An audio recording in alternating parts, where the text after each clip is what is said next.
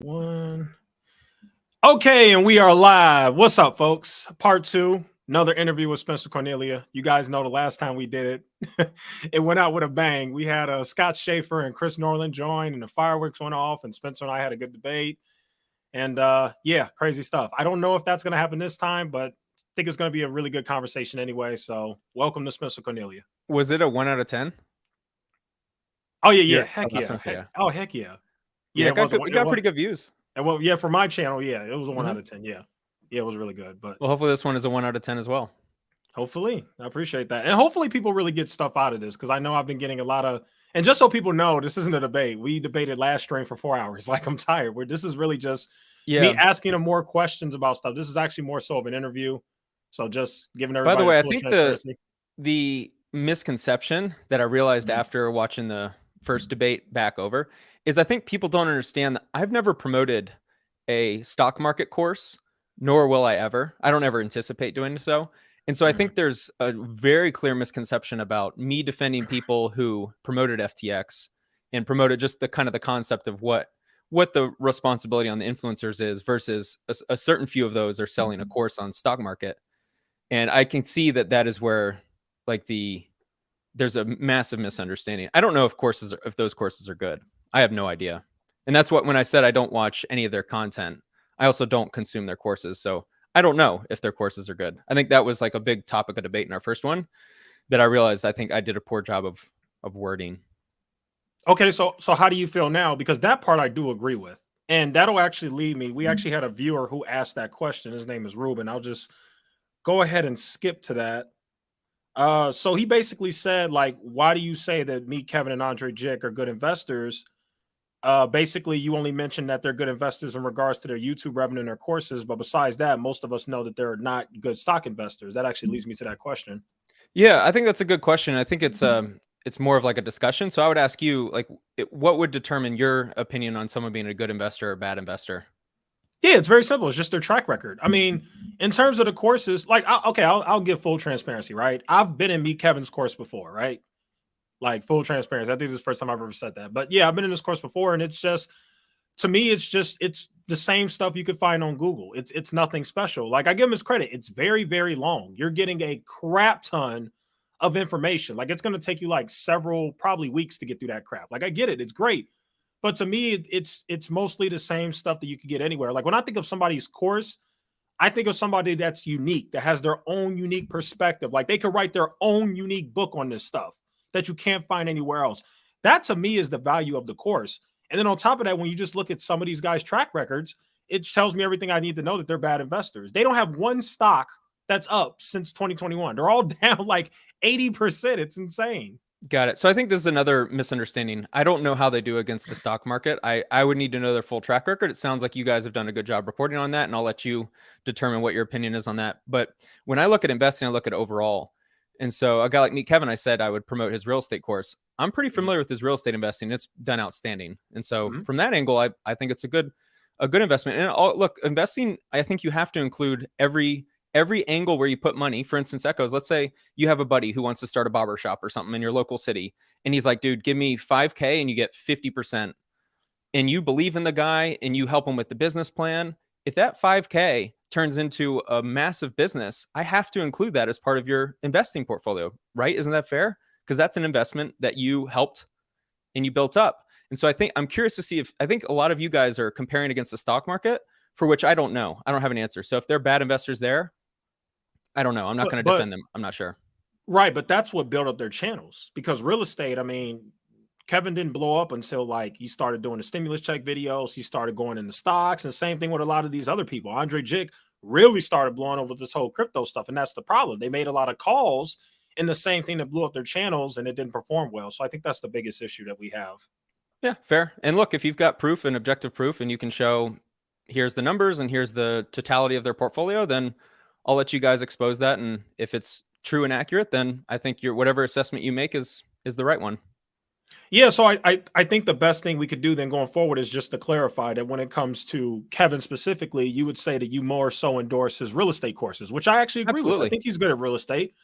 And that's but then I would ask, like, what would Graham, Stefan, and Andre would you endorse then? Like, what, like, especially Andre, because He lost like $1 million in crypto. I don't remember if it was BlockFire or Voyager, but it was one of those. It's like, Well, how do Graham you has a real defend estate that? agent course, and he was a millionaire from real estate agent. So I think it's pretty fair to say that's a good course, or Okay. at least he's the right type of person to create a course in that. I haven't gone through the course, but knowing him, I'm sure it's an outstanding course. That and YouTube, of course, would be two that I'd endorse. To my knowledge, I don't know if Andre has a course. Does he have? I think he has a YouTube course. I don't know if he has a course, but my bottom line is just even the advice that he's given on YouTube. Got it. I don't know Like his just full him as an portfolio. investor period. Okay. Yeah, But also just here, let me actually give you an example. And this is why when I talk about investing, I think you need to include the entirety of someone's portfolio. So where I'm at right now, I have the opportunity to start a podcast for $750 an hour. Now, that would be the cost to produce it. I can't make that from AdSense from the each video. So this is a tough decision, right? Do you spend the money? I'm tight on money from my lawsuit. Do I spend the little money that I have on a podcast that I can't justify making the money back today? But let's say I start this in a year from now, it becomes a 10x ROI, meaning every dollar I spend to produce the podcast, it makes 10x. This is an example of an investment, is that I have to make a tough decision with limited resources. I'm investing money into something with the intention of making money in the long term. And if it ends up blowing up, I consider that an investment. And so that when I think of investment, I think of everything. okay. So I think that's where like a little bit of misunderstanding as far as, how do they do track record exactly with and look, in real estate, if you're only making the market average, for instance, if you buy properties and they just go up with the market and you quote unquote made money, that doesn't really make you a great investor. That just means you bought at the right time. So that's another element too. Right, but the main issue is those guys are never ever talking about real estate. Like I can't even think of the last time they even do it. I mean, Kevin does it every once in a while now, but like I said, it's mostly like market updates and stocks, and that's literally everything that they're doing. So that's why I think it's fair to judge them on stock picks and stock market because that's all they talk about. I Excuse think me, it's on their totally fair, by the channels. way. Yeah, I think it's totally fair. By the way, I've never made videos on stock market gurus or Forex gurus. I just Oh don't yeah, know how to make good videos on that. So that's why I thought it was a little unfair when people were coming at me like, why didn't you make a video about these guys, your friends? Like I have a track record of 3 years of never making videos about stock market guys because I never have, and I don't find those videos interesting. Like the videos in response to stuff they do. right. But I think the biggest issue is I know why everyone's upset. It's because of everything that happened, and it's the fact that you're friends with these guys. And like I said, Yeah. a lot of people out there, including myself, think that these guys are like the worst on YouTube, and I really do believe that. So Yeah, I think that's that's a fair. lot And of the everyone, reason. That's a yeah, lot of the reason why the anger and everything has been put towards you because a lot of people look. I think it would be. You know what I think? I think it'd be very similar to CoffeeZilla doing the same thing. I think a lot of people look to you as one of the more trusted voices on YouTube finance. And then to see that you're in the same agency, you're friends with them, I think that's what made everybody so upset. That would literally be like CoffeeZilla doing the same thing. yeah. I mean, I get it. I get all the vitriol, even though it's still a minor portion of the audience. But I get it. Yeah. It's not. I'm not confused by it. By the way, the funny thing is, who are all CoffeeZilla's friends? Do you know? I, What if I have, what if he's friends with someone who has fun with kids? I don't know that. I don't know. I'm just saying. Like the I point get is that okay. if you're going to judge me off friends, then let's see who everyone hangs out with, the entirety of their friendship. You know what I mean? This is where my mind goes. Like let's see who they associate with if we're going to I play got that it, but game. at the very least, CoffeeZilla isn't out here defending them. Sure. I think that was the biggest thing. I mean, at least even if Well, he is friends with someone, at least he's smart enough to yeah. shut up. Well, the thing is, I defend ideas more than people, and so I would hope I'm under the impression that you're now doing sponsorships, and so I think it sounds like you've kind of shifted your mind on sponsorships a little bit over the past year, Yeah, I and did. Yeah, I took one. Yeah, yeah. So I mean, think or about that. What if the company that you promoted, what if the CEO went against their terms of service and did stuff and then people got upset at you? I would not look at you any differently. I would not. Even if it was all in my incentives to expose you and make you look like the bad guy, I don't think that'd be fair. And so I would apply the logic to anyone, even Chris Norland, who I've been rude to, and I very much do not like, and I would love to see something like that happen. I still would not consider him the bad guy, even if he started promoting, let's call it Binance, and Binance goes under in a month or something. I still wouldn't look at him any differently. I would yeah, apply the same logic. but here's the thing for me. I think we differ there because for me, if I promoted, like for example, I only did one sponsorship. First sponsorship I ever did, it was Aura, right? If Aura turned out to be a scam, especially considering the fact that I took several days to do research on them, really look at the company. I really spoke to them. I consulted with other big creators and said, hey, what's your experience with them? even after all of that, if it turned out to be a scam, I would still feel terrible. I think that's Yeah, the yeah. difference. Well, And I of think, course you would feel and, terrible, but I right, wouldn't. but I I think wouldn't look at you as the bad guy. right, but I think I would deserve that. If people look at me as bad, I think I would deserve that because, like I said, you can't have your cake and eat it too. I can't be a guy that exposes scams and goes after bad people, but then I'm promoting one myself. Like that's kind of how it goes in this game. Like you can't make those types of mistakes. Like I did all the best research that I can, but you can always miss stuff. And if I miss stuff, I think that's kind of what comes with it. You kind of deserve it. That's what I Hmm. think. I disagree, but I hope it never happens to you because it's pretty unfortunate. But Yeah, anyway, hopefully not. I mean, I checked the company; they seem pretty good. Like, they're located in the United States, located in Bahamas somewhere. The CEO seems pretty cool. Like, I thoroughly researched the company, so hopefully my due diligence worked well. And I yeah, promote them too, so I hope I'm in the same boat as you. okay. And We'll and go down also, together. there's been the other hard thing and unfortunate part is because of my stance, it's really hard to take sponsorships because I've had other people that offer me sponsorships too, but I can't take them because they're just too sketchy to me. Like even though the money's okay or whatever, it's just I don't even want to take a chance. Like it has to be something that fits my brand that I actually think people are going to click on, and that I can almost say I know for a fact isn't a scam. And that was my main critique. Period, Spencer. That really was. It's like Graham and Kevin didn't do that. Like these guys were ridiculously against crypto. They were bashing crypto in 2020. It's a scam, it's horrible, it's bad. And then once the money gets thrown at them, they take it. That's like me accepting a company that promotes options when I am strongly against options on this channel. I don't think anybody should really trade options. It's kind of the same thing. So that's been my main critique is they got greedy. That was my main thing. That's fine. Thank God I never took it. Okay. Thank God I never did it. I didn't. Yeah. Last thing I want is another lawsuit. Right, right. Well, let's talk about that. So Yeah. you did get off for FTX, right? So it did happen. I actually never did. So when Creators Okay. Agency, when I started working with them, I said no crypto and no NFTs. And so I never even got offered anything in that world. Okay. Way too risky. Way too risky.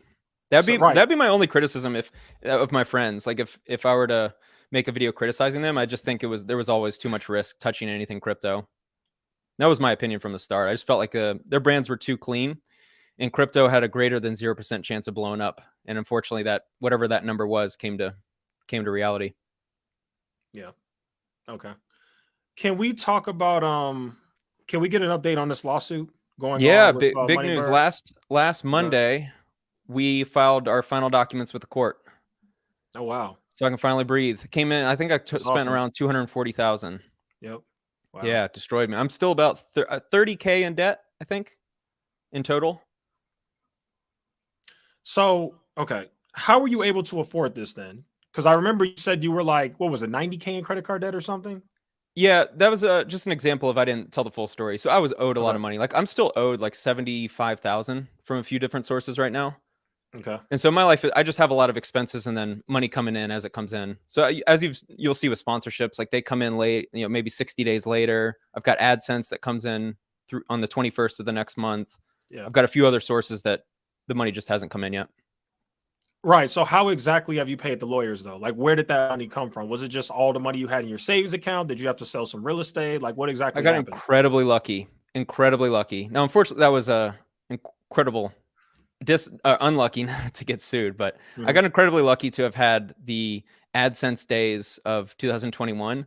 In Q4 of 2021, from October, November, December, I made about 140,000 in cash, right, from AdSense those 3 months. Okay. And then early 2022, I was still about 15 to 25K a month from AdSense.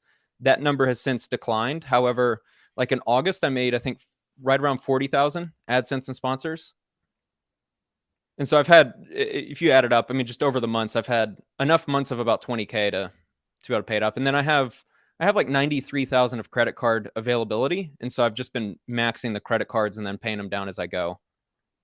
So basically all the money you made from YouTube AdSense is what paid for the lawsuit, basically. Yeah. Yeah. And sponsors. So sponsors saved me. I made, I think, $80,000 from sponsors in 2022 from June. I think I started June of 2022. And so that would be roughly half the year. I made around 80,000, which was huge because AdSense and sponsors, I think, totaled about the amount I spent on legal fees. So I basically made a year's worth of videos and broke even. And that's why I'm telling you, that's why it hurt really deep when I got called greedy, because it's like, man, I've I've been making videos for a year and didn't get I didn't get $1. Right. So I was gonna say, how did it ruin your life then? Because it sounds like so you still got to keep your properties and your house and your car, all that, right? Yeah, I'm good. I'm good in that regard. Thankfully, I've never missed a payment on anything. But it's wrecked me emotionally. I mean, it's exhausting. It's also Okay, I tough. see Look, it. man, go work a job for a year and a half and spend, whatever you make, spend that on something that goes out the door. It that really messes with you mentally. It's really hard to keep working and make money. And then the real challenge for me is ever since the FTX video in middle November, as you can imagine, it was like a hurricane. Like my views have been down, my impressions are down, which is even more alarming because my videos just aren't getting pushed as much. So my views are down by like 50%, and then the sponsor money drops by probably 50% because you get paid off the expected views. And so I kind of got hit both ways that way. And then I've just had, just kind of a whirlwind. Why do you think the views have still gone down after all this time, after the several months since that whole incident? Like, why do you think the views are still going down? A few different factors. One is I'm not putting out as many videos, so just on a pure volume sense. If I've decreased the volume by about 50%, so that alone could indicate probably some of the reason. Another reason is obviously people got upset, right? A portion of the audience is upset and they stopped watching. I imagine they stopped watching, so that's part of it. And then I also think this niche is this style of sitting in your studio and making videos about small time scammers or fraudsters. I just don't think it's as novel as it once was, and so I'm not benefiting from the trend wave as much. And I haven't done a good job about pivoting or making my content better. I think so. I think that's actually a bigger determining factor. Like if my content was good enough, the FTX stuff would have blown over pretty quickly. Okay, so Like you look at just Logan Paul. Logan Paul's unaffected, and CoffeeZilla's trilogy was like a freaking hammer to his brand, completely unaffected. well, I would argue even beyond the YouTube content, I think Logan Paul is just a legit celebrity. Like he's an actual like I don't even think he really needs YouTube anymore. Like he's a I think you're household right. name. He's a legit celebrity. So I think it'd be a little different with him. Yeah, But yeah, yeah, it is discouraging that he didn't get affected. But then when I look at the fact that he's kind of like an A-list celebrity now, it's like, okay, well, I kind of get it. yeah, Like he was just on Kevin Hart's show. It's like, holy cow. Like, yeah. It's interesting once you realize how little YouTube really is. Even though it feels momentous, if you're a creator and you're on this platform and it feels like, oh my gosh, the world's shaking, then you go out in public and realize no one even knows that video happened or that yeah, he got hit with some crypto zoo, whatever. that's true. No, that's very true. Um, Going back to the lawsuit, so you filed the last part of the paperwork. So like what happens next? We wait. So March 20th, I think, was the exact date. We wait for a judge. Essentially, the plaintiffs and the defendants, me, filed all the arguments in the court. It was like, in total, it's like 190 documents. It's insane. It took Okay. 21 months from start to finish. 21 months. Think of how exhausting that is. 21 months. Yeah, that's rough. And then we wait. I've been told about 6 months. That date is not specific, but it's expected in a federal court to last about 6 months. So then we wait on a judge. A judge will view the arguments, and then he'll determine if I need to go to court, if there's enough in the arguments to go to court and really iron it out with a jury trial, or it gets dismissed. If it gets dismissed, if my motion to anti-slap or motion to dismiss for anti-slap gets granted, I will be rewarded legal fees. It'll be the biggest day of my life. It'll be, I mean, imagine a day where you basically are granted Yeah, $240,000. basically, I mean, yeah, that's serious. I mean, I'm doing all right in life, but like that's yeah, a that's life insane. changing moment for me. And you're getting all the money back that you worked so hard for over the last few years on YouTube. Yeah, Exactly. Yeah, that's the hard part is it's money I've earned. It's this isn't like a loan. This is all cash that I've earned has gone to my lawyers to defend this. So yeah, I'm. It's about 99% chance if you win the anti-slap in the state of Nevada that you'll be rewarded legal fees. I've had 4 different attorneys say if we win the anti-slap, then getting my legal fees back is pretty much a guarantee. And I'm going to start. I'm going to hopefully make a podcast here in April with my attorney, talk about defamation, anti-slap, what creators can do to avoid lawsuits. But I think it's a pretty big moment because even if you love me, hate me, it doesn't matter. I think you should all root for the creator in this example because last thing you want is a bully to ruin you. I mean, if someone sued you, they could, I mean, 240,000. That's not many people can afford it. I'm incredibly fortunate to have been able to afford it. yeah. Are you going to get media insurance after this is all over? Possibly. Yeah, I'll strongly consider it. I mean, I think you should. It's like $50 a month. I think it's worth it. Yeah. You just never know. Yeah, I think it would benefit me for sure. Keep in mind, it's not like a catch-all that it's guaranteed to protect you. Plus, with insurance, you don't necessarily get the best attorneys, but I think it'd be very smart for me to do so. Now, the podcast that you talked about, you mentioned that it'd be like $750 an hour or something like that. Why Yeah, is yeah, that? to Why would rent a it cost so studio, much? and a producer. There's one in town that's really strong. It's really solid, and that's what the cost would be. Is that run by a company, an influencer, another like? Yeah, it's a picture. Well, if you want to talk about hacking, here's one: get a commercial building and break up the rooms into podcast studios, and then charge by the hour. If you want a little business idea, I think it's going to be a pretty lucrative one over the next couple of years. But yeah, So they offer. Yeah, it comes with a producer, and the yeah, I was gonna set is say. already established. So it's affiliated with another influencer on YouTube. No, it's just a business Okay. that runs it. Okay. Yeah, I just can't believe that 750 an hour sounds insane. Yeah, well, 750 an think of hour? think of the startup costs of a studio. If you designed a set that might take 30, 40, $50,000, then you've got to get cameras, 3 cameras at 4,000 each. Pretty significant startup cost. So basically, you rent this place and they have everything for you. They got the lighting, the cameras, everything for you, and you're just good to go with your podcast. Yeah, exactly. And then the producer will do the switching. So if you picture multiple cameras, they'll switch live so that when the podcast is over, you already have the completed version of the file. I guess my question would be, why not just do it in your own house? Like 750 an hour just sounds insane. I don't see how any content creator could afford that. Right? Well, you need 750 an sponsors. hour? Yeah, you need sponsors. You need a lot of views, or you need to sell your own product. My studio, no, because I house hack. I got roommates here. I don't want to bring 7 and 8 figure earners over to my house and have roommates flush in the bathroom behind me. Oh, okay, I see what you're That's saying. the real reason. And my studio is not really set up for. I didn't even know you podcasts. have roommates. Why do you have roommates? I have 5 roommates. Why? I've had roommates for 7 years. Yeah, but why? Because I live for free. Well, thankfully I did it because it allowed me to not stress too much with the lawsuit. I would have been in real trouble if I didn't have roommates. Yeah, I've been having roommates for 7 years. Are these like friends, randoms? A mixture. One of them reached out from Instagram. He was a fan of the channel. He was moving to Vegas, so that's one. His friend moved in, and then a girl who lived with me at the previous house. So basically, every year my strategy is to buy a house, owner-occupied loan, low down payment, and every single year move to a new one. So I had one of them is a girl from the previous house, and then she helped me find the other 2. I'm not gonna lie, man. This is kind of weird. I've never seen anything like that. So you're doing pretty well financially. Obviously, let's discard the lawsuit, but you still choose to have roommates. Why not just get like an actual house? I mean, I'm not saying you got to get $1 million house, but I mean, if I had like your net worth or however the amount of money you're making from YouTube, I would just have a house. Like, why live with roommates? I enjoy doing it. I don't value my privacy the way others might, and I'm totally cool with it. I get pretty lonely living alone. Last time I lived alone was 2015. Gotcha. And I enjoy having it, and I enjoy the risk mitigation with having all my expenses covered. By the way, I'm totally open with numbers. If you have any question about numbers, net worth, I'm an open book. Okay, we'll get there, but just with this part, so it sounds like this is just your preference, which that's perfectly fine. I just wanted to, that's what I was trying to get to. So that's just your personal preference. Okay. Yeah, I live in a nice house. This would be pretty tough to afford. I'm all in probably $4,000 a month, maybe $4,500 a month, all in to live in this house. So I bought it for $585 in the southwest part of Las Vegas, which is a kind of an up and coming area. 3-story house, 2,700 square feet.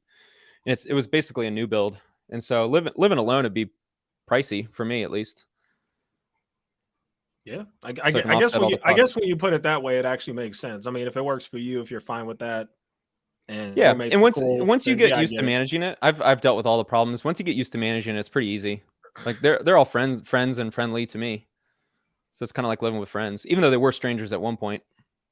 Right. In the house that you're living in, you own that property, right? So they're all living in the property that you own. You're their landlord. They pay you rent, all that stuff. Yeah, exactly. Okay. Yeah, man, I've been living for free for 7 years. Right, because their rent essentially pays for the mortgage, right? Yep. That's it. That's the strategy. Okay. And then I also saw you say something very interesting on another podcast that I was listening to. You basically said that you actually hire like maids to clean up for like all your properties every like twice a month, which I actually will say is pretty brilliant. I've never even like heard of that, but me thinking about the times when I was in college, had the landlord did that, that would have solved a lot of problems. Like we had a Yeah. lot of problems regarding cleanliness and people stealing food and just like stuff like that. Yeah, the way I That's treat crazy. this is like a business. I'm offering a product or a service, and I try to offer the best product on the market because I want people to move in and not want to move away. It's very easy on me. To me, it's the easiest money I've ever earned. Whenever you can get a solid house of tenants and they all get along, they all follow the rules, it's the easiest money I've ever made. And so I see hiring a maid services, giving them an opportunity to live in a really nice house that is clean, stays clean. And I think a lot of tenants appreciate that. And so I don't add that in to the cost at all. Cost me this house, it cost me $400 a month for 2 maid services twice a month. So a maid service twice a month, every other week, $200 each time. Dang, they charge And a lot in Nevada. They don't charge that much over here for that. yeah, well, the goal is hopefully here shortly in the next few months, I'm going to start a property management company with a friend, and then we'll start our own cleaning company. So then my costs start getting down, which would be really nice. So I'm probably between the 3 properties, I'm at like, I probably spend $1,100 a month on cleaning. It's nuts. Yeah, that's And that's not even okay. the Airbnb. I have an Airbnb too that if you added up the cleaning cost there, I probably spend $2,000 a month.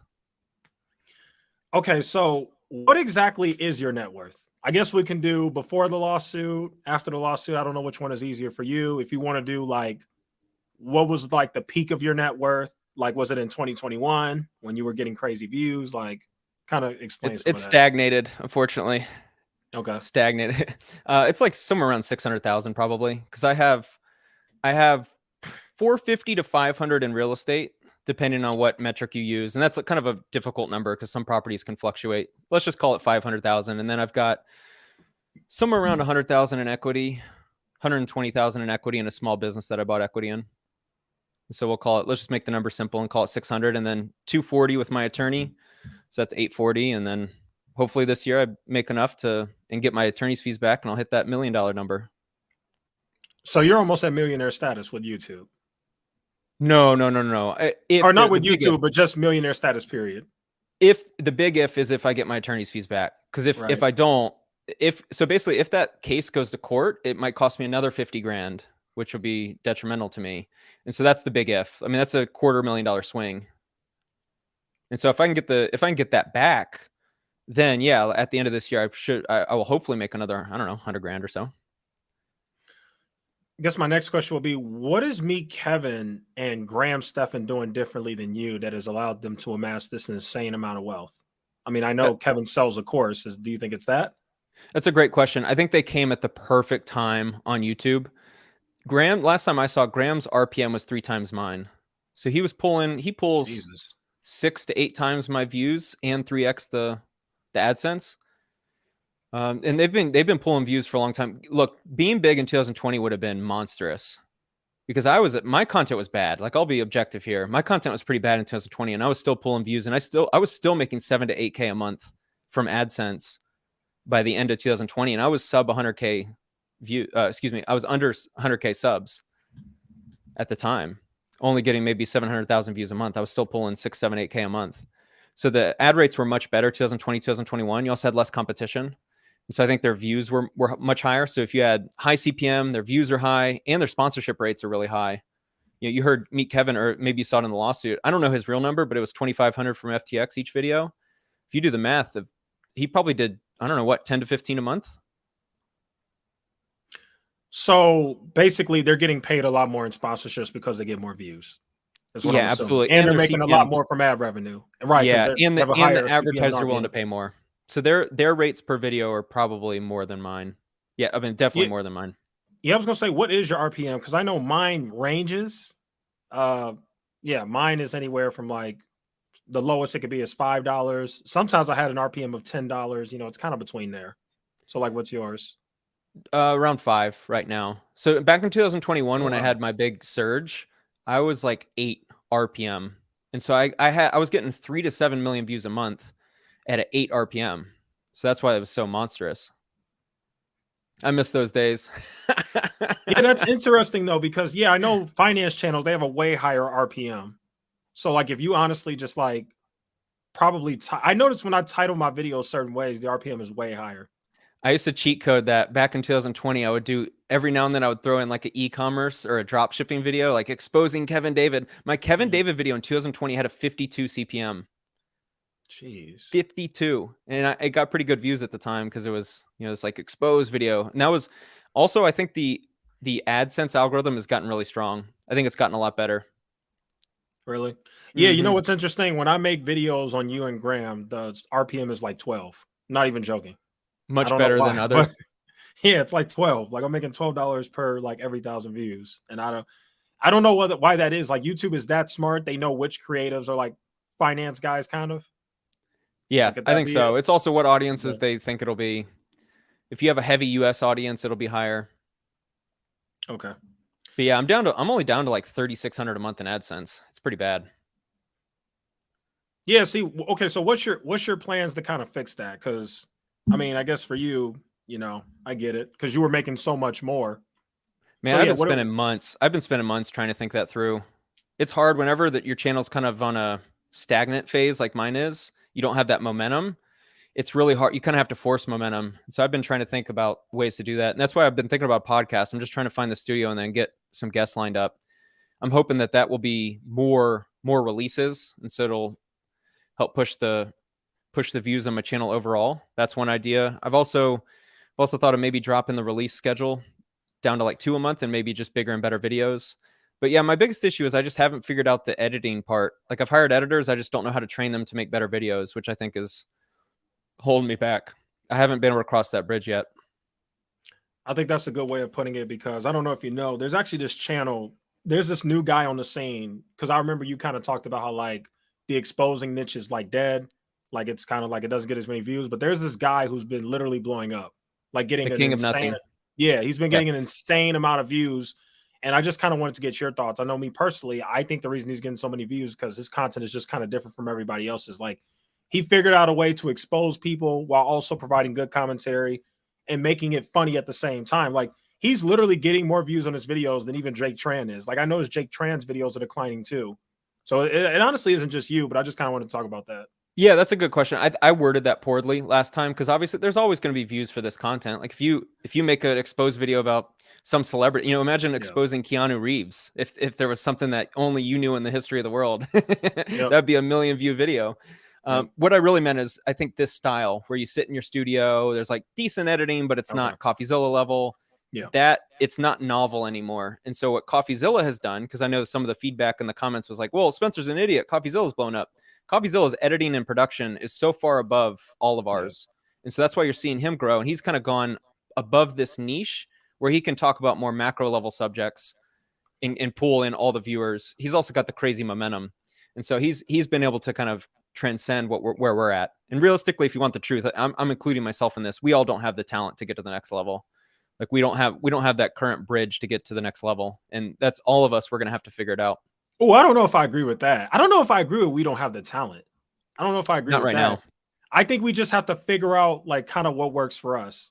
Because yeah. I don't mean you aren't capable of it. I'm just saying what you're doing right now, like you're going to have to figure out a new game plan or gain a new skill. Okay, I'm referring to myself as well. Okay, so then let's talk about King of Nothing. So what are your thoughts on him and the fact that every video he's putting out is getting easily 100K views? Let me look at his channel. Okay, I don't watch any of this kind of content anymore, admittedly. So I'm not familiar. He reached out to me. He was very, very nice in an email. Let's see. His thumbnails are really good. His thumbnails are really strong. That style is working right now, which is the kind of graphic type. I don't know how to word it, but that style is really strong. Yeah, and I'm guessing his shit's really good. He's also really long. I bet his average watch time is really high. Average view duration. Yeah, he makes like super long videos. Like he's making like 30-minute videos. And he's talking about big subjects. Right? Dar Man, FaZe Clan, Sneeko has been popping, Jake Tran, Floyd Mayweather. That's another thing is going through a lot of big names. Yeah, his views are insane for the subscribers. Mm-hmm. But what's interesting is they aren't as sticky. Only 33,000 subs, but all of his recent videos are all 4x that, which is interesting. Look at that. You think he should have more subs? Yeah, just based on views, which is interesting. I wonder why people aren't as sticky. Interesting. Yeah, I don't know. But that style, that documentary, like spend a week making a video, I think that's a good play. And that's what I tried to mention in the last one that I was trying to pivot to. I just haven't been able to cross the bridge between where I'm at and where I need to get to the next level. Yeah, I definitely think YouTube is hard. And like I said, just the fact that I looked at Jake Tran, I see his views are going down, but then I see all these like Mr. Beast copycats that are just getting millions of views. I really think that there's just so much competition now. Like it's really Agreed. hard to compete with these kids who are just, I don't even know where they're getting this kind of money. Like, but they're just spending Right? ungodly amounts of money to produce these videos. And it's crazy, man. I can tell you there's like 50 Mr. Beast copycats, and I'm not even joking. There's literally 50 of them, and they're all getting a million views, and they're all kids. I don't know where they're getting this money from. It's crazy. Yeah, keep in mind that the sub growth views is more niche dependent. Like our niche is much smaller than a big entertainment niche too. So it's hard. You can't really compare views across niches. I just think my belief is I just think less people are sticky in this niche because it's not as novel anymore. Like back in 2021, I would put out videos and I thought I did the thumbnail in 5 minutes and I was looking in the mirror like, Spencer, this shit isn't that good. 100K views. It was just so much easier because the trend was upward in this niche. Now is more competition. I think the overall creators have gotten better. Yeah. Fair enough. But if you want to get to the next level, you have to be novel. That's the real, and that's what I haven't figured that out for myself yet. I think going out in public might be the next move. Figuring out a way to stick to this niche, this time of audience, but do something out in public. I haven't figured out what that topic looks like. Actually, I think you're right because I notice a lot of the YouTubers that are blowing up right now are all going out in public and doing stuff. You're right. It's hard. They're going out and asking questions. What do you think about this? What do you think about that? And that type of content is really blowing up. It is. Yeah, the street interviews. You're right. Well, maybe you could do that where you are, but I can't do that over here. Yeah, it's a little easier for me with the script. Crazy. Yeah, that sucks. You got to live in a certain place to do that because people are insane. Yeah. So I think there's something there, but okay. So what are your thoughts on the FTX lawsuit? Did we go over that yet? No. I think my real opinion is it will get dismissed. It absolutely will. The plaintiffs have no claim at all, and that's kind of been my whole thing the whole time. Is the way the way I view these arguments is how would a court decide, and the court's going to rule that they're not liable, which has been my opinion the whole time. Yeah, but the problem is it could take a while to get to that point. Yeah, and I likely will. By the way, I think it will. Right. So this is what I think. I think the game plan of the lawyers is because these guys really know what they're doing. I think their game plan is I think they're going for a settlement. That's what I think. But I want to hear your maybe. thought. Yeah, maybe. I talked to my attorney. He's licensed in Florida, and he said the attorneys for the plaintiffs are very ethical and very good. Mm-hmm.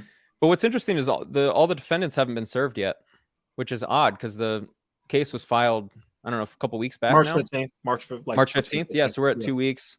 A lot of them live in gated communities. Tom Nash is going to be really hard to find.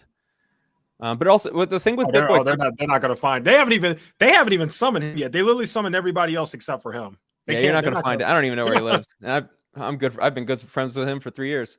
But maybe he lives in Australia. Wink, wink. Australia. Right. That's our running joke now out in Australia. But they haven't even been served yet, which is odd. I don't know if they're going for a settlement. I imagine this is going to get dismissed right away, especially the BitBoy crypto Bart that I didn't know about, but he never promoted FTX, which looks really sloppy.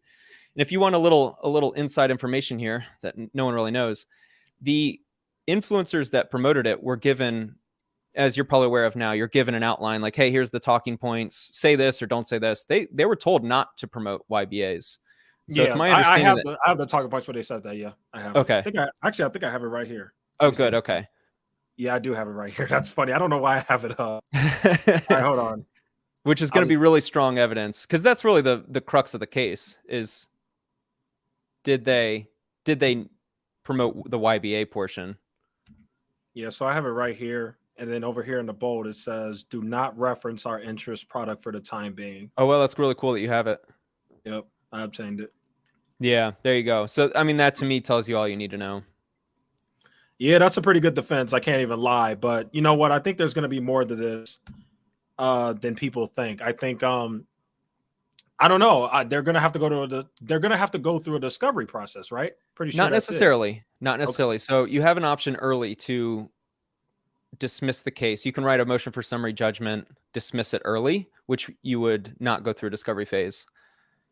discovery phase will not hurt the defendants because they're going to show all the talking points. They're going to go through all the videos that they found. I guess the plaintiffs found all the videos. The plaintiffs are also going to have to go through their own discovery. How much money did you lose? Who were you influenced by? What affiliate code did you use? I think that's all. And I don't know how much FTX is going to provide, because it would be really interesting. And one thing I'm fascinated with is seeing if they disclose the affiliate codes. Like, how much influence did these guys have? Aren't you interested? I'm fascinated by that. Yeah, definitely. Oh yeah, I would love to see that. And by the way, what if they all influence zero? Crazy. What if they all influence zero?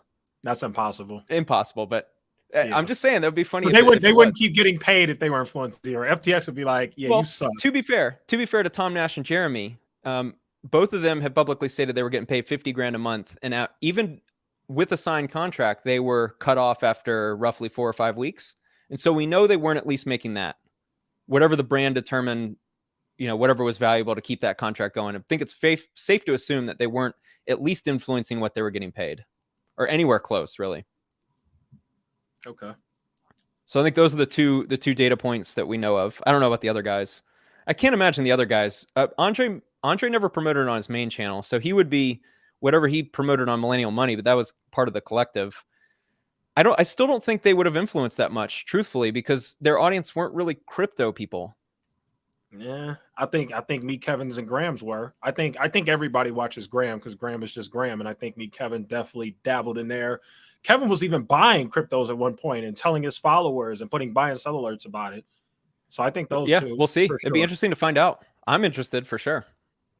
Yeah, and I think it's going to be interesting because I think if it ever comes out, we're going to find out that they influenced a lot more people than you might have thought. Because I know last time we kind of talked about it. Yeah. You didn't really think that they influenced that many people. I just think that these guys have millions of subscribers. They definitely influenced a decent amount. That's just what I think. I'm always willing to be proven wrong, but I think it's always important to stick to the data. So if I'm proven wrong with data, then I'll admit defeat. But my opinion still stands that I think they were influencing a lot less than they were making. Have you spoken to any of them since that situation at all? The lawsuit? Yeah. Yeah, I was with Andre Tuesday night. I was with Graham Tuesday night. Yeah. I talked to Tom Nash a few times. What have they been saying about it?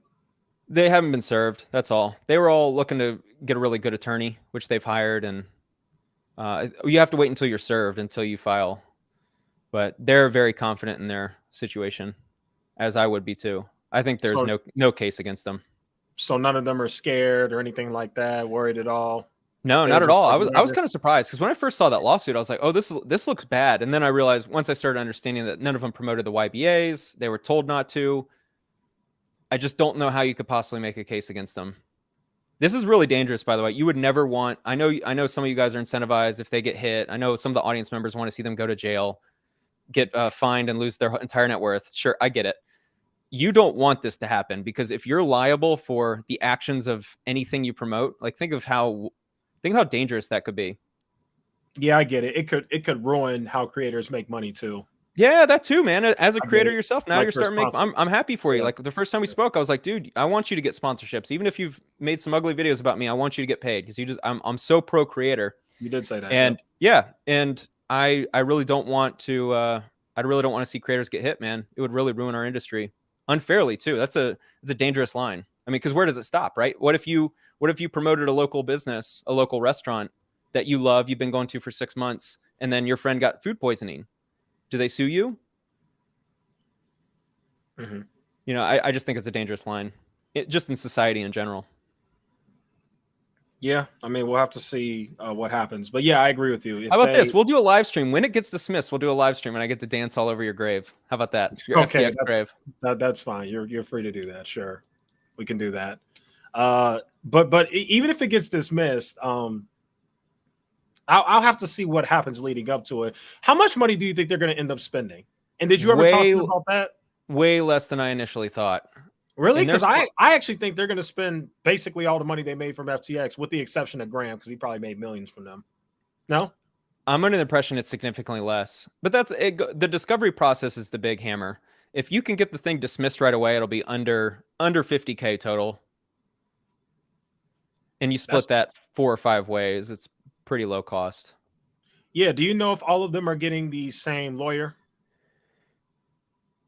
I believe Andre, Jeremy, and Graham have an attorney. I know that attorney. I don't know Kevin. I think Jaspreet has his own. The Tom Las Nash has Vegas been, game. yeah. I referred Tom Nash to that attorney here in Vegas. I think he was trying to get in touch with her. And then Brian Young, I don't know anything about him. I'm not sure about him. And then it sounds like BitBoy's gone on. He's gone on the offense. I mean, He seems to be a his, wild card. yeah, he's lost his mind. He's really making everybody look bad too. Yeah, so it's, that guy seems to be a wild card. I don't know about him. Can you share any other information that Graham or Andre talked about regarding the lawsuit? They just didn't really say much. Like it just wasn't that big of a deal to them. Yeah, it just wasn't a big deal. I'm not hiding anything. I've asked them about it, and they just said, "Yeah, we talked to the attorneys. They'll handle it," and they're anticipating it being over very quickly. Do they feel bad for FTX? Do they feel like they share any of the blame? What have they learned from this? Yeah, this is the part that's really tough. Is of course they've been affected. Like they're not like some evil guys that the videos and comments seem to think they are. Like, of course, dude, they would all give the money back tomorrow if they could get the reputation back. I could almost guarantee it that they all would. Like theoretically, if we could live in a world where it's like, here's the money I made, I give the money back, not a single person knows I promote FTX. I would be very confident they would all say yes to that agreement.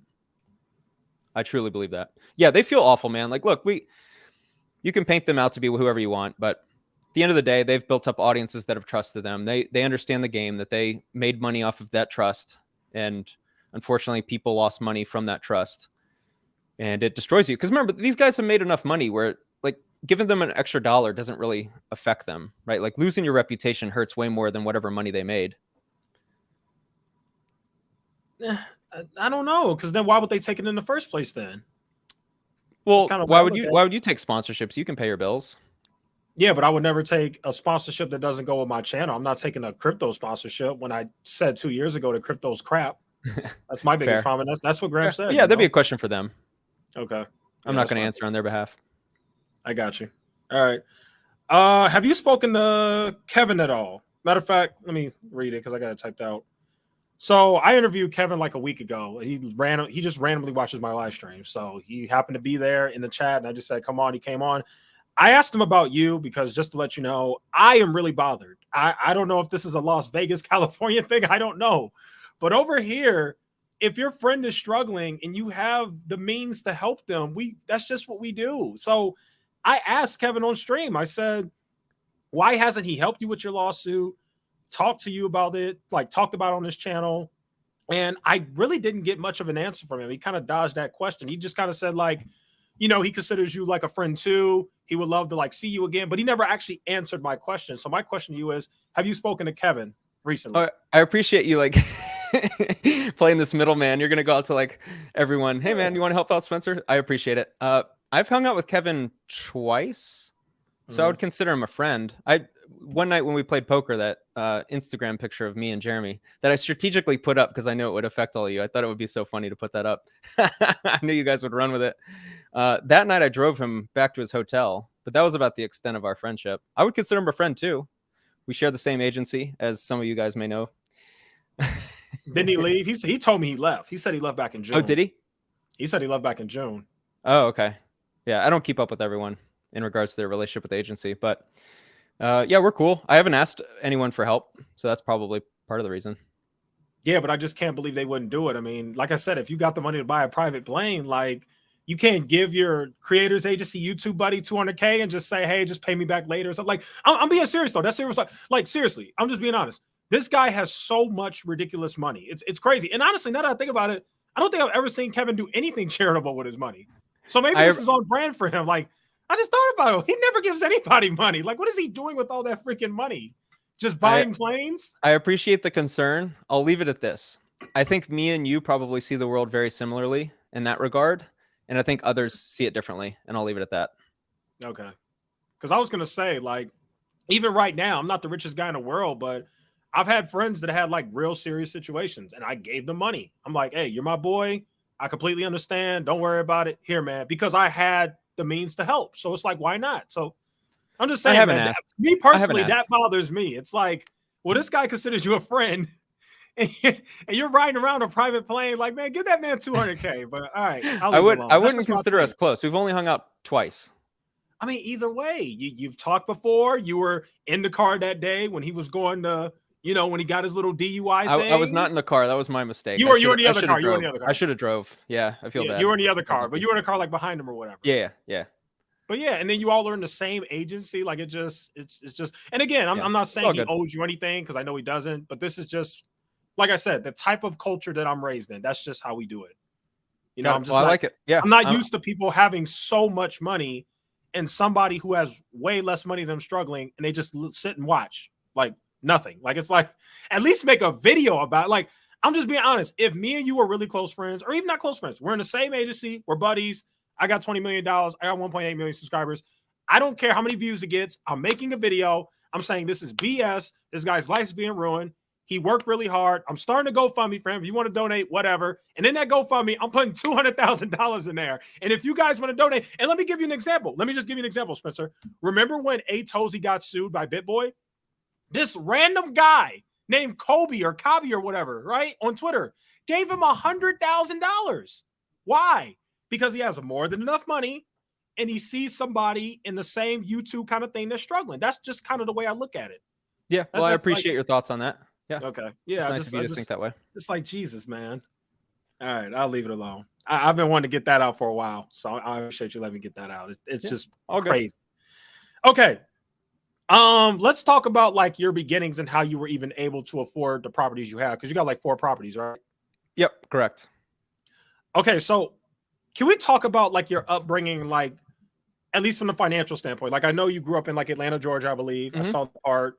You had a really good household. Never saw fighting or anything with your parents, which I'm a little jealous because I saw that. I come from that toxic divorce. You know what I mean? But anyway, that's awesome. But how did you get to the point where you even got enough money to afford those 4 properties? Yeah, absolutely. That's a good question. I grew up in Kennesaw, Georgia, which is middle class, very safe neighborhood in outside Atlanta, very good school district. And then when I was a junior, going into junior year of high school, my parents moved out to a nice area, a nice lake community, very, a pretty wealthy area outside of Atlanta. And so they live in a really nice community. I've been very fortunate to be around money, not uber wealthy, by the way. I mean, I consider uber wealthy 10 million net worth or more. So not quite that level, but very fortunate. Grew up in a very good household, never saw fighting. Parents, I've never seen them argue. We never raised our voices. Our kids never raised our voices around our parents. Very, very healthy household. And then, so the first house I bought a condo September 2016. I bought it for $120,000. I put $24,000 down, which was 20%. I was able to save that up. Yeah, go ahead. Nope, you're getting to it. I was going to say, where did you get that money? Yeah. I was able to save up money when I worked for the Houston Rockets. Are you an NBA fan at all? Yep, absolutely. Okay. Do you remember in 2013 when Dwight Howard went from the Lakers to the Rockets? Yes. Yeah. So I just started with the Rockets about 2 weeks before that. And so when Dwight Howard came to town, we also had James Harden and Chandler Parsons. And I was selling season tickets. That year I made $48,000. I was living very frugally. And so I was able to save up a good chunk from that.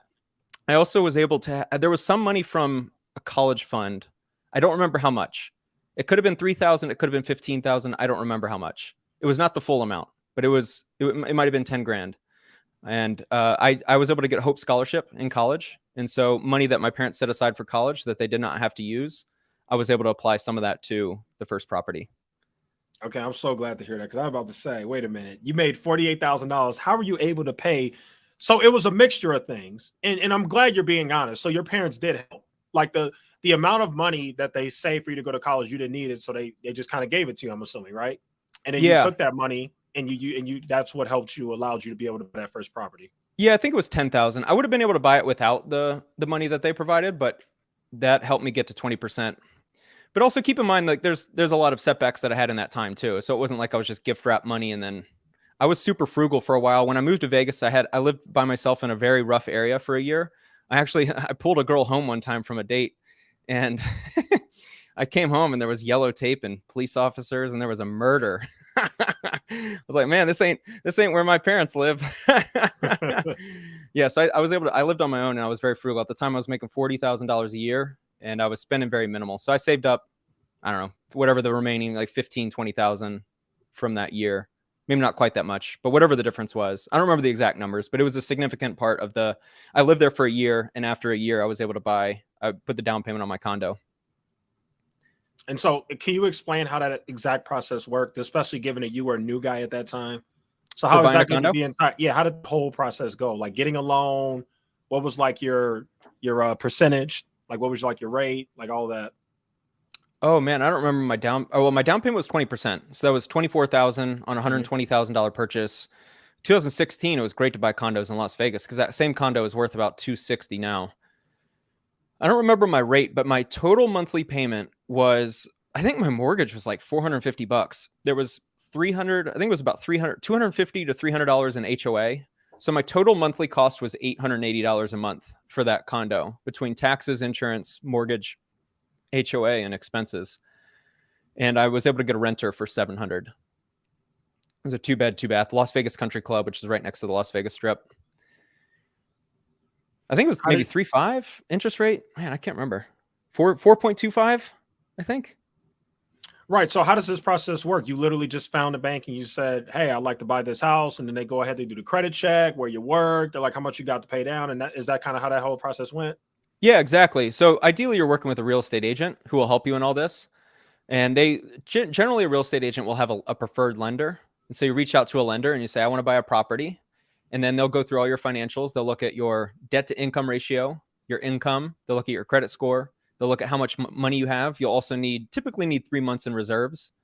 And then when you say, I want to buy a property in this price range, they'll evaluate if you can apply or not. Were you the only borrower, or did somebody else sign off to be a I was the co-borrower? only borrower. Oh wow. So you were making enough to okay. Yeah. Yeah. It was only $800 total a month, or 880, I think was the exact total. And I was making 40 grand a year at the time, which would have been what, 3,500 a month. So I easily fell within the DTI ratio that they look for. Okay. And then how did you get to the point now where you now own four properties? How did that happen? Was it just literally you two money?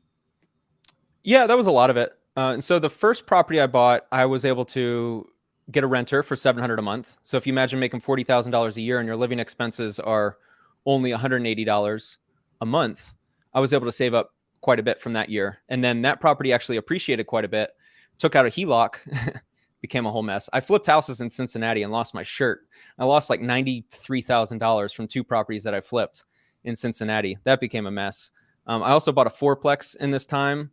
So I had $20,000 down payment for a fourplex. It was what's called an owner will carry, which is a form of seller financing, which is a whole other conversation if you want to go down. And that one actually made good money. So I bought it for 260. And then when the flips started going wrong in June of 2019, when I was told that the flips were just a disaster, I needed to offload the fourplex. And so I sold it for 310. I had bought it for 260 like 8 months prior. So that was a huge chunk of change that I made. I essentially flipped the fourplex and made good money there. So that was the money that went towards knocking out the flips and losing money there. But from the condo that I purchased, it went up in value. So I bought it for 120 and I sold it for 170 2.5 years later. So that 50,000 that I sold it for, the surplus, I got the 50,000 appreciation. Plus I remember I had the $24,000 down. That's 74,000 minus agent fees, whatever they came out to. Let's call them 65,000. So whatever proceeds from that sale, it came out to right around 60,000. That 60,000 I put on the down payment of my 7-bed house, the one I still own. So you said something very interesting. You said you lost $90,000 Yep. from a house flip. Can you kind of explain that whole thing and why? Wait. How did that happen in Ohio when you were living in Vegas? Right?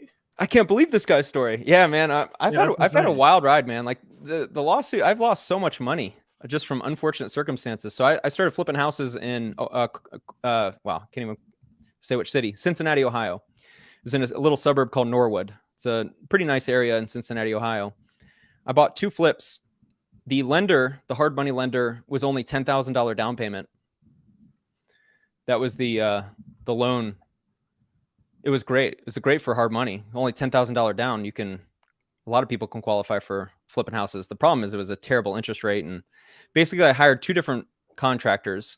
The first contractor finished the job in however long it took. It was like 10 months.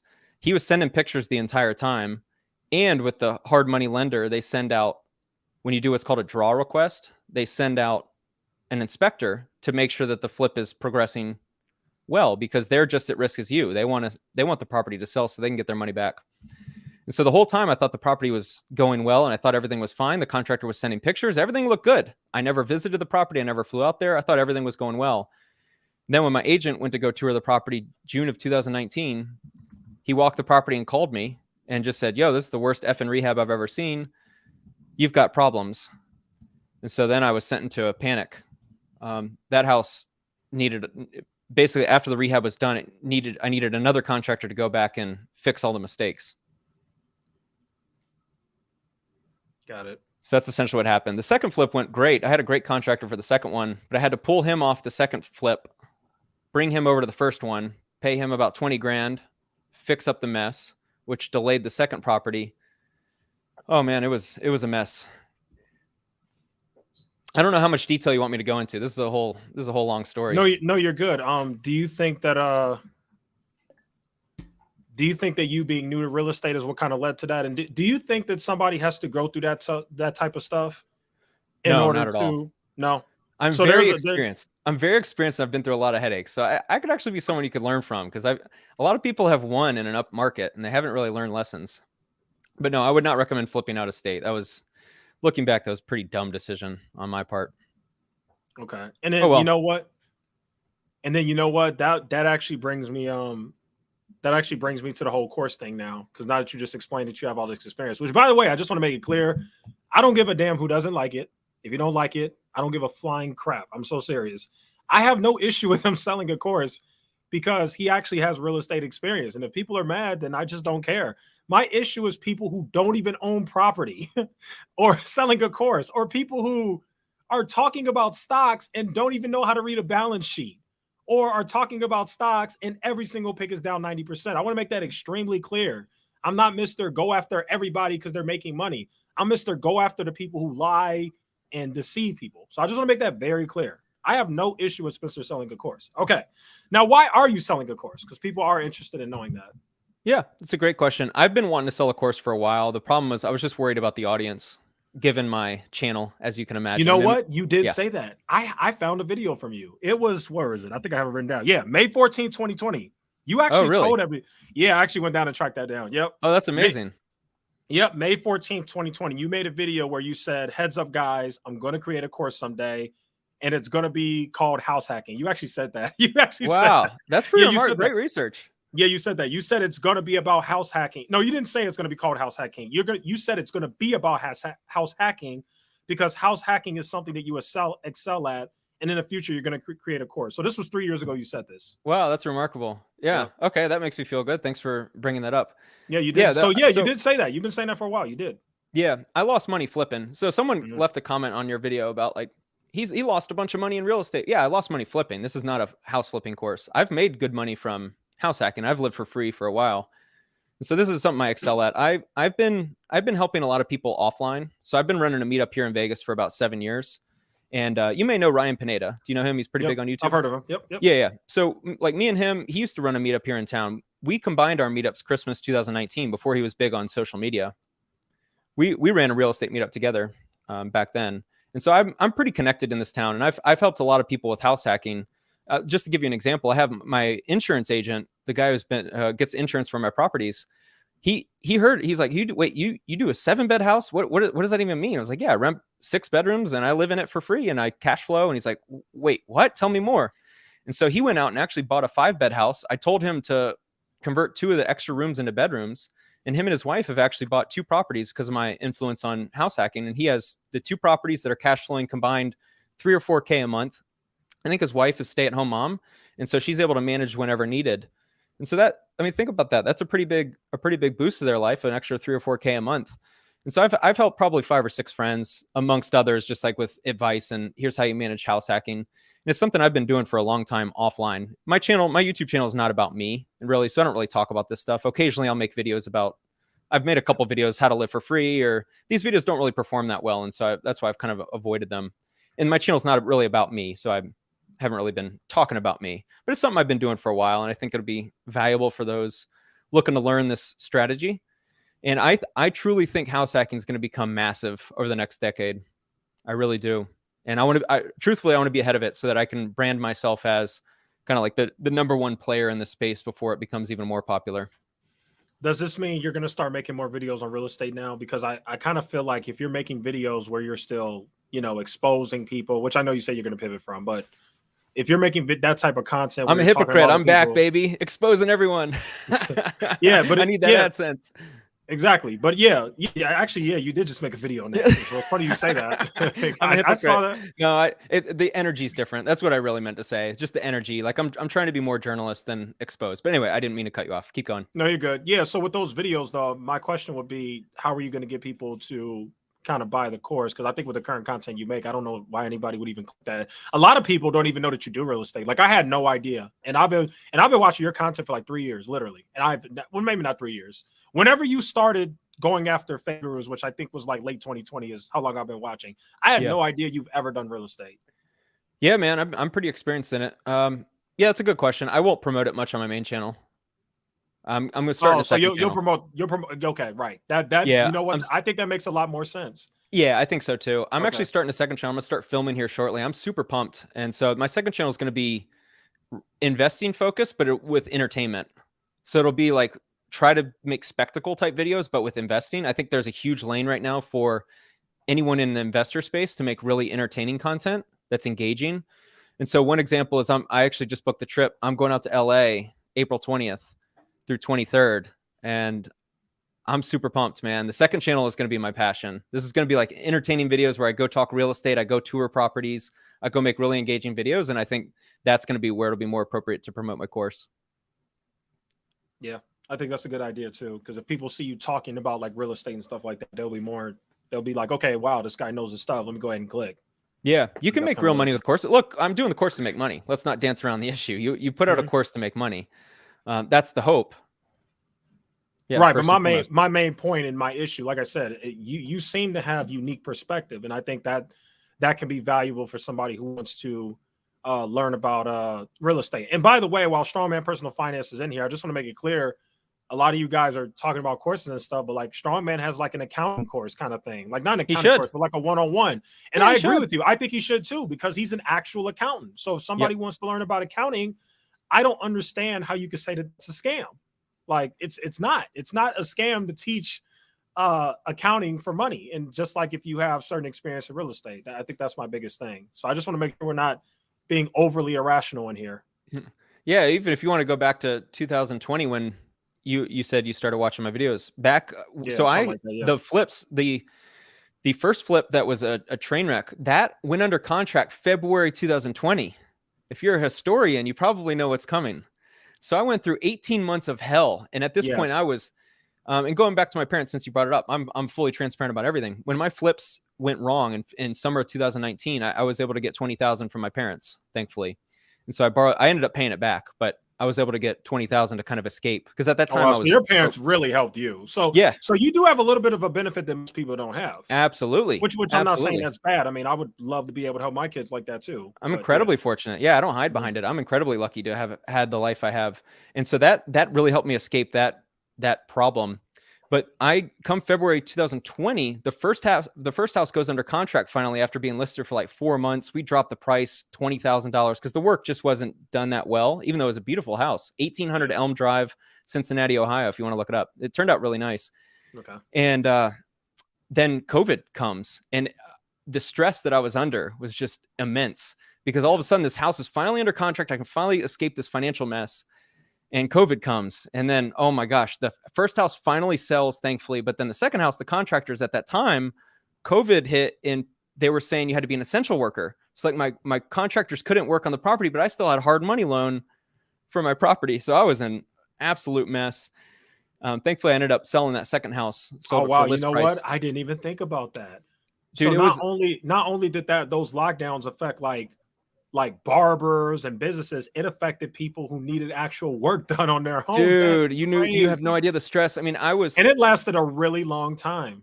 I was in so much depending stress. on what state you were in. Because I know in Illinois, we had our lockdown from like March till the summer, like June. maybe July. It was a really long time. It was crazy. Wow, I never even thought about that, man. Okay. Yep. So thankfully, my contractor was able to then, over the next couple months, go finish up the second house. We sold it, and when I sold that property, it was such a relief because I got back to zero, paid my dad back, and I was finally back to zero. And then I had a little plumbing issue in my 7-bed house out here, and I wanted to fix it. I had the plumbers come over. They run a little videotape underneath the property and find out I have plumbing problems underneath my property. Do you want to know how they fix plumbing underneath a house? I'd love to hear it. Yeah, I got to learn all about jackhammers in my house. I had 6 tenants. I had tenants in my property, and we had a jackhammer. I have a video about it, by the way. It's the video is how I bought the best house hack in America on YouTube. If you want to see video proof, but I had right after I avoid this like flipping mess, I had this plumbing issue under my house that was unforeseen. It ended up running me like $100 grand.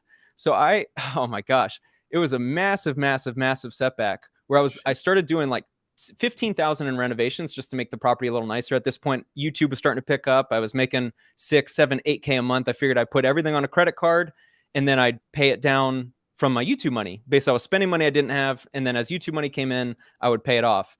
Well, this thing ballooned my budget and maxed all my credit cards. I had to tear up multiple bathrooms. Then once all my bathrooms are torn up, then I had a leak from another bathroom. It's just like, well, fuck it. Well, let's destroy that bathroom too. I had 3 bathrooms destroyed. I had all the flooring underneath my kitchen was all completely destroyed. We had about a 3-foot hole, like a, what do you call it? Not a barrier, just a trench, a 3-foot trench going through my kitchen from my sink to that bathroom underneath the stove. We had to move the stove. Oh, it was an absolute mess. We were cooking dinner with a 3-foot trench in our kitchen. There were times where I had to film a video. I would have to wait until the jackhammer was done before I could film the video in my house. That sounds like an absolute, you know what, man? That first of all, that sounds like an absolute nightmare. Oh, That's man. the type of stuff that scares me. That's the type of stuff that scares me about getting into real estate, because that's insane. Oh yeah, it was an absolute mess. So I maxed all my credit cards again. Then thankfully YouTube worked out and I paid it off. And I finally I completed that job. That house is in good shape. And then 3 months later, guess what happened? Knock, knock, knock. Process server. Here's a lawsuit. For 4 years, I've had a calamity of massive financial setbacks. So that's why I'm like, I get pretty stressed, but I've got pretty thick skin. I'm pretty proud of myself. I've had to deal with a lot of setbacks. Yeah, that's crazy. I never knew any of this. Somebody has a question. I guess I'll ask it. Has Jeremy ever brought up strongman? Yeah, I'm gonna watch my words carefully because I don't want to put words in his mouth. Yeah, we have. I told him, I was like, dude, why don't you go talk to him or make a video on him or something? And I'll tell you, when we were playing poker that one night, I brought it up because y'all were starting to make videos at the time. And I brought it up to Kevin and Jeremy. I just said, you guys have had some ugly videos made about you recently. This seems to be more and more common. Like, how do you guys deal with this? Are you affected? Yeah, I mean, you never want ugly videos to be made about you. So I think it affected them initially. But then a lot of their audience doesn't watch you guys. And so they didn't feel it was yes, they do. Oh, yes, they do. Maybe they do. Well, that was their... No, we see it in our analytics. Those are the top channels our audience watches. Yeah. Well, anyway, I thought it would be funny for them to talk to you guys, but I guess they chose not to. But that's the extent of it. I don't know any more than that. Well, but Kevin, I know when Strongman came out to Vegas, our little crew was discussing if we should meet up with him. Really? Yeah. We thought it'd be fun. You were giving the drama tonight. Yeah, we were all eating at dinner one night. So you all knew that Strongman was in town, and you were discussing if you should battle. You guys, yeah. Someone told me. I was like, oh, I'll meet up with him. But yeah, we didn't really want it to be public. Here's the issue. Here's the problem. Strongman is actually a cool guy. He's not going to do anything crazy. Yeah, I'm sure he is. Cool. Yeah. Here's the problem. I don't care. Like when you guys make videos about me, I've got the time. I'll come chat with you. Like grown man, if you want to confront me face to face, totally cool with me. I don't think that the others, they really want this thing of like, hey, make an ugly video about me, then you get to meet me in person, because they're much bigger than me. I'm not that big on YouTube, so like it's not like I have no time for you guys. It's not like I'm book scheduled, but I think they're a lot busier than I am. And so I don't think they want to set out the precedent of like make ugly videos and then you get to meet up with them. Cause that's like how a lot of people do YouTube. It's like, oh, I could just make an ugly video about Logan Paul and then he'll meet up with me on his podcast. Yeah. So basically you have more guts than your friends. Well, let me say this. I think they have a point, but I also think that Strongman garnered so much attention to these people. I think it would have made sense for them to at least meet with him because he really created like an army of people that are upset with these people. And I think it'd be good for YouTube. I think it'd be good to confront Strongman and get the other side. And like I said, Strongman has interviewed me, Kevin, and it was a very fair interview. I wish Jeremy would have done that. Yeah, why doesn't Jeremy? Kevin is very happy to confront us all the time because he's his own person. Why doesn't Jeremy ever do that? So Like, I'm not that close to Jeremy again. Like Jeremy and Meet Kevin, I've only hung out with a handful of times. My guess, Jeremy's a family man. He's got a wife and kids. Like when we meet up, he normally doesn't come because that's his family time. And so my guess is he just doesn't allot any time in his schedule for it. But he thinks it's funny. Like it's not like he's like traumatized by Strongman or like avoids him at all costs. I think he maybe he'll be open one day. Maybe I'll convince him. I think it'd be a really fun conversation as long as Strongman promises to be nice. Yeah, he would. I mean, they could even have it just kind of like me and you. They don't have to meet in person. They could just have a conversation. But I think that would be good. Like, by the way, I actually one of my podcast episodes, if I can get the thing up and running, I'd love to have like all you guys come out to Vegas, like Scott, you, and Strongman. I think that'd be a really fun conversation. I think that would be a great idea. Yeah, I think it'd be really fun. Scott's probably going to be too scared, but I don't care. I'll go. Yeah. So if we get that up and running, that might. Chris Norland lives in Korea, so I don't know if he'd ever come. But me, Strongman, Scott, you could definitely get us. I'd say. Yeah, I'm glad you brought that up because I've been thinking of that for a while. I'm like, you know what? I really think we should all just have a big podcast of me, Strongman, Scott, whoever, and then like Kevin, Jeremy, whoever. Like, I think that would be great because, like seriously, I really think there's a lot of bad things that have been done that need to be talked about. And if they want to defend themselves, they're free. But I think that conversation needs to happen. My interpretation is I don't think that's something they enjoy. And by the way, this is not words out of their mouth or anything I've talked with them about. But like, I'm totally cool with confrontation. I think it's a fun challenge. Like people ask me, why'd you go on that Echoes channel? It's like, that's fun. I enjoy being confronted. I think it's a fun People challenge. Actually asked you that? Yeah, I had friends that are like, why are you going on his channel? Even, of course, all my YouTube friends are like, what the hell are you doing? But I think it's fun. Which one? Now I got to hear this. Which ones? Well, like my buddy Lucky was just like, he was confused. Like, why did you go on his channel? Who the heck is Lucky? Lucky Lopez. He's a really good friend of mine. Okay, what about the people that I know? Did anybody I know say anything? Because I don't know who Lucky Lopez is. No, they didn't. They were just curious why I did, and I told them. They were cool with it. Okay. Yeah, I don't know who Lucky Lopez is. I'm sorry. But yeah. Somebody said Scott. I guess Scott's in here. I don't see him, but I guess Scott's in here. Oh, Scott is in there. He said Echoes would chicken out. No, Scott, you would chicken out. Why would I chicken out? I ain't got nothing to worry about what you. If my AdSense goes back up, I'll pay for the flights. That way you have no excuse. Oh no, I could. I'll put you all in one room. I'll put you all in one room and film it, and that'll turn into a great vlog. See who throws the first punch. I would love to meet Scott in person. That'd be great. Talking about Echoes would chicken out. Honestly, Scott, you would chicken out low key because me and Strongman would definitely go, but I think Scott would probably chicken out. Would you invite Chris Norland? Because I know, like I said, he lives in freaking Korea. I've got no problem with anyone. I'm in a much different place mentally, by the way. Admittedly, I probably wasn't the best version of myself in months prior. I was in a really bad place. Really bad place. I can see that. I was in a panic, dude. Like, you have no idea. Like, when you have legal bills, my December was $16K, my legal bill for December, and I had no idea when the finish line would be. And my income dropped to $4,300. I had no sponsors. Like, if sponsors pull out, man, that's like a big chunk of my income. And so then, I've got videos being made about me, a lot of the audience saying ugly things.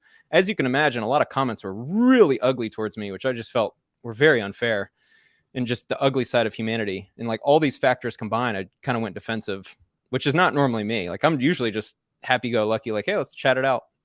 So this is kind of aimed at Scott. I probably wasn't the best version of myself when I left that comment on his channel. It seemed to bother him. You probably didn't see the best side of me that day. I don't even know what happened. What comment did you leave? Oh, he brought it up in the last chat. I guess I said something about selling his soul for 5K or something. Seemed to have irked him a little bit, which I wouldn't leave that comment today. I was in a much different place mentally, and I probably wasn't the best version of myself. Gotcha. That's crazy that, well, it's interesting to know. So they do watch the videos. They do know. No, they don't watch them. They don't watch them at all. Somebody said, yes, they do. I know they do. Somebody said invite Scott on. He can come on if he wants. Anyway. So anyway, I think I never really fully answered the question because I know you are interested about affording all my properties. And so I was able to, because of house hacking and living for free, all the YouTube money that I was able to make, I was able to buy my second property, which was an owner occupied. I was able to put down 5% on a $500,000 purchase. And so that's $25,000. And I bought that property right as I got sued. Oh, wow. Okay. Yeah, I was able to have a couple good months on YouTube. So think about it, if you're making $8K a month on YouTube, like I was at the time, it only took me about 3 months to, I was back to zero once all the problems with the plumbing, and once I got that all fixed up, I was able to get back on my feet, back to zero. I had a couple good months on YouTube, and then I was able to buy that property, rent it out. Now I've got cash flow from the previous property. I've got the second property still living for free. And then I saved up enough, as I mentioned earlier, my AdSense from 2021 was really good. And so then I was able to buy my third property January of 2022. So I'll give you a little secret strategy, because I know you made a video kind of touching on it. I think maybe you thought I was going down the fake guru path. I made a video titled How I Make 100% Returns in Real Estate. So I'll give you a little strategy that all the rich use in real estate. And so when you are what's called a real estate professional, you can do what's called cost segregation. Have you ever heard of that? Nope. Okay, so what you do is when you buy a property, are you familiar with depreciation of buildings or property? I don't know anything. Okay, essentially, real estate depreciates over time. When you buy a building, it'll depreciate. Okay, so a general on a single family house, when you are filing your taxes, you can depreciate the building, not the total price, because that includes the land, but you depreciate the building over 27 and a half years. And so every year, if you depreciate the building's cost over 27 and a half years, each year you get a depreciation expense on your taxes. And so let's say your depreciation expense each year for 27 and a half years is $8,000. If you make $8,000 in cash flow, that's all tax-free. Well, what a cost seg study does is cost segregation goes in and it basically rapid depreciates. And so instead of over 27 and a half years, you can depreciate the building over 1 to 5 years. And so what I did, I'll give you an example, and I show this in my course. I show my tax returns. On my property on Eastern, I show the addresses too. I don't really care. My property on Eastern, that's a 7-bed, 5-bath house. I lost $190,000 in 2021 on my taxes. I show this. It was about $189,700 because I cost segged it. So it depreciates the entire building essentially in 1 to 5 years. And I'm not an expert on this. That's why I hire the experts. So I can't really go into specifics because I don't know those specifics. And I hire a CPA that's really knowledgeable in real estate. But I lost $190,000 from the property as a depreciation expense, but I made something like $250,000 that year. And so the $190,000 write-off wrote off almost all my income. And then I also I buy solar. I put solar on my roof. You know, you're familiar with the solar panels out here in Vegas. Yep. It's very popular. So solar is no down payment, and you get 25 or 26% of the total cost of the system. You get that as a tax credit, not as a tax write-off, but a tax credit. And so I had a $12,000 tax credit for the year 2021 as well. And so for 2022, I haven't finished my taxes yet, but I have bought 2 properties in 2022, and one of them is an investment property. So I did a cost seg on that one, and then I did the cost seg on the property I just left. So I have 2 properties that I cost segged, and so I'll have like a negative $300,000 income, which will wipe out all of my taxable income from YouTube. So if you want the real secrets, wink, wink, the real secrets, it's doing cost seg. This is what all wealthy real estate investors do, and they don't tell you. You cost seg the buildings so it wipes out all your income. You don't pay any taxes. Got it. So that's the real answer. That's the real answer. How I'm able to buy. I bought a few properties, even though I've been dealt with the legal bills.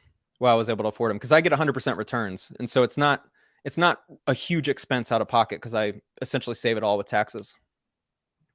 So how would somebody who, let's say just a regular person, how would somebody go about buying their first real estate property? Can we kind of break that down? Yeah, let's say they're an average person. They don't have a whole lot of money. They probably got a few $1,000s. How would they get a property? Yeah, well, when you're talking about real estate, it's generally a bigger expense. So that's the unfortunate nature of courses about real estate is this is not something that you can generally apply today if you only have $1,000. However, if I was someone in those shoes, I would first focus on getting your financial setup. So this would be improve credit score. If you've got a 500 credit score, don't buy real estate. Don't buy my course. You're not ready. Boost your credit score. Get your credit up to at least 650 or 700. I think that's a really big first step. Also, decrease expenses. So if you have credit card debt, focus on paying that down first. Get to a point where your DTI ratio is really strong. This is debt to income. So ideally, you have no debt. pay off any bad debt, credit cards, student loans. I think that's generally the smartest play. However, if you are an average earner, I think the best way is to look at the FHA program, which is 3.5% down, or conventional 5% down.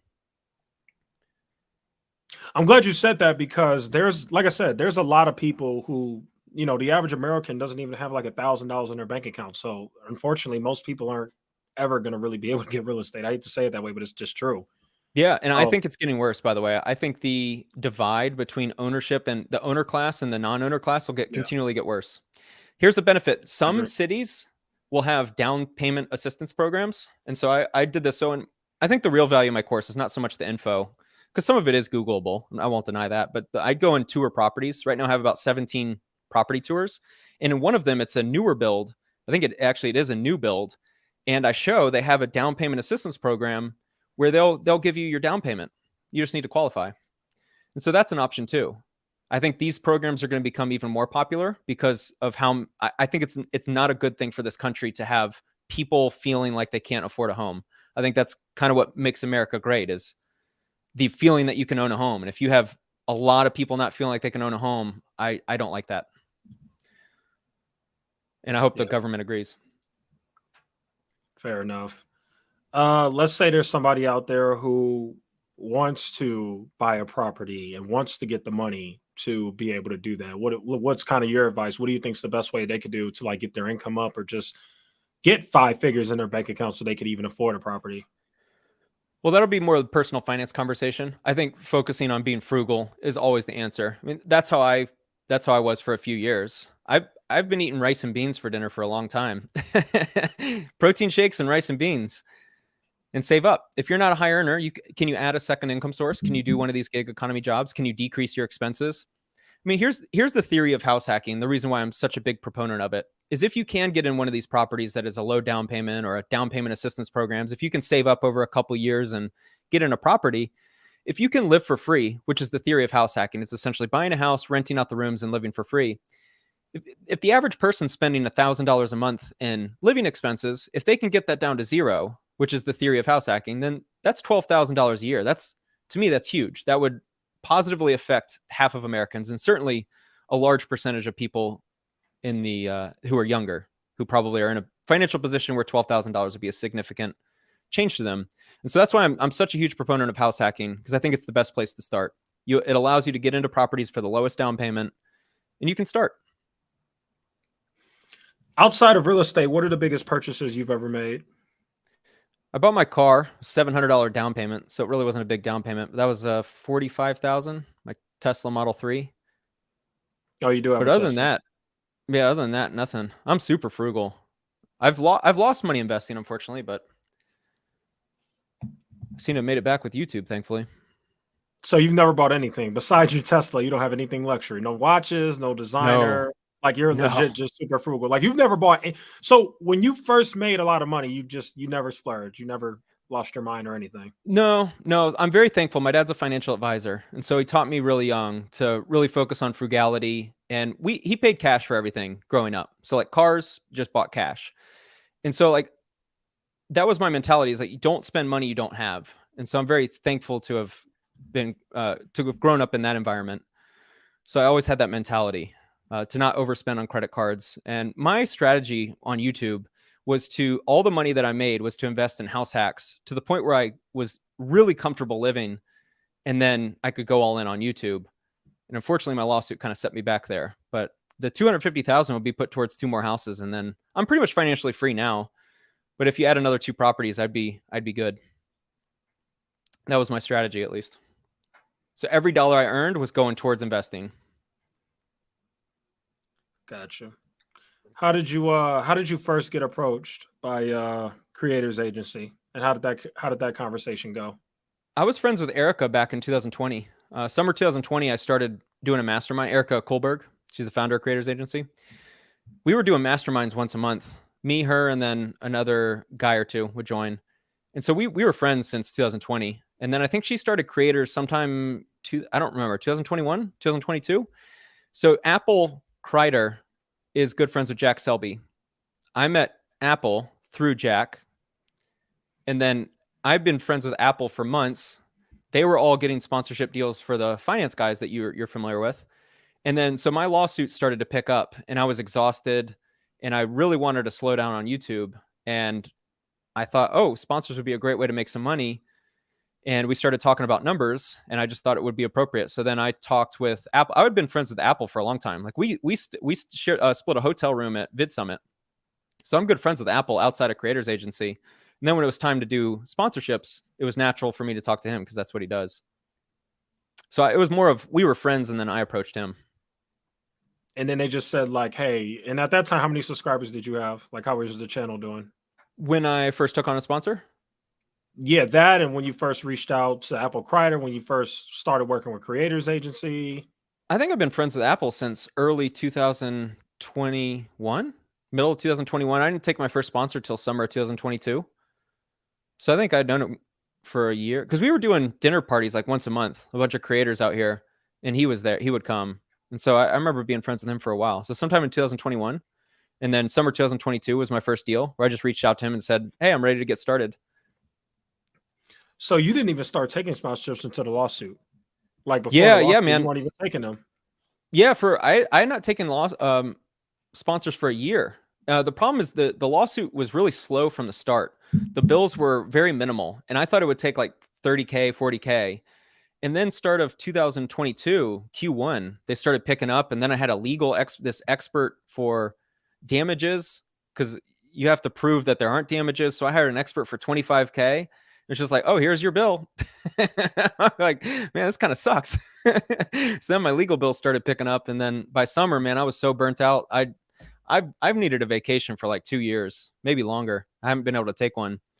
And the sponsors, I'm so thankful I took them on because that was my ability to pay my legal bills.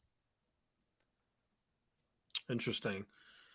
And so how exactly did that convo go from there though? Like when you talk to them, you start taking sponsorships, like how exactly did that go? Did you sign a paperwork with that agency?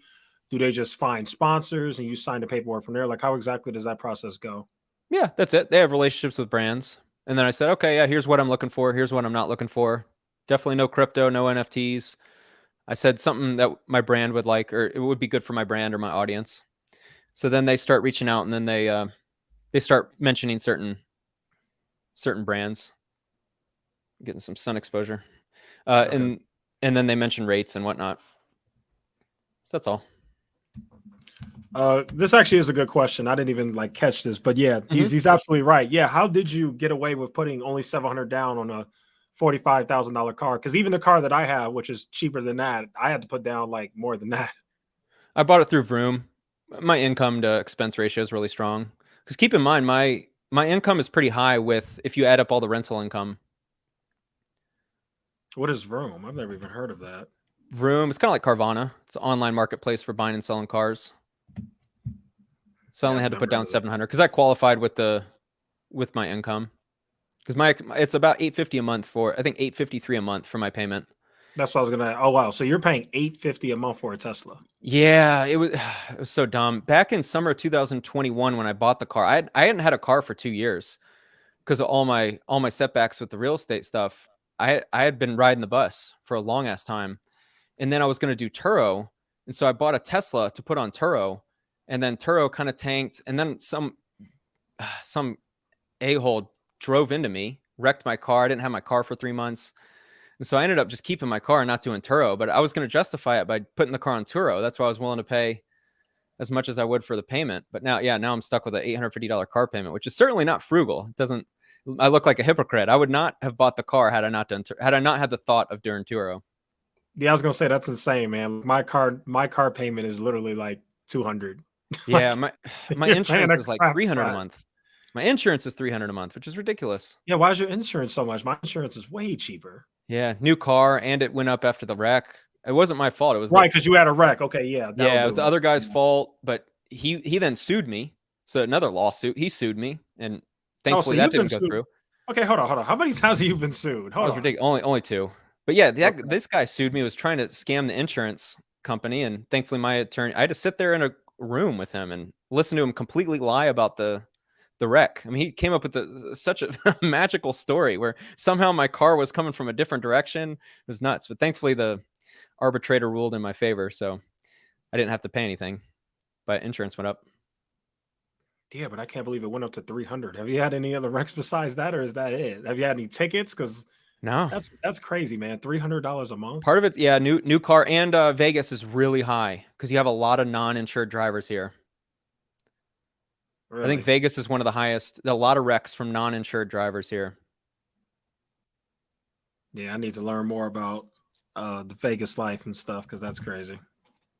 I can't believe you're so basically your vehicle, even though you're making a good income, you're essentially paying $1,100, $1,150 for a car.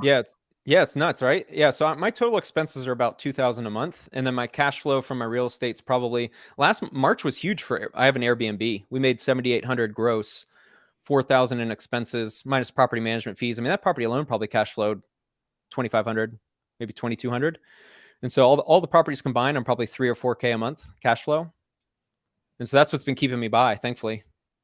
All my YouTube money, everything I earned on YouTube just goes to my lawyers. But now it's going in my pocket for the first time in 21 months.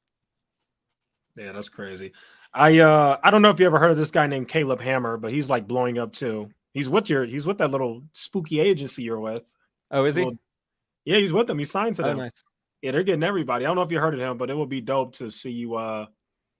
It'd be dope to see you like go on his channel. He literally, you know what he does, right? Like you've seen his channel. I've heard. Yeah, he like analyzes finances or something. Yeah, he actually goes through everybody's like full thing. Like he had Jack Selby on there, and it was pretty funny. And yeah, it would be cool to see you on there because just some of the ways you live is interesting. Like you're very frugal, but then just seeing how much you're paying for that car is like kind of crazy. It's like wow, like you're paying more for your car than rent, like way more. Yeah, well, I haven't paid a mortgage in 7 years. Well, my tenants have, but yeah, it's pretty high expense. Be nice to get rid of it. Okay. We move on to the next question. I guess we kind of already talked about it. Besides the losing $90,000, is there another? Can you talk about some of the most difficult times in your life regarding money, or is it that 90,000 that you lost? Yeah, that was really hard at the time because I was riding the bus 4 hours to and from work. I was going to a nice job out in Summerlin, but I would have to ride the bus through a really rough part of town. So you imagine some upper middle class white dude who comes from a good household going through the hood. Man, I had crack addicts getting on the bus, and I was sitting there. I just left my software job, and I'm sitting on the bus with crack addicts getting on the bus. Man, it was a unique experience. So I'm going through. If anyone knows Vegas, like Lake Mead and D Street, I'm going through, and I'm getting off the bus, dude. It was nuts. I'd have to get off the bus. It'd be cold and windy. Get on the bus and wait 20 minutes. And then I'm getting on the next bus to go south. I would then go to the gym and then walk home a mile. And I wouldn't get home till like 8 o'clock. It wasn't until about 9 when I could start working on YouTube. And so a lot of the videos when I was kind of growing my channel in 2020, I was doing it like only off the couple hours at night. I was watching videos on my phone on the bus. That was a really challenging time because I didn't know how I'd escape. But then probably the next worst time was certainly December of 2022, 3 months ago, is probably the worst month of my life. Easily. Because of the Moneyberg lawsuit, right? Yeah, it was just I was in kind of a panic. I was reading a lot of negative comments, which for the first, I mean, I'm okay with negative comments, but people really attacking you and your character and seeing people really wanting you to fail was kind of tough. But it felt like I was getting kicked while I was down. I was spending 4x my income on freaking legal bills, and I didn't know if sponsors were going to come back. I didn't know if I'd reach the finish line. And then I proposed the settlement to the plaintiff, and he didn't want it. And so I was like, all right, I'm in this till the finish line. It was a lot of anxiety. It was a lot of dark nights. Got it. Yeah, I didn't even know Vegas had a bus. One thing that really stuck out was just the beginning story where you said you rode on the bus with crackheads and through Vegas. I didn't even know Vegas had a bus system. So that's a lot of people don't because you got to be in a pretty tough spot to be riding the bus out here. It's a car-driven city. I didn't even know Vegas. I didn't even know Vegas had bad areas. Like I don't know. I've never even been there. Like I don't know anything about it. Yeah, downtown. I would get up early. I would get up super early so I could ride. It would take me 2 hours to get to work, and then I'd get to work and nap at work because I'd have to wake up super early. So I'd nap at work before people got there. But the hard part is I had to pretend like nothing was going wrong. because I didn't want any of my coworkers to know like I had this completely disaster going on in Cincinnati where I was taking all my money. I had to show up to work and pretend like nothing was wrong in my life, even though I was a complete emotional wreck. And then I had a tenant die. Like, I mean, I got so many stories. Like, What? Oh no! Whoa, whoa, whoa, whoa, whoa! Holy, go back, bro. yeah, dude, it was nuts. Wow. Okay, you got to Yeah. explain that one. You had a tenant die in your house? Yeah, not in my house, thankfully. So he was a current tenant. He was a really Okay, heavy set not guy. in your house. He went to a healthcare facility, and maybe a week later, his mom called me while I was at work, and she was bawling and crying, and he passed away. That was a unique experience. What did he pass away of? Health, something health related. He was a very heavy guy, very Maybe like unhealthy heart guy. failure or something. Yeah, I think so. And so Yeah, real sad. how do you handle that when a tenant passes away in your apartment? Like how does that whole process go? Well, I certainly let everyone know. Yeah. Thankfully, they were all super easy. I've had a lot of great tenants. They were all really easy on me. Thankfully, it was sad. I mean, a lot of us attended his funeral, but That's good. yeah, Yeah, yeah. I just want to know because like I said, I know this is a sensitive situation, but I never knew what happens when somebody just dies in the apartment. Like, how does that go? Like, how does it go with the rent? Do you just like, okay, he's dead, it's over with? Like, yeah, right. how What do does you that do? go? Right. Like, how Yeah, does that well, all go? this stuff you learn on the job. You Mhm. can't get rid of his stuff for 30 days unless his mom came and picked it up for me. But by law, you can't evict, and also obviously you're not going to ask for rent. Hey, Yeah. mom, can you pay me? So like that was, I mean, dude, back when I was struggling financially, when I was riding the bus, I had so many tenants that didn't pay, and then COVID hit, and I had like multiple tenants that couldn't pay because they lost their jobs from COVID, and I'm over here like struggling, and they're not paying, but I can't kick them out because COVID, you couldn't kick out tenants for not paying. It Yep. was a whole mess. Yeah, but just going back, like let's go through the entire process of like when he passed. Like, how does Hmm. like I get it? Like, you okay, mom came and picked up the stuff. What happens then? Does like a cleaning crew come and clean up everything? And Well, thankfully he is, didn't. do the cops come and like look around to like make sure there's not a homicide or a suicide or something? You know what I mean? Like, how does that go? Yeah, that's a great question. I think if it happened at the house, there'd be a different process. But he passed away at a health facility, so it's pretty clear why he Oh, passed. okay. I'm sorry. I'm thinking he passed away at the building. Okay, got it. No, no, no. At So the he health, lived there, but he thankfully. passed away at the house. See, that's what I was so. Yeah. I'm like Spencer. There's got to be more to the story if he died in the Yeah. freaking house. Okay, I Yeah, he got it. wasn't there, thankfully. I mean, man, Got that it. would be Yeah, a thank mess. you. Yeah, But I've right, had right. I've had cops show up to my house numerous times. I've had healthcare workers show up. I've got stories for days. Yeah, let's get into that because it's interesting to know what the life is like behind a landlord. Because most people look at landlords as just jerks that just own property, demand rent. Like nobody really sees it from their side. So I'd love to hear about it. Like, what are some things that have happened regarding like the cops being called and all that? Hmm. Yeah, so back in 2020 when I had my 7 bed, it's not in a great area here in town. It's right by the airport, Eastern and Russell, for anyone who knows Vegas. And I had not the best tenants. And so when COVID hit, I had a lot of people not pay rent, which was super annoying. And then I had to get them out. So I've had to deal with evictions. I had one tenant that was beating up his girlfriend in my house that I didn't know about. All of a sudden, she starts crying, and I go down to her room and she lifts up her sunglasses and she's got a black eye. And then she shows me a baseball sized bruise on her leg. I'm like, I've never been around this. What do I do? Do I call the police? Then I find out you can't call the police because she would still have to file the report. So Yep. you can't act on her behalf. This was just a little game these two people would play. So I had to evict her. Even after the cops, I had to call the cops on them, but then I had to find out I had to evict her, even though she didn't live there. But then he would sneak her in the property because he knew my schedule. He knew when I would leave in the morning and when I would come back. So he would sneak her in the back door every night because he knew when I'd go to bed. So then a tenant would text me the next morning, hey man, I think so and so is at the house while I'm at work dealing with idiots. So that was a headache. I finally had, and I couldn't evict him because I didn't have any money because all my money was going to my flips at the time. So I had this guy in the property that was like, I didn't know what Wait, the hell was going to happen at night. I didn't know if there wait. was, So it costs yeah, money to evict people. it does. Yeah. Now, thankfully in Vegas, I learned that it's way less than I thought. But also keep in mind that you might not get rent for that month. Maybe it takes a month to find another tenant. And I was on shoestring at this point. I had max credit cards. I had no cash. I was in a tough spot. But thankfully, everything worked out. Ironically enough, I kicked him out in March of 2020, right before COVID. And at that time, you could see on my videos, if you go back and watch, I was in one room of the house, and then I was actually able to move into his room, which was a double room. And so I turned one of the rooms into a studio, which became my studio. which ironically enough, somehow I was in a house with a room with a studio and a bedroom. So I was able to build a studio that ended up becoming something that made me money, fortunately enough. Yeah. Shout out to King of Nothing. We were actually just talking about you, bro. We were literally just talking about how like your channel's blowing up and now he's here. So shout out to him. Okay. Do you have any other stories? Because this is insane. Yeah, I've got one. And I'm so glad you're sharing this because this is proving what I already thought. Like, my girlfriend really wants to get into real estate. I personally don't care that much. We're probably gonna end up buying something, but that's what gives me the nightmare. I just do not want to deal with people and crap like that and everything you're saying. So yeah, please give me more stories. Yeah, So I don't hide I can behind show my girlfriend this interview later. the setbacks. So I go through this in the course. Like there's some properties, at least out here in Vegas, you could buy a house with a casita or an ensuite. There's ways to make this work. You can convert certain parts of your house to be pretty isolated. But anyway, that's besides the point. I was on the No Jumper podcast, funny enough, and I remember I just experienced a potential fire. Like a fire happened outside. Thankfully, someone was driving by on the street and called the police or called the fire department. They came out and put out the fire. I didn't know who started it. I was like, who the hell started a fire outside my house? I went to the No Jumper podcast and I was like, man, I dealt with this. Thankfully, I've never dealt with a fire in my house. Like a month later, I get a call from one of my tenants at that property. Spencer, the house is on fire. He lit the house on fire. I had this poor tenant that lost his mind and went berserk. Just a complete maniac, lost his mind, lit my house on fire from the inside.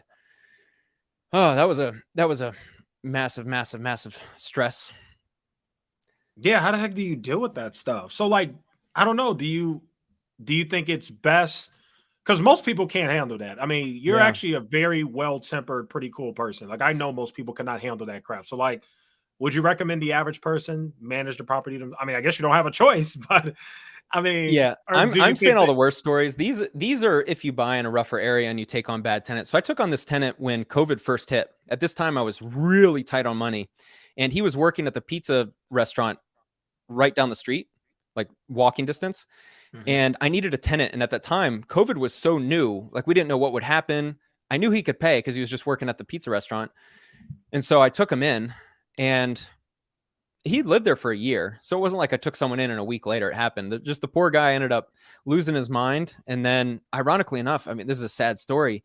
He ended up leaving to Florida and ended up killing a guy at a mosque. And he ended up getting killed by the police. This tenant of mine. Freaking cow. Yeah, just an absolute insane story.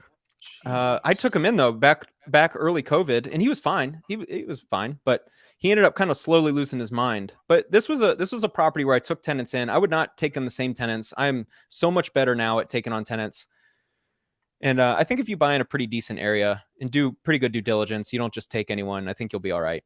Most of these problems were years ago when I had a much less strict policy on which tenants I bring in the house. Yeah, I was just about to say, like, how do you like filter who lives in your place now? I'm sure you're like pretty strict about it now because you want a pretty good community too. Like, that house was rough at the time too. It was not nice in any way. I put about 100,000. So part of that, I talked about the plumbing going wrong underneath the house. Part of that was a massive renovation that I took to the property. So the property's in much better shape now. But the best thing I would recommend is, I think if you look for stable employment and then a previous landlord reference, especially if they live with someone, make sure to really understand where they're coming from, why they're moving, if the previous landlord would approve of them, if there was any red flags. Yeah. Thankfully now I have enough applicants, and my houses are really nice. Like if you came and saw this is a nice house, so I can be pretty selective. Okay, cool. But that's the risk. The risk with real estate is the possible tenants. This is the easiest money you'll ever make. Truthfully, if the tenants were easiest money you'll ever make. I could guarantee crazy income. I could make guaranteed claims in my sales copy, but I can't because the tenant part is the wild card. You can do the best. You could do all the background checks. You could do the credit checks. You could do everything. You don't know how people are going to be until they move in. And I'll argue this. I have probably managed 50 to 60 people at this point. A lot of my friends are house hackers. We share war stories. There's just no way of knowing. So that's the ultimate wild card that you can't solve for. Yeah, see, that turns me off so much to real estate. I do not want to deal with. Yeah, if you don't love it, don't get in it. I wouldn't recommend it. Yeah. But it's a great way to make money. I think what house hacking offers is it's a great way to get in and reduce your living expenses, ideally to zero. And then that's your startup capital. If you want to start a business, start a YouTube channel, start a podcast, start a photography business, take more vacations, take your girl to nicer dinners, that's what it'll do. It's not for everyone. I think it's a great way to start. It's a great way for people to get off the ground. It's what helped me massively. It's what's helped a lot of my friends. So I think it's a great way to start. Let me ask this. I know we asked about Kevin and like Jeremy. Have you ever talked to Graham about me and Strongman and the people who make videos about him? Yeah, he thinks they're enjoyable. He thinks they're funny. So he watches them too. That's funny. Our rankings are in this order. Collective rankings. We think Strongman is the funniest. Yep, no doubt. I think my interpretation of you, I think you have had a good heart from the start. I think you were just a little misdirected. I think you've kind of changed. I think you've been nothing but respectful for me. I think you also have the ability to, when you made a post publicly saying like, hey, I apologize to me, but apologizing to someone, I think I was wrong about something. That is why I went on your live stream, because that is a very rare quality, a very rare trait, especially given that you knew your audience would probably not be 100% in favor of that post. And so I would put you probably 2. I think Scott 3, and then Chris Norland is like a nuclear bomb number 56. Man, you really hate this. Well, here's why I was so rude to him, because I'm respectful to everyone, but the problem is like a day or two before I watched or before I went on your live stream, he made a video about Graham being a scammer, and because he has this real estate agent course, and just no respect, doesn't even look through the course, doesn't at least do any due diligence. He just comes up with all these things, and not that it really matters. He has no influence on anyone, but I just think that's so disrespectful. Like, I want you to think about this so you can see where I'm coming from. Echoes, let's say you're a really good chef. Like you have a recipe that your family has given you for jambalaya. There's some special family recipe that, and you sell on the side, you sell a little bit. You're a really good chef. You've earned it over 10 years. You've earned this great skill set, and you started selling, and people love your recipe. They love how you cook. And then someone came out and said, that Echoes guy is scamming. He doesn't know anything about cooking. His recipe's terrible. It's like, to me, it's so insane to not even at least try it, or to at least go through something, to at least, like, if you go through a course and your opinion is, and you share your opinion, that's fine. Mm-hmm. That's where I was coming from. I think that's so disrespectful. No, you're good. There's a lot of people in the chat who agree with you. It's pretty funny. Yeah. I actually don't have an issue with him. You know, I actually think he does good work. I definitely understand where you're coming from. Like, I get it, but I mean, I think he does good work. That live stream where he came on, you guys went at each other, was pretty legendary. I'm not going to lie. That was really funny. Okay. Okay, so you gave your opinion, but what does Graham think? I think that's the collective opinion. You'd have to ask him. I don't want to put words in his mouth. Yeah, I don't know if you ever spoke to him. He thinks Strongman's funny. I'll say that. Strongman is funny. Okay. We all think Strongman's like the funny uncle that you watch. You're like, I want to see what Uncle Rick thinks about this political debate or something. Yeah. Okay. That's interesting. So Graham Stephan watches Strongman. Oh, let me ask this. I think Strongman said something about like his girlfriend or something, and she got really mad about that. Like, do you know about that? Did they ever talk about that? I think that upset her. Yeah, I've talked to her about that. It upset her. So she was upset that Strongman made a video. Yeah, but again, I'm trying to watch because I don't want to put words in their mouth. But I think he recanted or said some apology, and I think she appreciated that. I think he did apologize to her. Yeah, I think she appreciated that. It's his fiance, by the way. Okay, sorry, I didn't know. Okay, fiance. Yeah, no, all good. Yeah, I had no idea. That's just crazy because, like I said, we all still have really small followings, so it's just crazy that these guys still watch those videos. Like, they actually like legit see it. I don't know how many. I think they watched a few months ago. I don't know if they still do. Maybe they do. I'm not sure. Oh, they were watching. You guys came up in conversation a few times at dinner, probably a few months ago, and then if you guys come out with something big or something, it's like maybe we'll talk about it, but it's not often. Did they comment on our videos about like FTX? Because we were really hammering them during that time. I don't think we mentioned any of you specifically, but we have talked about FTX in detail. Yeah. I mean, look, we all completely disagree, so there's really no point in hashing it out. I mean, it's clearly a disagreement of thought and opinion on that topic. Strongman said, Spencer, you need to set up LaFufu versus me.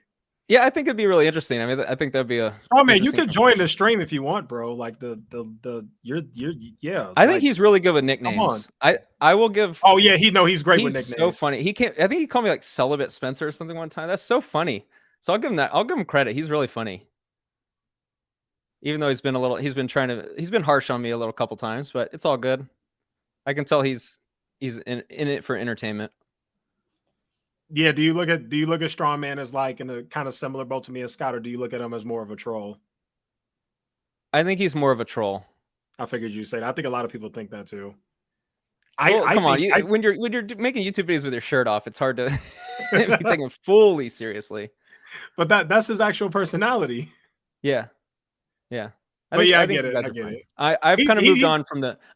Initially I hated all of you, like not so much Strongman. I thought Strongman was funny, but I will say that one thing, since Strongman's listening, I do find it, if you ever get to a point where you he's have, more than listening. yeah, He's here. oh, here he is.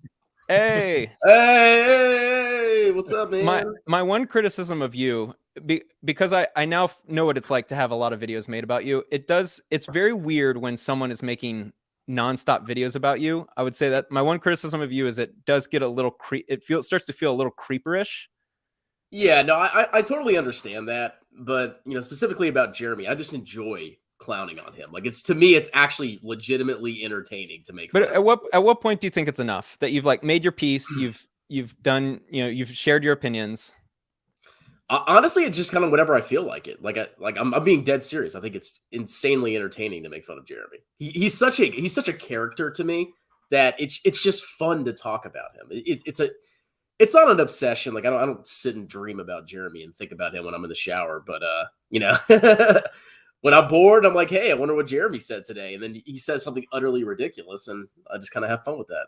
Yeah, I'm certainly not telling you what videos you should or should not make. I just, from the standpoint of when a couple months ago, I'd log into YouTube and Echoes will make a video, and then someone else is making a video. It's just like, okay, I get it. You guys don't agree with me. Like, you don't need to make every video about a specific subject.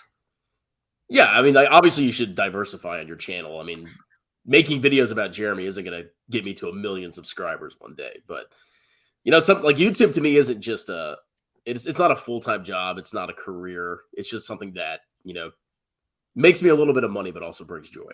Well, is your ethos or your strategy, is it to try to stop scammers or fraudsters? Is it try to alert the public, or is it try to clown on specific people? And this is a genuine question. So my strategy, well, I mean, to grow my channel, obviously, I figured out very quickly that nobody wanted to hear about index funds and, this and that. So I said, okay, I can still talk about stuff that I truly believe in, which I really do believe in all the things that I talk about. But I said, I'm going to throw in a bunch of clowning and talking about stocks that I think are stupid but very popular, or talk about huge YouTubers that I think are frankly morons. And that'll get my videos obviously higher in the algorithm, so I'll be able to grow on YouTube. But I can also like insert my message on the side. So I mean, it's a little bit of both, and I enjoy the clowning. It's fun. Yeah, and you have to enjoy making videos. But the kind of where I'm coming from is when I saw this FTX stuff, when I saw, and all of you guys were consistently making the same videos about the same three people, my interpretation is it kind of becomes less about like, hey, I'm the guy trying to protect the public, and then I'm just trying to attack three people. Because at some point you've said your piece, like, okay, you've exposed this creator. If the goal is to really maybe protect the public from who you believe or who you perceive to be scammers or fraudsters, can I argue that it would make more logical sense to make videos about other people? Well, I mean, my channel was mostly focused on, because they were the big ones of finance. And I had been talking about crypto for a year and a half, 2 years, and how bad it was. And I've been trying to warn people that, people were going to get in trouble if they invested in crypto. And after years and years of being called an idiot, a moron, not understanding, it all kind of came to a head during that FTX cycle. Yep. So I said, hey, this is my chance. Like I've been crapped on so much by people who called me stupid and didn't understand. Now's my chance to really roast these guys. So yeah, I've milked it. Definitely. I definitely talked about FTX more than I wanted to. I got bored of it after a while, but hey, I was kind of there with you. I was pretty anti-crypto for a long time, which has been so upsetting when people have kind of lumped me in and ask in the comments, asking me how much I made from FTX, or how much am I going to lose in a lawsuit with crypto? And it's like, dude, if you know me, when crypto was at its peak, I was making videos saying like, hey, watch out. This stuff does not seem like a legitimate investment. Be very careful. And I was going against the grain, taking a lot of heat too. So it's kind of upsetting that when it tanked, and I was kind of like, I was the one guy kind of sticking my neck out a little bit, because if crypto went to like 200K a coin or Bitcoin went to 2, we would all look like idiots. You'd have more people wealthy, you know? Well, I mean, even then, like in my opinion, it's fundamentally worthless. So I knew at some point all these coins were going to collapse. I just didn't know exactly when. So my strategy was, look stupid in the short term. And this is my strategy for my channel as a whole. Look really dumb in the short term, but in the long run, I'm going to look like a genius, because eventually I knew it was going to come to fruition. I knew crypto was going to collapse, which it did. I just had to be patient. I agree. Yeah, I mean, we probably see the world pretty similarly. So when are you going to hook me up with Jeremy? Oh, that'll be up to him. I think it'd be really fun. I think it'd be a unique conversation. Separation from Jeremy right now. My heart rate's starting to increase a little bit. Yeah, he wasn't with us at dinner, but I think we were. I don't think he was totally opposed to meeting up with you, but it couldn't be public. Like, he just meet up with you and say hi. Yeah, I can't remember. I can't remember. My truth is a little fuzzy up here. I can't remember the details. Yeah, because I mean, like, honestly, I probably would tear him apart. Like, there's so much that I've like uncovered about him. He wouldn't stand a chance. Like, if we had a debate on YouTube, I would absolutely destroy him. And a lot of people know, like, they've seen my videos for the past year and a half. But yeah, I mean, I could see him maybe meeting me in private, which I guess I would be down for that. Obviously, I want to debate him live and, crush him a little bit, because I think he deserves it, but it's not going to happen. Would shirts be required or not required? I make the rules. So I would decide, it's really how I would feel that day. But I'm moving towards shirts now. So. Well, you got your money shirt. Now you got a course. You got a money shirt. Now you're the grifter. Pretty soon I'll be wearing a suit, just like Echoes has been. I'll tell you one thing that has kind of bothered me with y'all's rise is that you've kind of coined this term grifter slayer, which I think is totally appropriate for your brand, Strongman. And actually, I have who nothing. coined that term? Was it you, Strongman? I wouldn't say it's me. I think it was. Anyway, it might have been Scott. Yeah. Well, either way, I think a lot of people saw me as one, but that's never been my intentions. Like, if you actually look back, most of my videos, I'm some like neutral, here's a news story. I'm just here's some facts. And so I think a lot of people have seen y'all's content, and then when they watch me, they expect me to kind of have the same attack mode mentality. And so I think that's affected me quite a bit. And then CoffeeZilla making the videos about the financial YouTubers probably hurt me the most, especially when people thought here's the thing. I agree with CoffeeZilla on almost every point, but like 2 minor details. And I put that in the video. And then I've seen comments, people think we're arguing or you went at CoffeeZilla. It's like, no, it's a friendly debate. I disagree with him on a couple minor things. That's it. Most of that FTX, I agree with you guys. You're going to take a reputation hit. If you promote crypto and fucking crypto goes to shit, you're going to take a reputation hit. I've never argued that. I've never argued that people go to YouTube for Graham Stephan and not Tom Brady. Of course, you're going to sign up for a link from some guy who says he's financial smart versus Shaquille O'Neal. Of course, I've never argued that. So almost all points I agree with, and I've never argued. It's just a couple minor details. Think that you're like, if you say one thing about somebody else that you're beefing with them, like it's ridiculous, man. And that's what I'm trying. Hopefully my podcast comes to fruition, because I really do want to create an environment where I think the next wave of expose, like now the exposed space is gone. I would love to have mature conversations with people who have been in headlines. For instance, if you could actually have a mature conversation with Jeremy, I would find that fascinating, where it's not like, hey, going into it, I'm not going to attack, I'm just going to ask questions.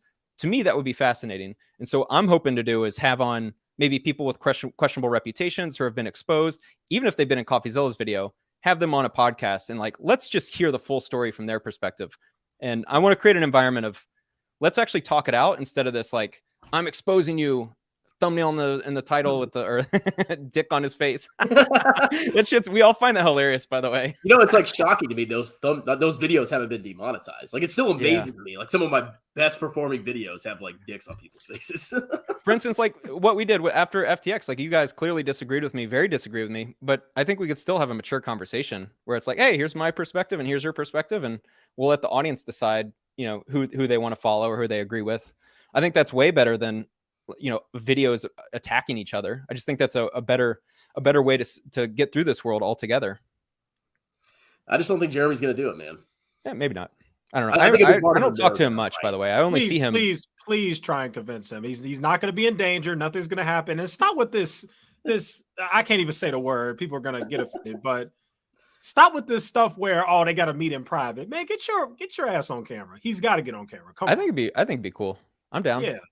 Yeah, if he wants to have a third person because he's scared, then fine. Well, maybe I'll mediate. He could bring a security guard. I mean, Jesus, like he should definitely do it on camera. I would even argue there's no point in meeting up if it's not on camera. Like, what would be the point? Like, he knows how Strongman feels about him. Those two should debate so everybody can see. That's what I think.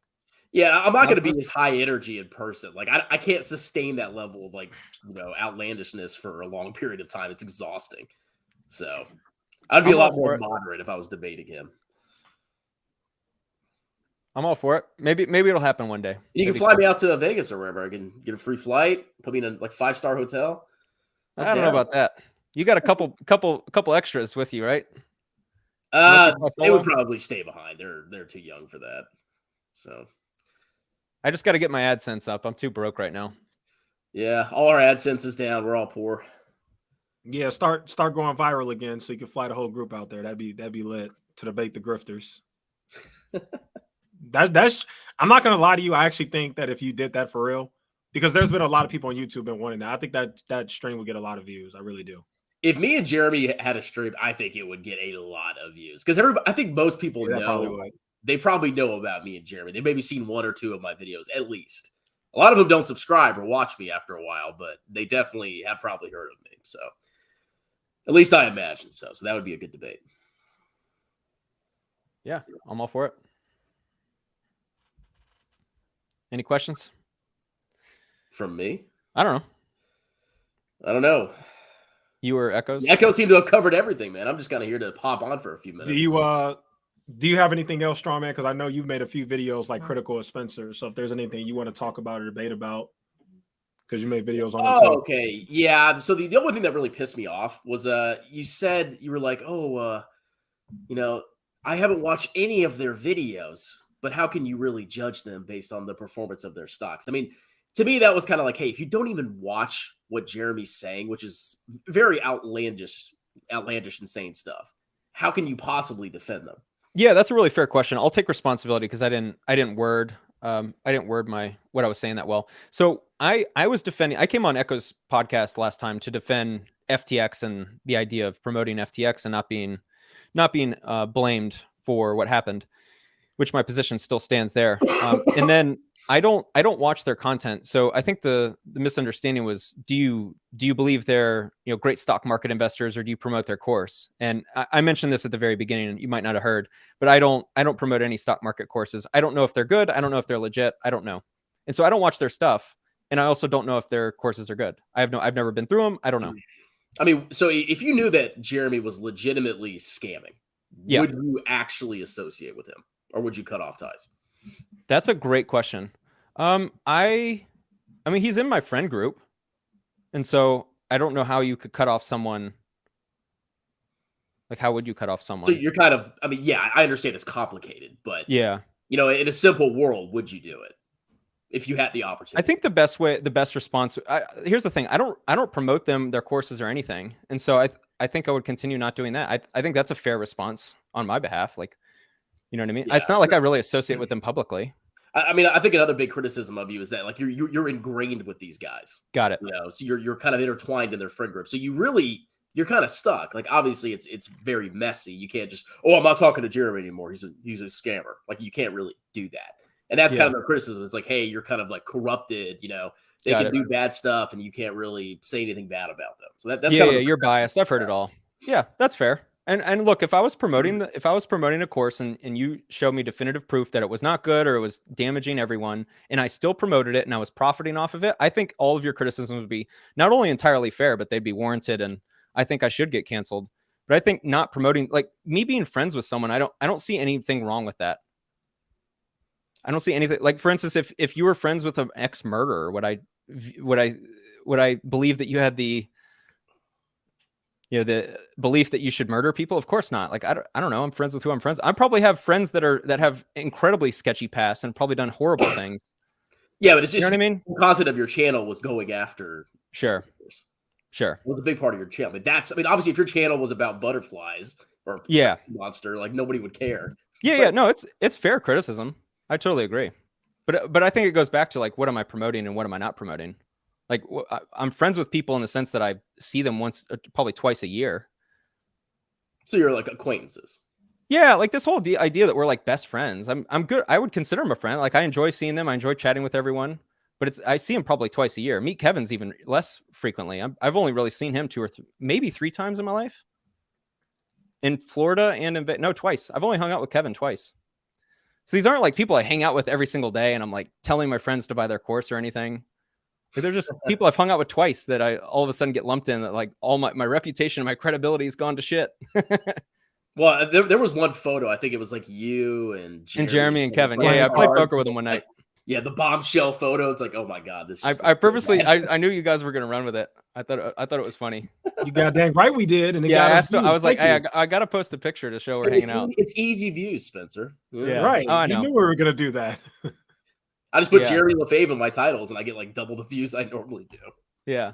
Look, I think that's a great question. It's totally fair criticism. 100% agree. Wait, but did you even really answer? So if it found out that he was a legit scammer, would you still be friends with him? I would probably view the relationship a lot differently, for sure. I probably would associate with him less. But would you be friends? But here's the thing. It's like I only see him once or twice a year anyway. So I know, but still, okay, but still, Spencer, that's pretty serious because you're somebody who's went after a crap ton of scammers. Mm-hmm. So we got to get a definitive answer here. Like, if you found out that your friend was a scammer, would you still be friends? Of course not. Okay, there we go. A definitive answer. That's all I was looking for. Okay. But the point I'm trying to get at is like I already don't talk about him publicly. So would I talk about him less publicly? I already don't talk about anyone publicly. Well, like I said, it just rubs people the wrong way when you've literally built an entire career on YouTube from going after scammers. But then, like I said, we all feel this way. We feel like you hang out with some.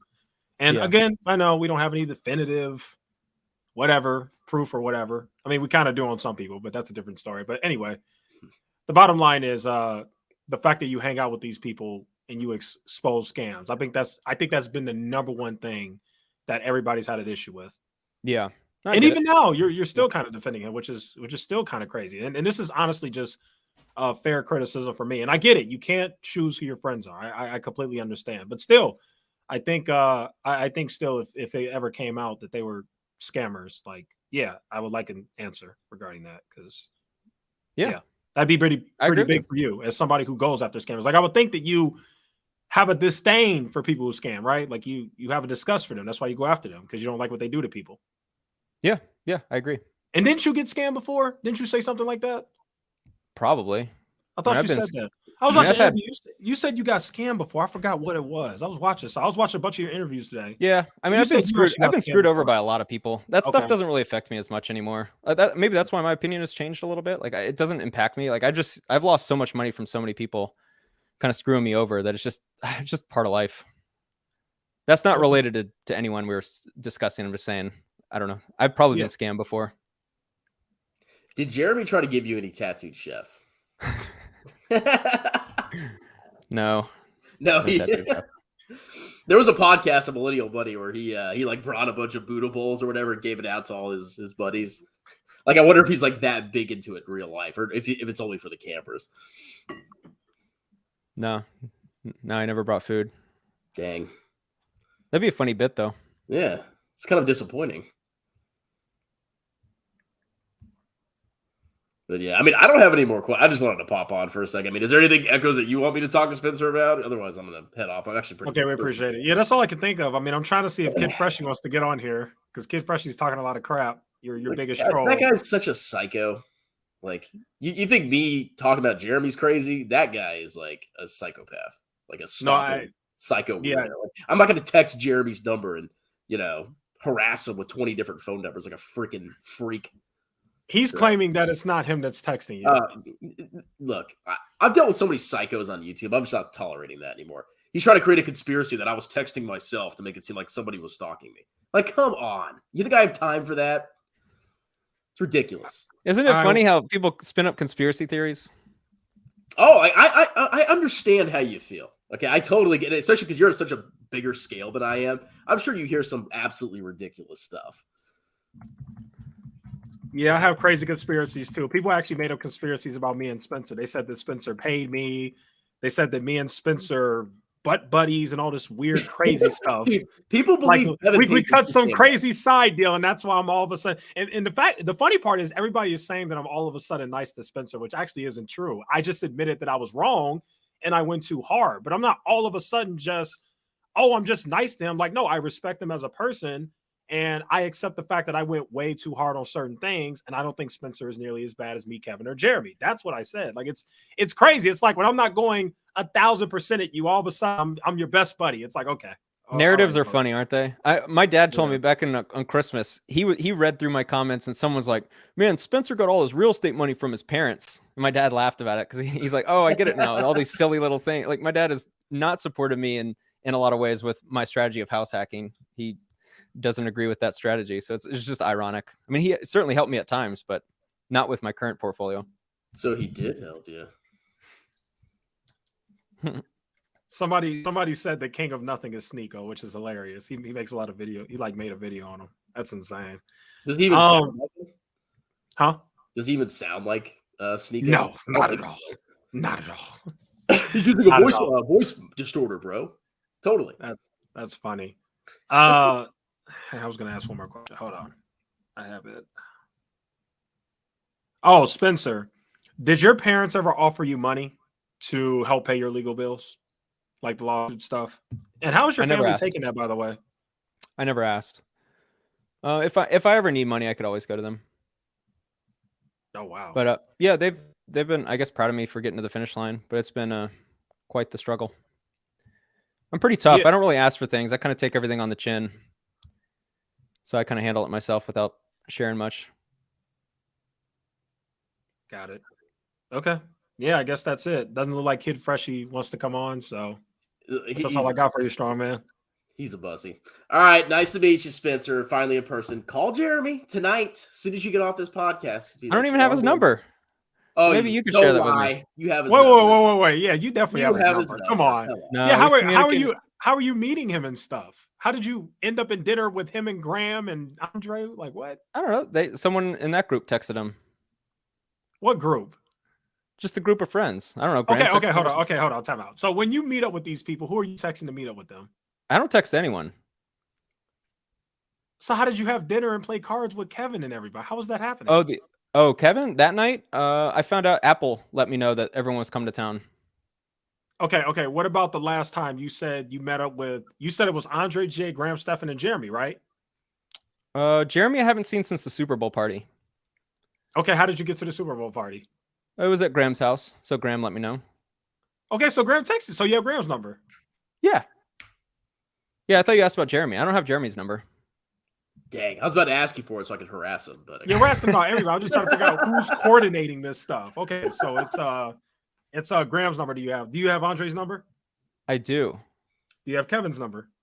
I do now. He actually reached out after the last live stream. With me? Or yeah. Oh, good. That's what I like to hear. Kevin, give that man some money. Help that man out. Stop it. Help your friend Kevin. Okay, good. All right, I think that's all I got. But yeah. All right, I'm out of here. Nice to meet you, Spencer. You guys have fun with your 3-hour live stream or whatever. All right, man. See ya. Come on. All right, cool. Okay, good. So when Kevin reached out to you, what did he say? I think he said, my phone's over there. He just said, "Hey, I heard you were trying to get a hold of me." Okay. And how did that go? Like, what happened from there? Well, I won't disclose our text conversation. Oh, okay, that's fine. Well, I got to ask. Now Kid Freshie says get on. I got to see this. If he gets on, I'll have to get Strongman back on. Any good questions in the chat that you think are interesting? Yeah, we could see. I actually have some more. I think I got one more good question. While we're waiting to see if Kid Freshie's gonna get on, but have any of the fake gurus that you went after, have they ever threatened your life? Or was there ever a time where you felt threatened that somebody might actually do something to you because of those videos? Only once. There was a sports bettor here in Vegas that called me out of the blue, and he just asked why I made the video about him. And then he was getting kind of ugly and started raising his voice. And then afterwards, he texted me my address. Just texting me my address. And I was like, that's my address. So that was the only time I've ever felt a little fear. This was back in 2021, early 2021. And then a couple weeks later, a random number called me. I was at the gym and I picked up, and the guy was being real vague. He's like, "Why'd you make the video about this sports bettor, Mozzie VS? Why'd you make a video about Mozzie VS?" I was like, "I don't know. Who is this?" He's like, "I handle business for him." I was like, "Is that a threat? Like that? Why the code language?" And then he kept going on and on about why to make the video, why to make the video. I'm reading the chat. Why did you make a video? And I didn't really feel threatened, but it was just really vague. He wouldn't really tell me who he was. And then Mozzie, after like 10 minutes, Mozzie finally got on the phone and started yelling at me. And about a minute of him yelling at me, and then I was like, "Dude, I gotta go." It's like, "All right, see ya." Hung up. So that's the only time I've really felt uncomfortable. But he never showed up to my house, never threatened me. Nothing ever happened Not from once. there. That's crazy. Thankfully. Yeah, so nothing ever happened from there? No. Okay. I've never felt threatened. Okay. I have no idea if this is really Kid Freshy, but I guess we'll see. Is this Kid Freshy? It is. This is really you. This is. All right, hold on. Let me I'm actually gonna call Strongman. I'm not gonna text. I'm just gonna call him and see if you could get on. All right. That's crazy. You're really on here. Why do you troll Strongman so much? Somebody said fake. It's actually me. You know what? I don't consider what I do trolling. I consider what I do exactly what Strongman kind of started doing on his channel, which is going after grifters, hypocrites, obvious lies, scams, that sort of thing. Yeah, I'm not gonna lie, guys. I think this actually is Kid Freshy. Why do you comment on every single video after like the first like 5 minutes? A lot of that is just luck. Like I'll just be because I work from home. You know, I work on the laptop, and every once in a while I'll flip it on, and you know he posts a lot, so a lot of it is luck. That's it. I mean, what do you want me to say? Okay, okay, let's go back. I gotta make sure you're even him. What are like your main criticisms of Strongman? Like go through everything. Because you say a lot under the comments, and I like have them all. I think my main beef is that he's set up a target on his own back.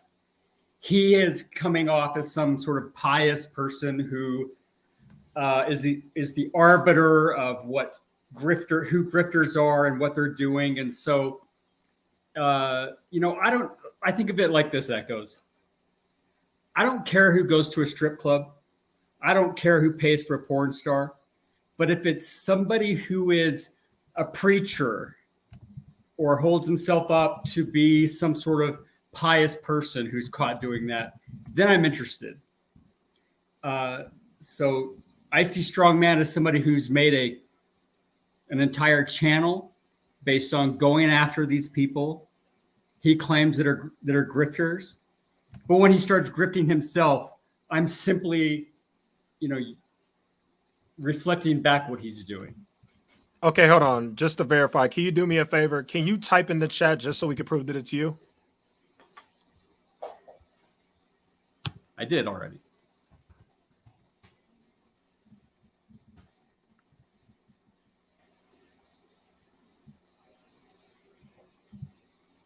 What do you want me to chat? I'm not sure how this proves who I am.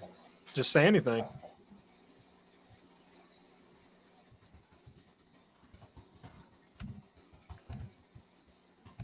Okay.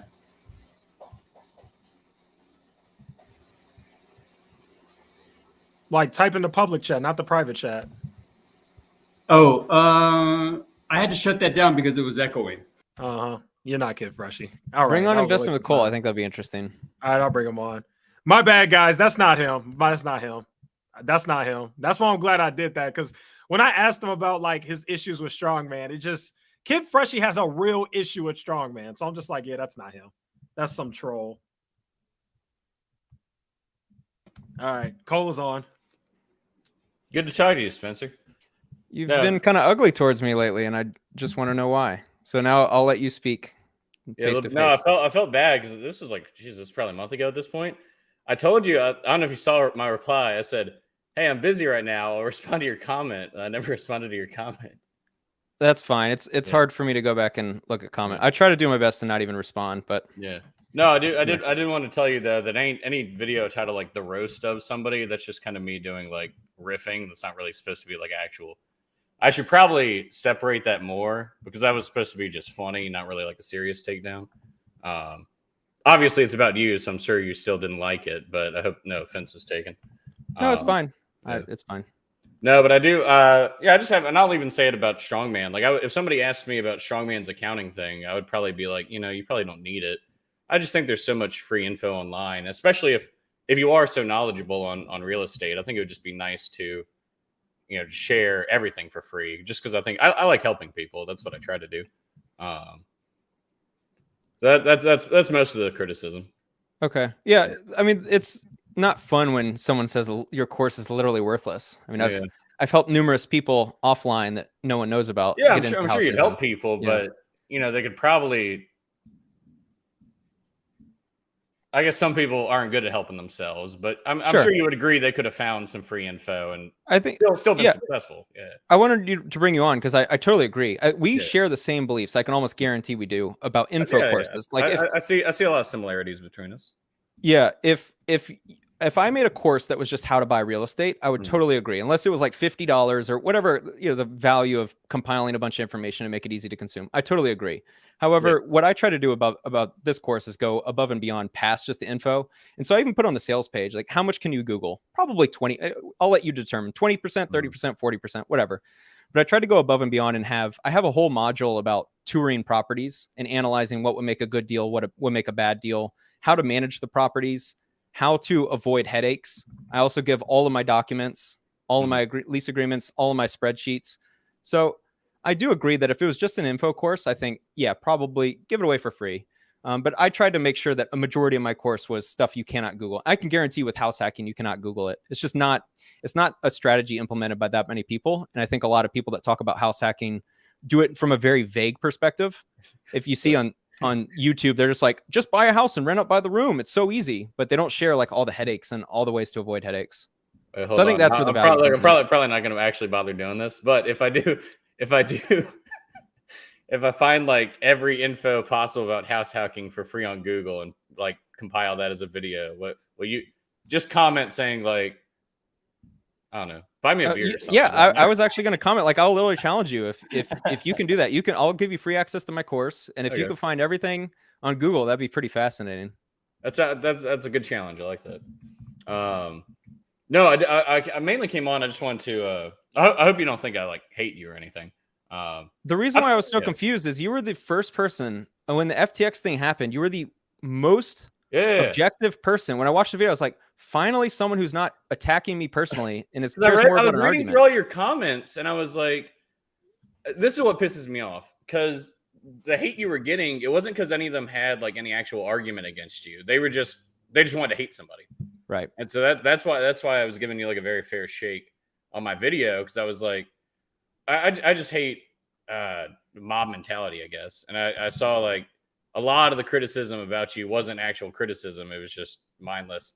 They're literally, it was like it was like, so like you could make a video about somebody saying like, hey, this person's a scammer, and then your audience would be like, even if your arguments make no sense, your audience would be like, yeah, that guy does suck. But then it twisted. It flipped. There was same mob mentality, but it was about, that's why I really don't want that to be my audience. All right, my bad, I guys. try to not do only drama videos. We're going to have to come back to this conversation here, fellas. Okay. Very, very sorry about that. We have a breaking news thing happening here. Spencer's like, what did I get? This really is him. He literally just commented on my video. This really is Kid Freshie. All right, kid. Let's hear it, you little psycho. Why are you stalking me? Oh, weak man. You know that's not me, bro. Yes, it is. It's not. It's not me. Dude, you're texting my phone number like a little freak. I think it's Mike Stafford. It absolutely is not me. I've never lied. I would never lie. If it was Dude, me, you're I would so own up scared to it. that I It's not banned me. you. Like I never banned trolls, and you just went too far, dude. Like you're now that you're banned, you're crapping your pants. You can't live without me. I'm your daddy. I mean, you've never been able to disprove anything that I've said ever. Everything that I've said is 100% true. Dude, So I don't know who's daddy. Nothing you say is true. You Yeah, manipulate you said he everything. bought like $20,000 at Tattooed Chef calls or something. Dude, you don't even know how options work, and you're telling me I'm a scammer because I had a trade on. Now why would an index investor be interested and know how to use options? I learned. I used to be a financial advisor. I had to learn options to become a financial advisor. I don't trade. What financial advisor would recommend that somebody use options? Did I recommend who's planning for their financial future? Dude, you have to Part of learn getting your it. license. It's 37. You don't even understand half the things I don't we're talking understand. about. Okay, you don't understand options, dude. You totally screwed up in your comment. I snapshotted it because you were so freaking wrong. I had to save it. I have video evidence of you being a massive clown. You know what I did? I 100% admitted that I was wrong, and it's hilarious that happened 6 months ago, and it's the only thing that you can come up with. Dude, you're a psycho. I said it was wrong. Me. You got my number, and you're texting me from multiple different numbers, you freak. That's complete bullshit. I've never done that. Okay. It just happened to be when I banned you. Now I get this psycho texting me. The guy didn't spell two right. He spelled it T-O. Oh, it can't be you because you misspelled two. I've never misspelled two. Well, dude, why are you so obsessed with me? Okay, but like, let's say I am a scammer, right? Let's say I'm the worst. Well, okay, I'm not the worst scammer. Let's say I'm just a general scammer. I'm the least scammy of all the scammers. So, like, why are you so upset? That's relative privation fallacy, and you know that. That's not. No, it's not an acceptable defense. Okay, if somebody's like scamming hundreds of thousands of dollars, and then I'm scamming a CPA teaching accounting, which is who's scamming? Who's scamming? Lafufu? Are you serious? The guy's lost millions of dollars of his own money. How is that a scam? Okay, so you're defending Jeremy, who charges people thousands. I'm not defending Jeremy. I've never even bought a stupid Tattooed Chef stock, bro. Yeah, you did. If anybody's defending him, it's you. Oh no, so I'm defending him. You bought his garbage stock. You're insane. You're crazy. Why are you so obsessed with me? I don't understand this. Because you are an absolute grifter. That's why. What am I grifting? Tell me. Are you going to sit there and tell me that you did not, on a video, say, I will help you pick stonks to beat the index on February 6th? That is not what I said. I said I will teach accounting, and if you want to go listen, this is exactly why what would you I said. say you can beat the index? Why would I? That makes zero sense. In your life, if you're trying to do taxes, or if you want to pick stocks to beat the index, you need to know accounting, and I will teach you that accounting. That's exactly what you said. I'm teaching, I'm teaching accounting to do what? To pick stocks. Whatever you want. The index. I have a whole accounting tutoring business. So whatever you want includes doing something that you know is impossible. How is that any different from going to a fortune teller? Right? I'm teaching people how. Sure, I'll take your money to read tea leaves, even though I know it doesn't work. It's not reading. That's an absolute scam. There's laws and rules around reading financial statements, which I am immensely qualified to do. That's my job. You can read financial statements, but not to pick stocks to beat the index. Okay, I never said you could beat the index, but if you want to look at a stock, but you'll take people's money. But you'll take people's money who believe that they can beat the index. I charge $75 an hour as a CPA. Most people charge $150, $200 an hour. I just wanted to add in that my phone and my Discord are getting blown up right now by people going like, "This is awesome." Oh, Echoes is loving this, man. See, you're welcome. He didn't come on my channel. Now Echoes gets on the floor at me roasting you live. Well, if you didn't ban me, maybe we could do this again. Dude, you're a psycho. You made up lies. Yeah, Kid Fresh. I've never lied. I've never lied about anything. I have a class action lawsuit against me, right? Yeah. That's Okay, a freaking lie. Let's talk about that, because if you read carefully, I said that they are instigating a class action lawsuit, which is true. Dude, nobody is. Look, no, there's no class action lawsuit. You were lying and manipulating because you knew I was trying to build a business by teaching accounting, which is what I was. Nobody doing. cares. Nobody cares that you're teaching accounting. So if somebody's building a What is a- business, and what the is a second that I stock- post a video, what you is leave a comment stock saying that I channel want things doing? too. What is a stock channel doing pimping a financial Dude, analysis? this is not just a course? stock channel. This is whatever I freaking It's want. not just a stock channel. This channel is definitely Dude, you're accounting so full of focused. shit. Chris, can I You're chime so in real full of quick? shit. Go ahead, Cole. Yeah, go Yeah, ahead. no, just people keep asking.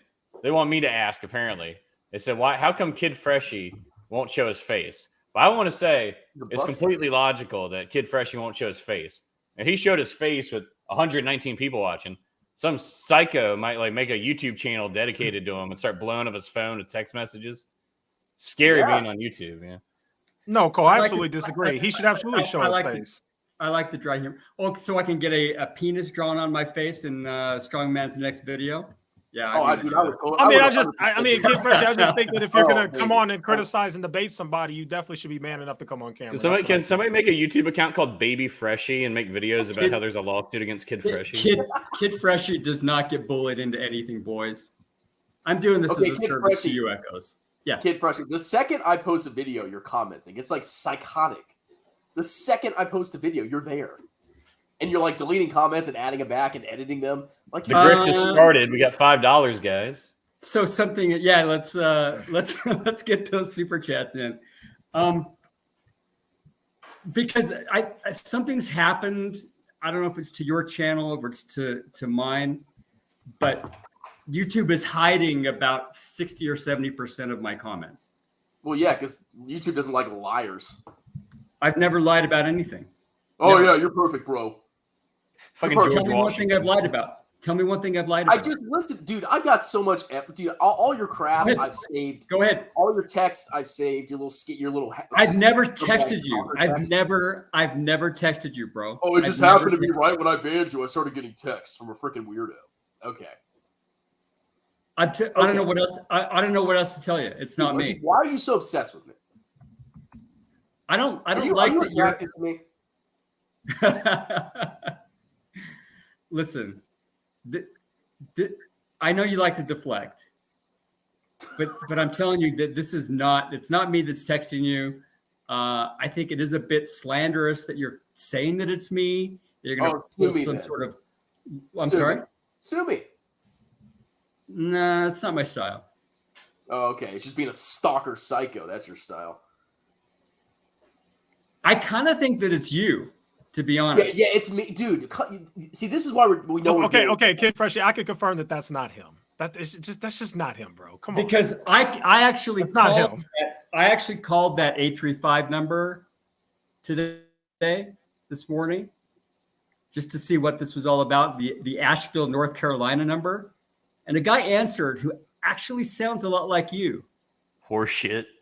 Yeah, come on, bro. It's really easy to get a bunch of fake numbers and message somebody. You can easily do. There's all kinds of for apps. sure. Why would for Strongman sure. answer a fake number? Yeah. Like, come on, bro. Okay, but I mean, but we're he- gonna have this debate. At he- least be reasonable here. Like, that's not strong, man. I'm so He dead answered, not but- confused. he I'm gonna answered, make but he up a bunch did. of psycho stuff. He answered, He but he answered did a and said, little. "Hey, this is Strongman. I hope this isn't Kid He Freshie didn't. calling. Whoops."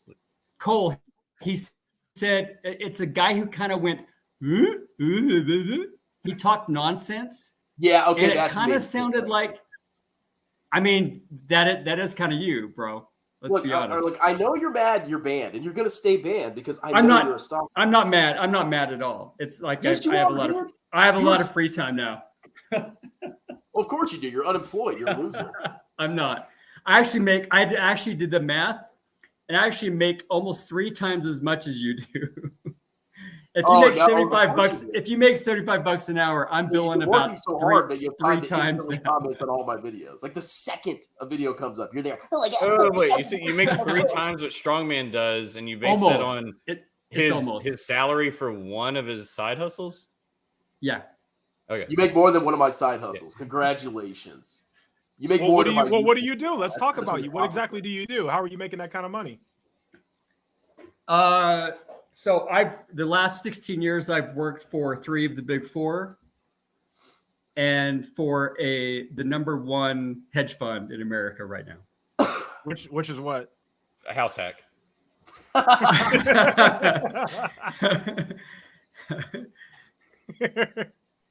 I told Kevin he stole my name Yeah.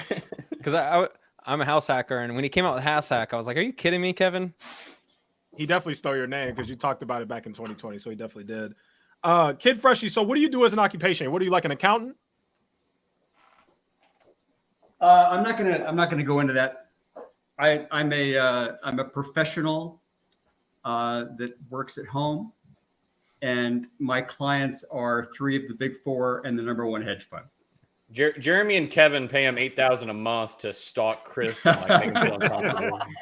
I'm not gonna lie, what he said actually sounds like something Mike Stathis would say.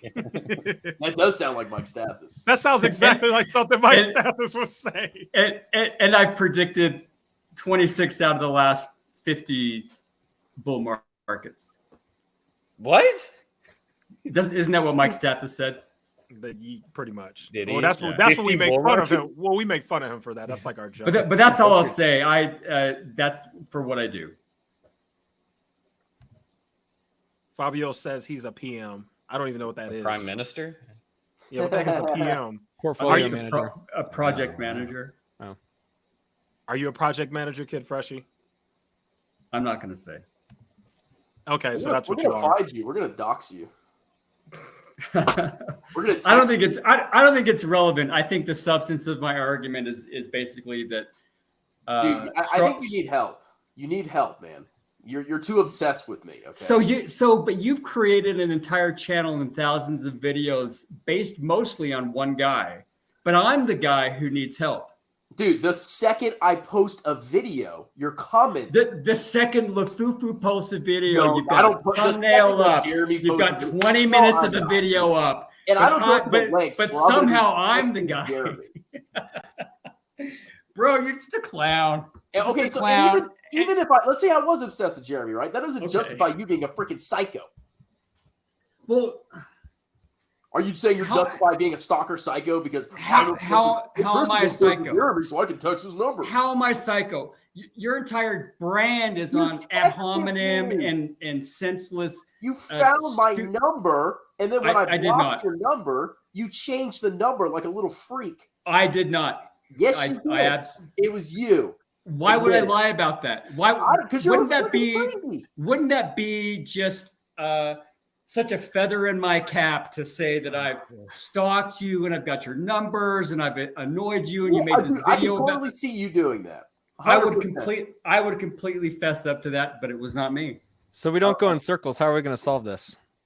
It's unsolvable. I know this guy's full of crap. I like how the top hedge fund in the world is like, "Hey, Kid Freshie, you're gonna have that project done." He's like, "Hold on, I'm watching a strongman video." He's exposing an accountant teaching accounting. Dude, I teach accounting. Okay, that's all. That's what I do. Go buy one of my seminars. Buy it. Expose me. Show the world that I'm scamming. Give me $75. You've already done that. Okay, so you deny that you said on a video that people are going to pick stocks anyway. I'm just showing them how. Do you deny that you wrote that in I'm a showing them response how to a video? to read financial statements. People are going when you first started making your grift videos about being a CPA and how you can help them beat the index. I did not say they could beat the index. Someone called you out, and you wrote underneath their comment. You said, "People are going to pick stocks anyway. I'm just showing them how to do it." Pick stocks anyway. So you're taking people's money to show them how to do something that you know doesn't work. No, there's a distinction between accounting and finance. Finance is looking into the future. Accounting is recording and compiling past transactions. You're doing securities analysis and valuation when you look at balance sheets and say, this company is going to do X. Accounting is not valuation. Or it's undervalued or it's overvalued. Valuation. You do it in almost every single one of your videos. Based on a balance sheet. It's impossible because why do you do it in almost every single video? You look at a balance sheet and says, this is an undervalued stock. This is an No, overvalued I say stock. this is a trash stock. I say it's risky. I don't assign a value to any of those stocks. None of them.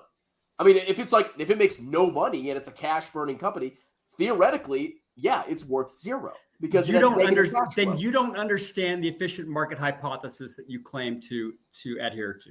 Then you don't understand it, because it's these dogs of the Dow who come back and they have explosive growth. But somehow I was right about all those stocks, man. You can't because you're right about it in hindsight.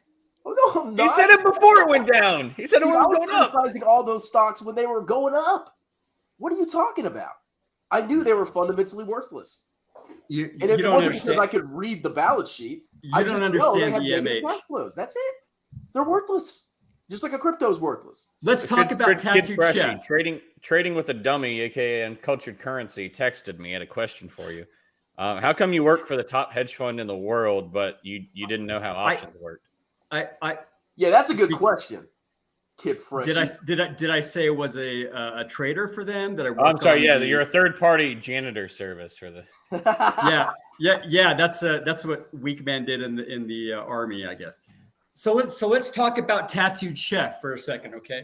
So you said Tattooed Chef was going bankrupt, and then what happened the next week? Oh, Sam Galletti just injected $5 million of his own money to prevent bankruptcy. Did you see that coming? Did you know that was happening? But this is why you that cash. So what's this is why you can't value stocks, because they have things that are happening behind the scenes that you're not privy to. Yeah, well, new information comes in that theoretically changes things. But if Tattooed Chef has a massively low gross margin that's now negative, and they're burning cash every quarter, I mean, they can always turn it around. I've said that. And they're priced for that. Have I not priced said that for they that? can turn it around? I've said that multiple times. It is they're priced for that. Kid Freshie, have you tasted Tattooed Chef? No. But if you have a well-diversified basket of these garbage stocks that you call them, they are garbage stocks. Okay, but if you have a well-diversified basket is a total market index. Then the EMH says that a well-diversified basket of these garbage stocks are going to perform about the same as market. Did they? What do you mean by diversified? They're not. They don't seem like. Yeah, you're talking about diversification. That they're all small cap growth. Like that's not diversification, right? And if you have 10 of them and 9 of them go out of business, but one of them 10x's, then you're about market returns. But which one of those is it going to be? I don't know. Quick That's question, right. Kid Freshie. Do you think if you took 100 people who claim to beat the stock market, how many of those do you think actually beat the stock market over a 10-year period? And do you think it's possible? One. I think one. 1 out of 100? Yeah. And so if someone purports to be able to beat the stock market long term, your default is to not believe them. That's what the EMH says, and that's what science has shown. And so what is the value of someone talking about stocks or how to buy companies? Is there any? Who is that person? I'm not giving an. I'm just saying. What's their edge? Is it a Peter Lynch? Is it a Ray Dalio? Is it a guy on YouTube who started investing in 2020? Is it someone with an edge? So it's similar to gambling in a lot of ways. Like if you have an edge against the books, you can win long term, but almost no one does. Exactly.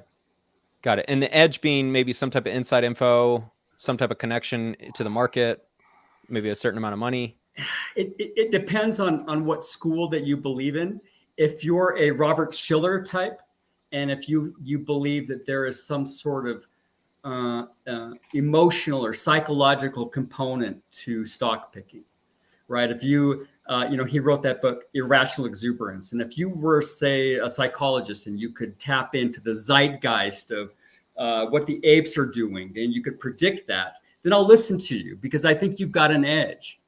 If you're a first-year CPA, you don't have an edge over the guys at Bridgewater who spend $1 billion a year paying these guys to do site tours at And yet Apple. somehow all the stocks that I said were trash went down massively. Crazy how I knew that was going to Well, you know what, Weak Man? I picked the 32 seeds in the basketball tourney, and guess what? They all lost. Yeah, I guess They it was all so hard to see a lost. company that was losing money. Wow, was that's gonna so. collapse You've in got price. so much insight, bro, that you picked Our Lady of Hey, Grace, real of quick, Lords I got of some above. Even after ITT being Tech right, Truck. Even after being right, I'm not selling a course saying, "Oh, I can tell you how to 10x." I don't do that. For the record, I generally, this is why I don't promote stock courses, because I think the best strategy is just to pick an index. So I think Thank you. strongman, this is where you are right. I think generally for most people, they should just buy an index fund. Echoes, real quick. Fabio wants to know if you want him to come on. Hell yeah. All right. He's always welcome. He knows that. Fabio, I'm going to message you on You Discord. gotta ask. He's always welcome. The Everybody in the problem- crew is welcome. The problem, Spencer, is that strongman has built his brand on index investing, but he will take your money if you think that his CPA course can help them pick stocks. Well, what's And I think- promised in the CPA course? What strongman? What is? To read a balance sheet. I teach you how to read financials. I teach you how to understand financial statements. And what would the Or I teach intentions people be how- behind that? What would be the purpose, or what's the Well, value? he's that going you to want the say it's customer to have? it's for a small business or to pay taxes, but then he slips in there. Well, if you want to beat the market, I'll help you do that. I'll No, let you know. dude, that is a lie. It's don't not a say lie. you can beat the market. February That's what's 6th. wrong, dude. I invite everybody to go to the February 6th at 22 Okay, seconds go into watch that it. video. I didn't say you will beat Dates, the market. timestamps. And this is what you said. You said, in your life, if you're trying to learn accounting, or if you want to pick stonks to beat the index, you need to know accounting. And That I is can true, teach though. you that. That's what, but you can't beat You have the to know index no accounting. matter If you want to what. understand a financial statement, you have to read accounting. I don't know why you think there's just like you think I'm just pulling people in and saying, okay, now that you're here with me in private, oh, let me tell you that Tesla's the future, bro. That's not what I'm doing. No. I've literally met people and I teach No. them accounting. I say this is a balance sheet, this is current assets, this is current liabilities. What don't I say, imagine, "Oh, what I it's imagine what I imagine is happening is what in those private sessions is what you do almost every day, is where you take a company and you look at their balance sheet and then you value it. You say, oh, well, this is a bad stock. You do. If I was valuing, I would When say you say it's stock going to go value is down, when important. you say it's trash, that's a valuation. It's trash. Okay, yeah, I've said a company's trash before. That's massively share diluting and burning cash. Call me a scammer because I said Tattooed Chef was trash. You're full of crap, dude. I think that's picking at semantics a little bit. I actually see nothing wrong if you sold a course on how to evaluate a business. Like personally, I don't see anything wrong with that. It's accounting. There's nothing wrong with it. Like, it's why literally would just reading financial Spencer? statements. Why would you want to evaluate a business? I would imagine to buy the stock. Well, there's Why would also you want to buy a CPA is also a stock? job. Nobody's denigrating CPA as a job, or that it doesn't have usefulness in certain applications. Yeah, but how do you know But I don't want to attract people with my accounting videos that are accounting students? What do you think those videos are? Because this is clearly a If stock I wanted channel. to attract people, This that is pick a stocks, stock I wouldn't channel. make videos about bond premium amortization. Nobody cares about that except accounting students. Then That's why I start make an videos. accounting channel. Start a small business channel. Dude, I don't have to You've start. I can attracted. do whatever I want. It's Here's my the problem with you, weak man. You've attracted an audience of people who have been burned by guys like Lafufu, right? People who are low IQ, probably, right? They've self-selected. They're angry at Meet Kevin because they bought some garbage stock, and you've said, "Oh, it's okay. We're going to talk about indexing," but then you pull the bait and switch where you're like, "Hey, let's look at a balance sheet for Tesla, and I'll tell you exactly why it's overvalued." The balance sheet doesn't tell you Tesla's overvalued. So why have you made videos saying that it's overvalued? Because I think the future, I'm thinking into the future. That is my perception. I've said on multiple occasions, the balance sheet income statement, if you just look at Tesla's income statement, it's an amazing company. Accounting does not tell you that Tesla's overvalued or not, because you're not even bringing in market capitalization. You're just looking at the income statement, the balance sheet, and the statement of cash flows. I Are you don't think denying? understand the difference Are you between accounting and finance? Are you don't denying? understand. Are you denying that you've made videos about Tesla and said it's not overvalued? No, dude, I just said I think it's overvalued, but not because of the financial statements. The financial statements cannot tell you that because you're not factoring in the market cap of. So the what are you basing that valuation on? I'm basing it on mania in the market. I think people are going crazy. So you've got a psychology degree? Why do I have to have a psychology degree to see mania? I saw it in. You have to have an edge 2021. because we've established that you have to have an edge in order to beat the market the and pick edge is stocks. the timing, kid Freshie. I was right about everything, but I could be wrong about the timing. That's why I don't gamble. You were right about Baba. How much are you down on Baba? 30%, something like that, but that doesn't mean I'm wrong on Baba. Okay, so how is someone wrong on Tesla if they're down on Tesla? They could not be wrong. They could potentially not, but I. So why are you personally think it's making video overvalued. after video saying that they're wrong? Well, number one, because it's showmanship. It's Okay, so now, And number now two, we're getting I to do it. believe it's overvalued. I'm It's not just saying- I'm not bullshit. lying. You're just bullshitting, bro. You're just like Oh yeah, I'm Fufu. bullshitting. So You're you like really Kevin. You really think I think Listen. Tesla is like a great stock secretly, but I'm going to Listen. bash it just because I was a big fan. I was a big fan If I was back a in the old scammer, days. I would pump Tesla. Everything you're saying is full of crap. No. If I was a scammer, I would have pumped Tattooed Chef. I would have pumped Tesla. I would have pumped cryptocurrency. I spoke out against it, and I was right about every single one of them. But the reason I don't short it is because I believe it's impossible to time it. Okay? I could be right about Tattooed Chef being trash, but I could get the timing wrong. I could believe we were in a market mania, which we were, but I don't know when the mania is going to end. It could last for a decade. I don't know. That's what you don't understand is that you're passing over the nuance of what I'm saying. You're just saying, "Oh, he's an accountant. He says you can beat the market, but you really can't." It's like, dude, you're not looking at the details. Okay, you're painting me in a broad brush. That's wrong. I've never said you can beat the market. But you said you'll help people who think they I'm can not beat helping the people market. beat the market. I'm helping people read financial statements. Why is this so hard for you to understand? They're Tesla's financial financial statements statements in order. You're Don't teaching them, tell you whether Tesla's overvalued. How many freaking times do I have to repeat myself? bro. This is what you're doing. Okay, let's say I make hammers.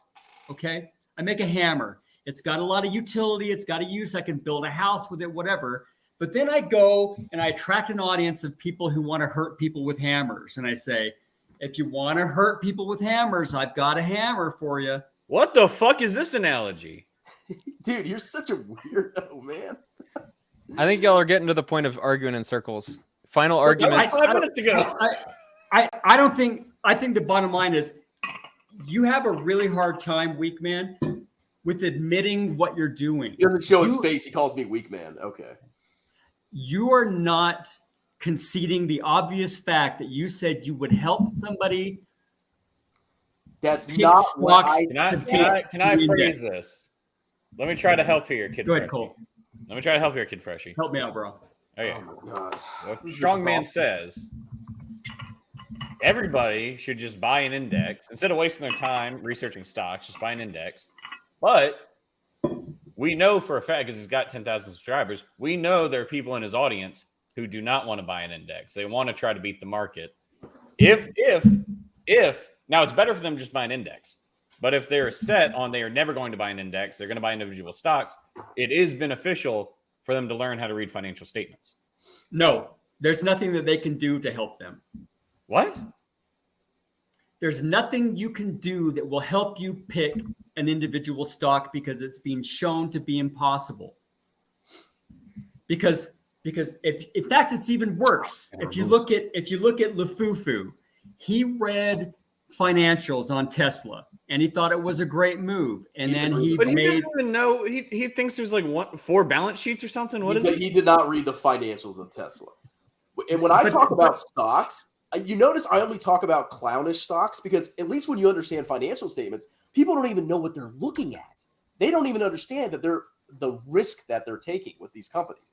And if you just know that if you see a negative number on operating cash flows and it's getting bigger, that might be a problem. You should probably at least know that. but it's before you even priced consider investing. but it's priced correctly. You don't know which one is going to 10x and which one is going to go But bankrupt. it still doesn't factor in risk. which is a lot of these stocks, it was a mania. It was 100% a mania. It was so clear to me. I didn't know the timing. That's why I don't short the market. I don't time the market. I only bought VT, which I followed exactly what I preached. But I knew it was a mania. I knew a lot of these stocks were trash, and it was just a matter of time. But if I was to say I knew exactly when they would crash, that's when I'm a scammer. I didn't know when they were going to crash. Nobody he's says not Mike that. Stathos. Nobody says that. Nobody picks a date. Oh, yes, Being they hyperbolic. What are you talking about? People always like, oh, I knew that was going to happen. Oh, buy my course, bro. But it's so crazy to me that you really think that a CPA teaching accounting. Yeah, just tell my Norland story. No, nobody thinks accounting is a scam. Oh, no. You're Okay, using there you it. go. Case closed. Why do you think I'm making the videos, dude? Why do you think I'm making bond premium amortization videos? Do you think I'm doing that for stock picking morons that you say are low IQ? No. I do. No, I'm not. I'm doing that for students. Students, the person that's going to watch that video is a student. You think a bond premium amortization video? Come on, dude. Start an accounting channel then. Keep it off of stocks. Oh, yes, sir. I'll start. Oh, yes. Are you ordering me to start an accounting channel? Is that what you're doing? No, I can do whatever the hell I want. It's my YouTube channel. I'm holding you to your own standards. I'm holding you to your own standards. Oh, yeah. You're holding me accountable. You're texting me. You set the target on your back. All right, I'm cutting you guys off. How about this? Kid Freshie, if it is you texting him, it sounds like he would no longer appreciate any text. If it's not you, then we'll see if you still get the text. It's not me. All right, case closed. I think y'all have reached the circular argument position. Look, I joined 40 minutes ago just to tell Spencer a funny Chris Norland story. Oh, okay. It's not even. I'll leave with this, and I want Weakman to concede that you are marketing your service. Doesn't show his face. You are marketing your service to people who want to pick stocks to beat the index.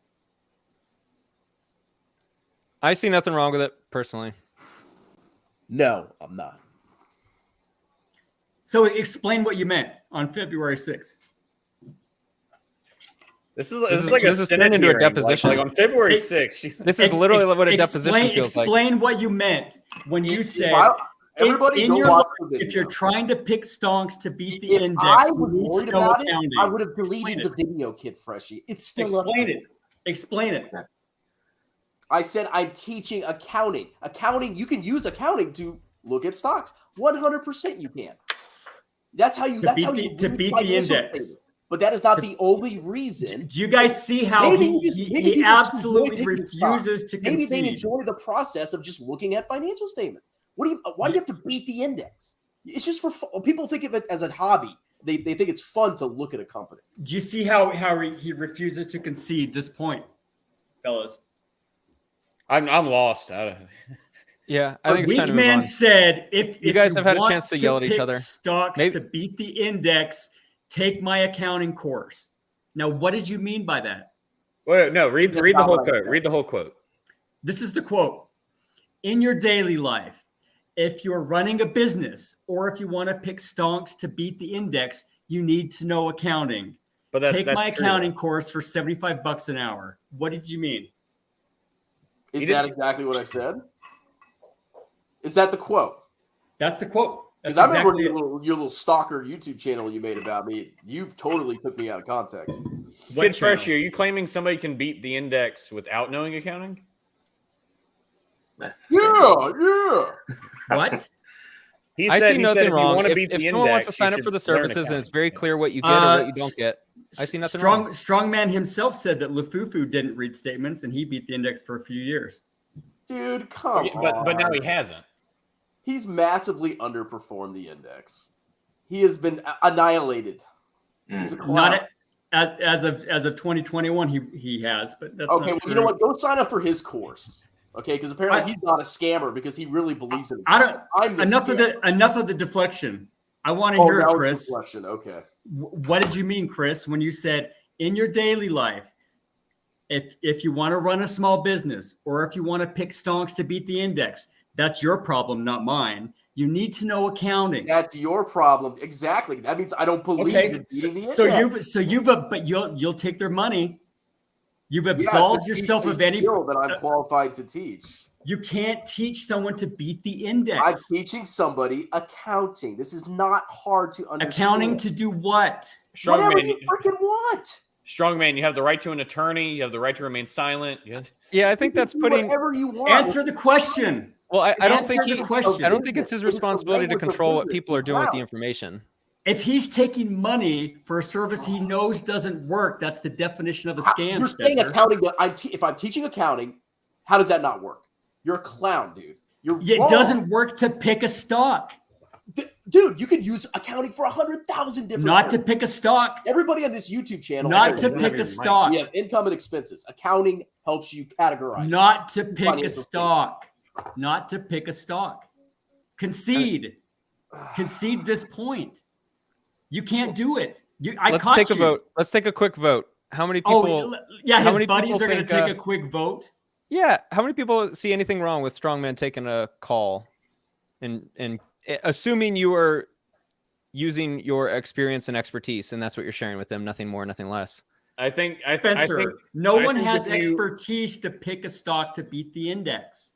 No Well, I one don't think has that's that what Strongman expertise. is. If that's what he's exactly advertising, what he said. That's I think if that's what he said. I think if that's what's advertised for the course of the whatever you're selling, if you're saying I will show you exactly how to beat the stock market, I think then yeah, I think you could criticize him. But it sounds like you're just sharing. That's exactly what he said. In your daily life, if you're running a small business or if you want to pick stocks to beat the index, that's your problem, not mine. You need to know accounting. And I'll Strongman, teach can you you make a that for shirt, 75 like a bucks shirt an or a hour. coffee mug with that quote? Shut the fuck up, Cole, dumbass.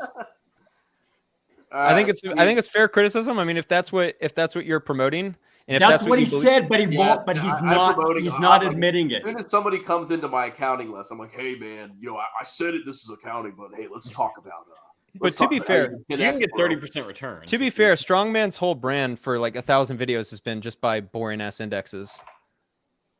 So I think it'd be really hard to like take one sentence and make it out to that like every single call is about that. Yeah, I'm just a closet scammer, man. Like I criticize all the clown stocks. I criticize Bitcoin. I criticize Tesla, but I'm a scammer. Spencer, if this was anybody else but Strongman, I wouldn't care. But he's made his entire brand off of going after people who've done much less. So he's put the target on his own back. So he can't handle. He can't even admit. Just man up and admit that that's what you said, that you're taking money from people who you know can't beat the market, but you're going to help them anyway. So your summary is he's a hypocrite. That's your final argument. Well, yeah. Okay, so he's a hypocrite. So now, Strongman, it's up to you to defend yourself, although you've been doing it for 40 minutes. Okay, I hold think on, it's time to hold on. move on. I think it's time Does to my move audio on. work now? My Yeah, audio you're works good. now, right? Okay, cool. Yeah. Okay, Fabio, do you have anything to say? We brought you up here. You've been really silent. Do you have anything to say? This is like a 5-on-1. Come on. All right. I No. haven't said Fuck anything it. against you. I'll be on Fresh's side. Yeah. Screw you, strong man. Hypocrite. All right. Well, I actually have a stock valuation lesson coming up, so I've got to help this guy beat the index. All right, Kid Fresh, you're still a bussy and you're still a stalker, Okay. and you're still banned. I'm not a stalker. It was you. Okay. It wasn't me. I want to say, bro, I just want to say in parting, because I know we got to get off. I was a big fan, bro. You let me down. I was one of your biggest fans back in the day. I loved how you went out after LaFufu. I loved how you went after Meet Kevin. But as soon as you sold out to Meet Kevin, I knew things were turning. And do you remember what you did right after that? You started you said, grifter slayers are losers. People who go after YouTubers, who talk about YouTubers are losers. Do you remember saying that? No, I said if you sit there and the whole purpose was to focus on the future and change your life. So you can't even you can't That was even the whole admit point of that video. this is why you're such a pussy, bro, because You're not even showing your face and you're texting me. You can't even concede obvious facts. You're a pussy. You don't even show your face. Get out of here. All right, If hey, you quick. can't- You said you had a Chris Norland story. That's the only reason you Go came ahead. on. You have Go to ahead. share it. Oh, that was I think that was Cole. Oh, I've got lots What, of you confused me with Cool. Kid Freshie? What the fuck? Go ahead, Cole. No, yeah, it's just funny because it's such. I watched like 2 Chris Norland videos ever, And this is like this one. I was like, I texted Chris about it. I was like, wow, this Norland guy's not very smart. So Spencer, what's Graham Stephan's famous quote that he says at the beginning of every video? Yeah, what's up, Graham? It's Guys here. Yeah, maybe you saw it too, but Spencer, I have. Norland spent a whole minute dissecting this. He's like, you see, when Graham Stephan doesn't have his script writers, when he doesn't have his he can't even say, "What up, guys? It's Graham here." He got confused. He's so stupid. I was like, there's no way he doesn't get the joke. Yeah, he was serious in that video too, which is it goes past I want to make fun of this guy versus I actually legitimately kind of feel bad. There's something not there. Yeah, he's a little corny. I think he's just being corny. I do kind of feel bad going at him because it doesn't feel like he's all there. It really does feel like you're bullying someone way weaker than you, like weak man. I'm bullying weak man over there. It does feel like you're bullying someone weaker. And it's also tough as a bigger channel. You have to be really careful because there's an element of punching down, which kind of makes you look like a bad dude. Well, Spencer, you already know what you just said 10 seconds ago. That's going to be a Norland video tomorrow. Oh yeah, I can't wait. His audience is going to eat it up. He's such a hero. He's getting all 200 views are going to eat it up. Hey, Chris, in all seriousness, bro, it's not me stalking you. I wouldn't do that. I do love you, bro. I've been a huge fan from day one. I liked your index investing content. I would please urge you to not take money for a service that you know doesn't work. And just be better in that regard. I have a question for you. Got it. Well, it was great talk. It was so nice to meet you, Kid Freshie, but you're still banned because I genuinely don't care. I've been the last couple of days I got a lot done. So go ahead, Fabio. Good. Yeah, hold on 1 second. Fabio said you had a question, right? Oh, well, it was for Kid. Go ahead. So if he changed Musical the chairs. language of and said it in his course or one-on-one sessions that I do not believe you can beat the market, and this is strictly just for accounting lessons, would you be okay with that? First of all, he's got to acknowledge that he actually said he would take money to help people pick stocks. And as we all saw, he can't concede that fact. It's an obvious fact. So he'd have to first do that. And then, yeah, of course, he needs to state explicitly that I will not help you pick stocks. I don't think you can do it. I don't feel right. I build up my brand on doing the right thing and being kind of a pious person. And I will not take your money to help you pick stocks. But he won't say that. Oh, the audience is telling me I'm on the wrong mic. Yeah, I think you're on your webcam. Yeah, I don't know why it does that. All right, that's better. Dude, StreamYard just randomly picks stuff. I don't even know how. 3 mics. 2 of them. Well, this one's pretty good, but the webcam one's trash. All right, that was my question. So it's like the and he's got to stop picking stocks on his channel. He's got to stop valuing taking a Tesla and saying it's overvalued. Either that, I would actually, Fabio. What's the issue with that? Well, the issue is that he's constantly stated in the past that he is a proponent, that he's a believer of the efficient market hypothesis. Okay. So he can't simultaneously believe that all stocks are correctly priced and then make a video saying, oh, well, Tesla's overvalued. See, I think that's the part you're making up. I don't think he's ever said he believes all stocks are fairly valued. He's said thousands of times, Cole, that he believes in the efficient market hypothesis. And is that the exact same thing? That's the main that's the crux, the central thesis is that all stocks are evaluated by professionals almost instantaneously with huge amounts of resources, and they buy and sell stocks that will essentially price in any new information. So by the time retail gets that information, the stock's already correctly priced. It's already reflecting that new information. Mm-hmm. So when he says Tesla's overvalued, it's just completely wrong. It's correctly priced based on the EMH. But if Tesla went bankrupt tomorrow, then it wasn't correctly priced. It's It was for all information that's available. If it goes bankrupt, then that means new information was introduced into the market. So, but what if Strongman said? If Strongman said you're wrong, that's not what I think. What would your response be? If Strongman said I don't believe all stocks are always accurately priced, like maybe 95% are, but 5% can be met. What would you say to that? I would ask him what his edge is and how he would go about picking stocks.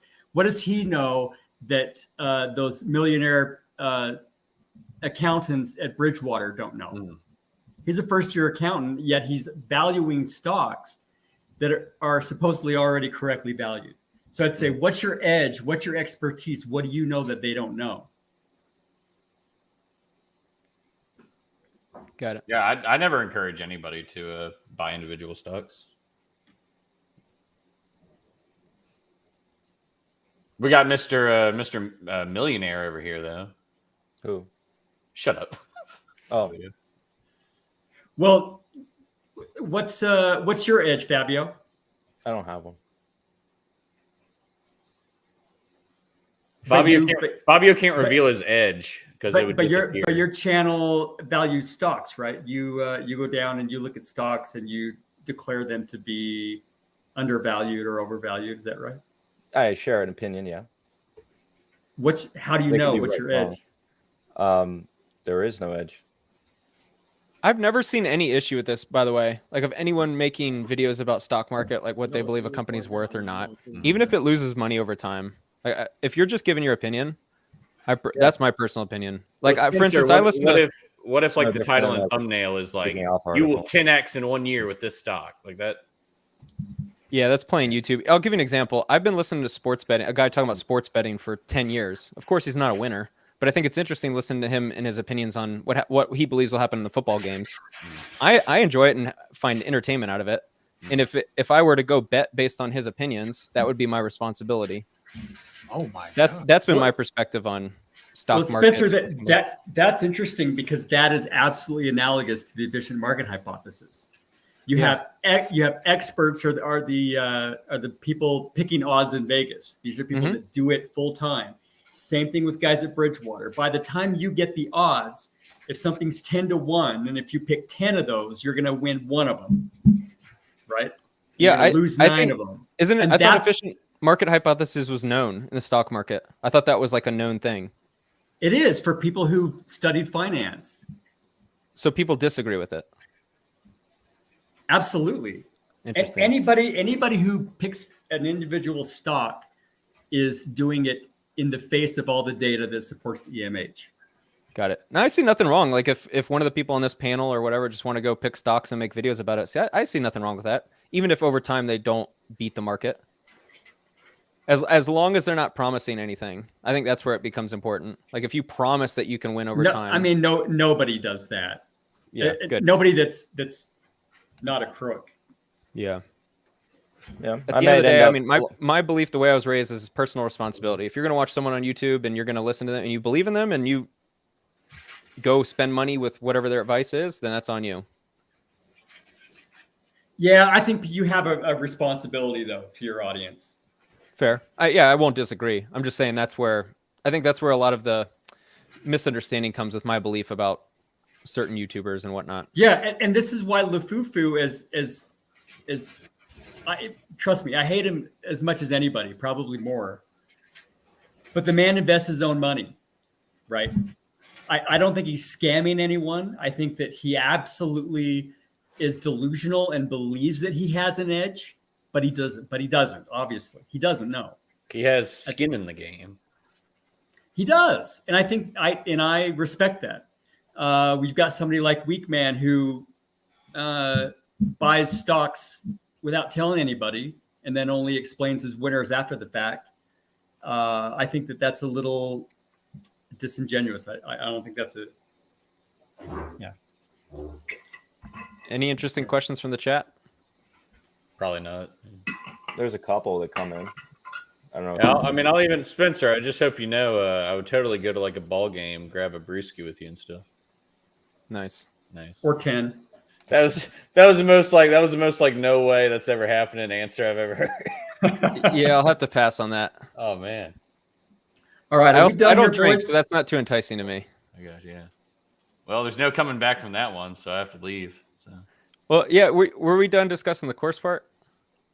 I don't even know what the hell. I don't know what we've been discussing for the last hour. That was like an hour ago. Yeah, I thought we had we're having a good conversation about the value of courses. Oh, well, yeah. I've argued that with Cole in the past. There's a value to aggregation of information.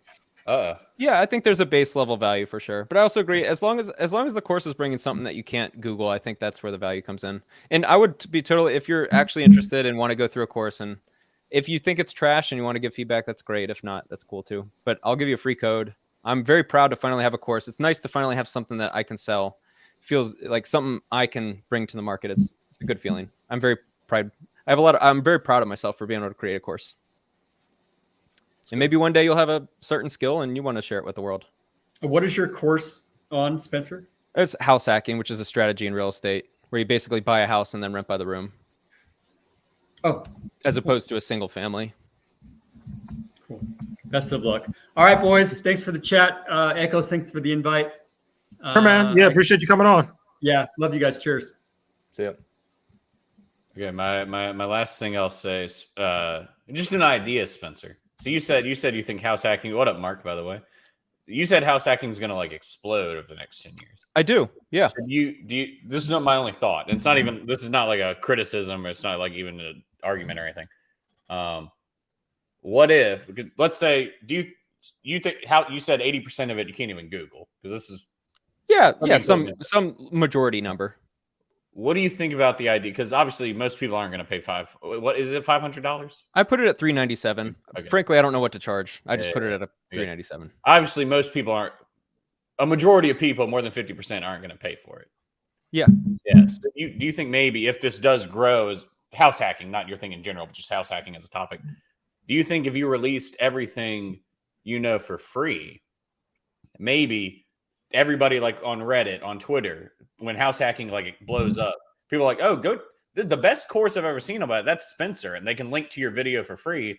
And maybe you don't get the $397, but you get like tens of millions of views if it really gets big, and you could just your reputation from that could make more than the $397. I see. Yeah, I will disagree just because I think at some point you need to value what your experience and expertise and what you can bring to the table. Yeah. No, I'm not saying don't make money from it. I'm definitely make money from sponsors and ad. Oh, you're saying just from a strategic perspective. Yeah, like I'm saying you could make more money from sponsors and ad money just from the reach of free information compared to like paywalling it. I see. Yeah, it's an interesting perspective. I don't believe that to be true, simply because I think it'd be hard to get that much to, especially in AdSense for sure. And then you would be getting a sponsor on a video, you would promote your own course. It doesn't really work like that. When you get sponsors, they generally don't want you to promote anything else. It's not necessarily. I'm saying like 5 years from now, you've got like over 10 million subscribers because you're so then just any video you make, you make like $40,000 off the video. It doesn't have to be solely about the house hacking thing. Gotcha. No, I would disagree. All right. Well, my plan is to make videos on investing in real estate and then promote the course. Not subtly, but just kind of like very briefly. Gotcha. Well, dude, I've gone through some very stressful times in my life, and so I hope the lawsuit gets cleared up quickly, get out of debt, and best of luck, dude. Thanks. Thank you. Right. Peace. See ya. Yeah, cool. Well, Mark. Oh, your mic's off. We can't hear you, Mark. So, yeah. Make sure you have your mics. There you go. Is it on? Yep. Is it on now? Test 1, 2. What's up, everybody? Hello. How you doing? How you doing? Jason only added me in here because he needed a little bit more color. So, 2 black eyes. Now, what's up, Spencer? How are you doing? Nice What's to up, meet Fabio? you. We've emailed. Hey, yes, we have definitely. So, I do have a question for you when it comes to your courses because I wish Cole didn't just dip out here because I know he's against courses and stuff. And I think you have a valid point when you said that at least take your course before you critique it, because that's always been my philosophy. And I think I've always been very clear about that with everybody here on this channel, that if you're going to critique a channel, I think the best way to do it, honestly, is to go in first and see if you find value or not. Now, I see that you're charging $397 and you're saying that you're adding some stuff in there that's that can't be found on Google. So I think that would be a great challenge if Cole actually takes you up on that offer. My question to you though is, I mean, your friends like me, Kevin, and Graham Stephan, they also sell real estate courses, right? Is there anything different in your course than theirs? Yeah, absolutely. So I'm specifically house hacking, which is some now. Granted, Graham house hacked for a while, but I think his course is more on basic how to buy real estate. I haven't been through it, but mine's on specifically rent by room, how to manage, how to find tenants. It's a different strategy because you're not just renting to a single family, and so there's an extra couple variables. Also, how to analyze properties. I have a whole module. I've toured 17 different properties where I walk through and give my interpretation of if it would be good for a house hack or not, and I also kind of break down what I would do to add rental income to each property.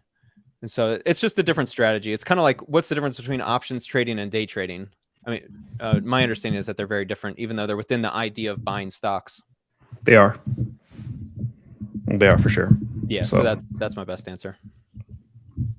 No, I got you. So, I mean, did you even take their courses at all too? Did you look at Graham Stephan's and as well as me, Kevin?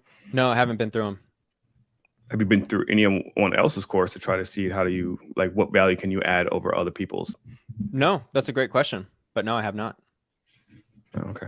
Hey, at least you're transparent. So, because I don't knock it. I've been through multiple courses. If you ever got on my channel, that's literally what I used to do, which is go from trading group to trading group and review them and kind of decide whether or not it's a scam or not. So I was just very curious to see like what your whole thought process is on it. I know you definitely got some flack for it, for sure. I'm sure. Jason did mention Echo's audience, just a few comments. Oh, okay. You didn't get any of your own audience members? I haven't sold it on. I just released it.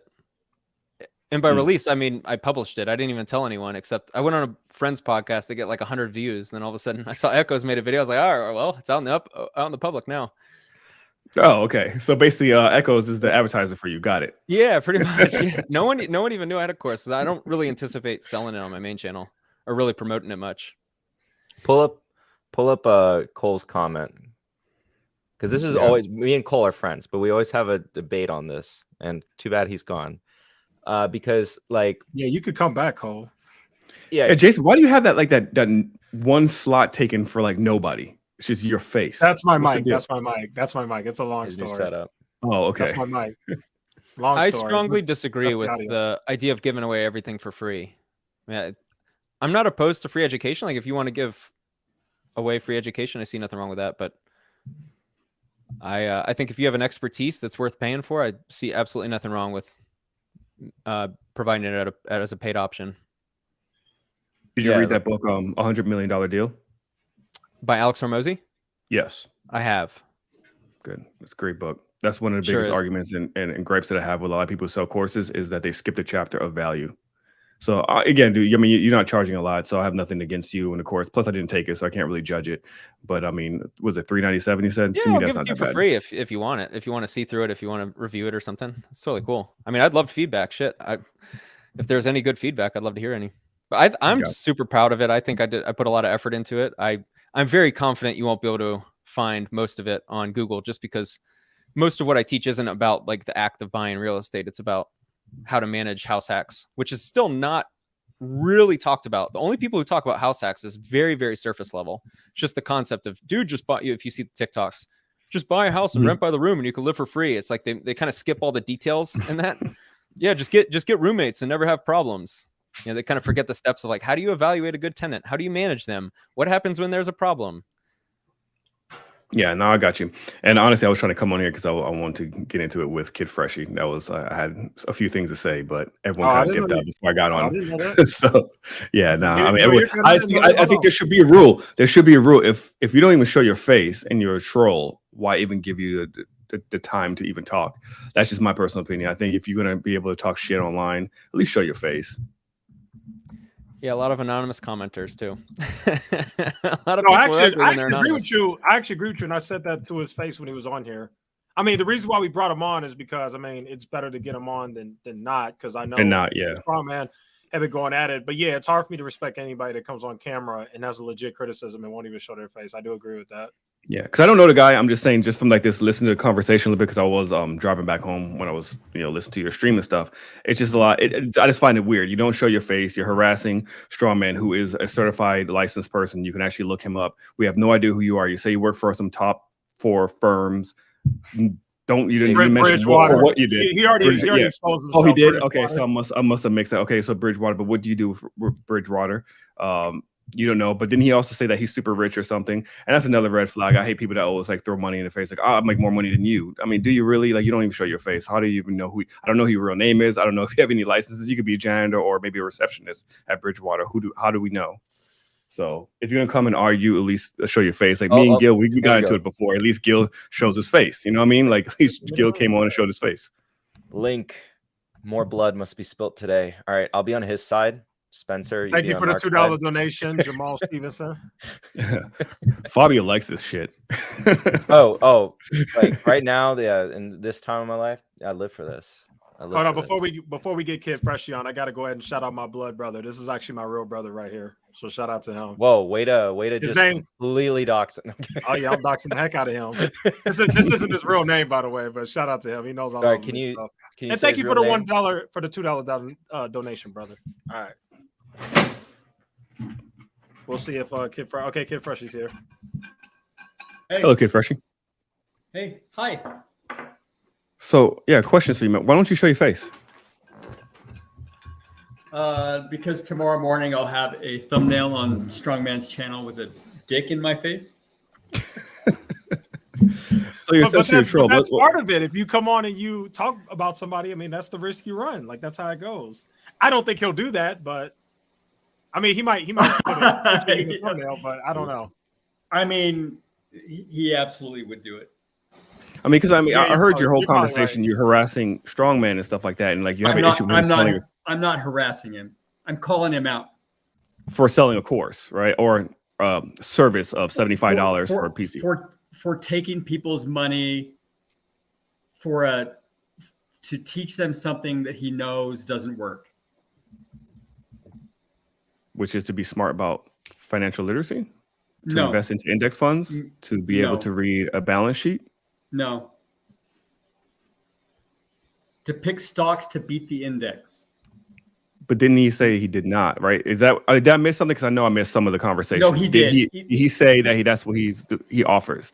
He said I was just listening back, and he actually did at one point admit that he said he will take people's money to teach them accounting, and if they want to use it to pick stocks to beat the index, that's their problem, not his. Yeah, it's like, well, I mean, to be fair, that's probably like every accounting professor too. Like they'll teach you accounting, and then if you want to go and use that information to try to beat the index, okay, they're not going to care. But do those accounting professors have a channel where they've made thousands of videos saying that they know that you can't do that and that it doesn't work, and he clowning on people who do that? He's put the target on his own back. Okay, I'm using his own standards against him. He set the bar. I'm just holding him to that standard. Okay. So are you yeah. I was gonna ask. So are you like? Because you kind of described yourself as used to be a huge fan. So it's like you're really. I felt betrayed. Yeah, when betrayed he sold out to meet Kevin, and then I knew he was going to start drifting toward saying anything for money. Mm-hmm. Right. And then he actually did. Like the next month, he started going after people saying that grifter slayers are losers and you shouldn't concentrate on other YouTubers. And when those videos didn't get a lot of hits, he went right back to grifter slaying again. And then eventually he made the course, and then he made merch, and then he had a Patreon, and now he says, I'll help you pick stocks to beat the index. So that was disappointing to me. So to be fair, since you were a fan of his, did you watch the interview I did with him 6 months ago? Did I watch what? The interview I did with him about 6-7 months ago. I apologies. I don't know who you are. I know you have no idea. I get it because most of Jason's audience, does not know who I am. Uncultured currency. Are you a Forex guy? No, I'm not at all. Has nothing to do with Forex whatsoever. I don't believe in that shit. But when it comes to when I interviewed Strongman, he even said, this is like 6-7 months ago, maybe 8 months ago, he even said himself that he's trying to get away from that whole grifter slayer space, right? Because there's only so much you can do. It gets exhausting talking about the same people over and over and over. And it sounds like you're a fan of his to the point that that's what you want to continue to see. You don't want to see an evolution. Even Jason's changed his channel somewhat. He used to go after the same people over and over and over, and things are changing. I don't care what direction he goes in, but I am a person of integrity, and I want to hold him to the standard that he set for himself. Right. So my beef is, you can go ahead and be a drunk or solicit prostitutes if you want, but if you're a preacher who on Sunday preaches against that, I'm going to hold you to it. I'm going to call you out, and that's why I harp on Strongman so harshly, is because he's put the target on his own back. You're going to go after Scott Schaefer for posting a link a year ago. But that was like $1,000, wasn't it? Wasn't it like $1,000 course just to, or $2,500 just to?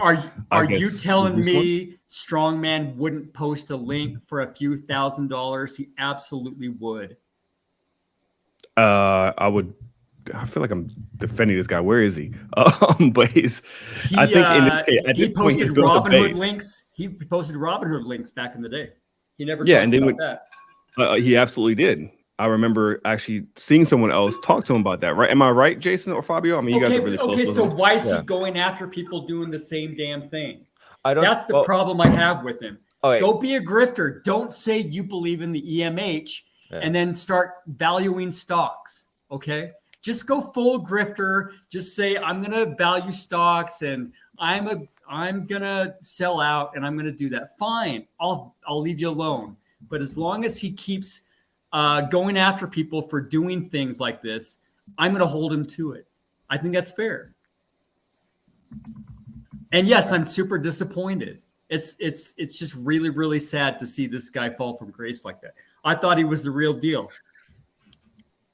I gotta get going, Shirley. You want me to answer that super chat? Oh, yes, please. Yeah, please. That's a fun and thanks for your time. Yeah, I come on this show, Spencer, just to kill the mood for everybody, and then usually the stream ends. Because I start asking like serious questions. You can keep going. Go ahead, Spencer, and then you can rip into me. I think that's fair. It's a great question. I think my personality would probably more align with Kevin. I think he's a lot more assertive. I think he's also more experienced as a broker or as an agent. So I think he would. I think he'd be the better option. Graham is really knowledgeable about real estate, but I think Kevin has more experience. Kevin is a salesman. I think if you want Kevin on your side, I think he's the man. He's like one of those athletes that everyone hates in some ways, but like when he's on your team, he's like a Patrick Beverly, if you know the NBA. Like when he's on your team, he's like, oh man, that guy, I love that guy's personality. That's how I see Kevin. Like he can rub people the wrong way, but I would love him to be on my team. Okay. Yeah. Fuhad keeps saying Fabio. Fuhad. Hi, Fuhad. I know you gotta go, Spencer. Go ahead. I got a whole bunch of questions. It's not my channel. Oh, I was gonna this kid fresh. I mean, I get your point, man. Yeah. It just sounds like you're really disappointed. I think you may be going too far though, like constantly commenting on his videos and stuff. It is kind of creepy. And if you did, I guess, dox his number or whatever, text him consistently. I'm telling you right now, I would never ever do that. That's not me. Whoever did that is appropriating my persona. There have been a lot of people, in fact, that are commenting under my name or trying to pretend to be me. I would never do that. My thing is about integrity and about doing the right thing, and that's not my brand. That's not what I'm about. But yeah, I will acknowledge I comment a lot on his channel. A lot of it is, some of it is to be funny, but most of it is just annoyance and to just call out his hypocrisy. I've never said anything that wasn't true. I've never said anything about my own opinions. I've just simply reflected his own statements back to him to expose his hypocrisy. But not in a mean-spirited way. I used to call out calling him ugly and stuff a bunch of times, but I stopped doing that a few months ago because I thought that was not cool. And I've never attacked his wife, never done any of that. So okay, hold on. But Kid Freshie. But to be honest, yeah, I watch his I got the notification off for Strongman. I watch his videos too. You literally comment in like the first 5 minutes, And then every single person who comments, you comment under their comments and tell them how bad strongman is. So we're just going to keep it real here. You really do go way too far. Legit. And I don't blame him for blocking you. Like, I don't mind you doing the admit criticism, it. but my question is, why do you go so far? Like, it's fine to I'll criticize. admit but it. Like, I'll admit it. Absolutely. You're right. I think I suffer from a bit of scrupulosity. I think it just bothers me. What the hell is that? Scrupulosity. What the hell is scapuloph? What? An anime character. Really? Scrupulosity is this compulsion to obey laws and to do the right thing and to hold other people to that. It's kind of a condition. I would not like you as my lawyer. No, you wouldn't want me. If you're a bad guy, you wouldn't want me. But You need someone that's willing to, make a... So I think it goes back. There's a backstory to that sort of scrupulosity mindset, but it really goes back to being encountering strongman as someone who is fighting against all these grifters and liars and aligning myself with him, and then for him to betray that, it set something off in me that, and you have to understand, strongman suffers from this thing as well, right? He's built an entire channel and made thousands of videos calling out every little thing anyone has ever done, right? So you can't point the finger at me and say I'm a wacko when this guy's been doing it for years and years, right? And you love him for that, but you're castigating me for that. The same thing. No, I don't agree with that. I think because I literally do the same thing he does. Like, we do the exact same thing. We make like endless videos on like the same 5 people. So why is it bad that go ahead. I don't think that makes us crazy, but go ahead. So why is it a problem when I put in a little bit of effort to do the same thing that you guys are doing? It's not the same at all. It's not the same at all. All right. See you, Spencer. Appreciate you. All right, Spencer. It's nice meeting you. See you guys. Good to meet you. I don't think it's the same thing. We find people that we are strongly against and that we think are grifters and scammers, and we make videos on them. You comment on every single video Strongman makes, and he puts out like 6 videos a day right now, and you're literally commenting under every single video and under every single comment. That's a whole new level of psycho. I make one comment per video. There was a Lufufu one like 2 weeks ago. No, I'm sorry, that's just a lie. I watch all of Strongman's videos. I see you. You comment under everybody's comment. I've seen it, bro. So let's not lie here. I've seen it. So call me out. What did I say that was a lie, that was wrong? It's not even a call out. I honestly don't have an issue with you. I'm really just giving you a fair critique. If you have a criticism of somebody, the problem is you're commenting under every video. And I know you just explained that, but now what I'm doing is I'm explaining why it's way different than me and Strongman making videos on these people. I mean, I'm only putting out 1 video a day, and yeah, it's on these guys, but like I said, it's way different than you leaving endless comments under somebody's video. I'm committed. I'm committed to the cause. I'm absolutely in it to win it. But did you see why I have questions then, where I'm like, I don't believe who you are. If you have so much time, I know Fabio, he ain't got time to go watch every single video and comment on people. I know Jason. No. I watched the first 2 minutes. He'll say something contradictory. That's all it takes. I'll put in what's contradictory. Every once in a while, he'll go, especially his Lufufu videos. I'll watch about half of those videos and call out maybe 3 or 4 things that he says that are hypocritical. But literally, it's a 2-minute investment to watch it. I'll spend 20 seconds writing a comment, or 2 or 3. And then I'll keep getting hits from people that are calling me out, and I'm happy to defend it because I've got nothing to hide. So you don't even fully watch entire video, so you don't even know because like sometimes he starts off the video pretty sarcastic with some ridiculous stuff, and then he kind of wraps it up at the end. So you don't really know the whole story. Then I go to the first thing that he says that's hypocritical, and that's usually about within the first 2 minutes. That's not a joke. So I'm not as obsessed as you guys think, but I will admit I am relentless. I'm committed.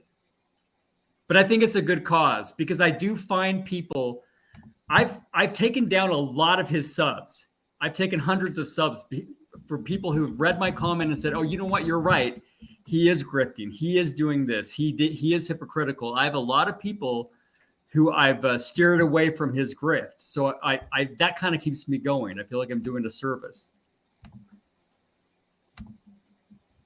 Okay. Yeah.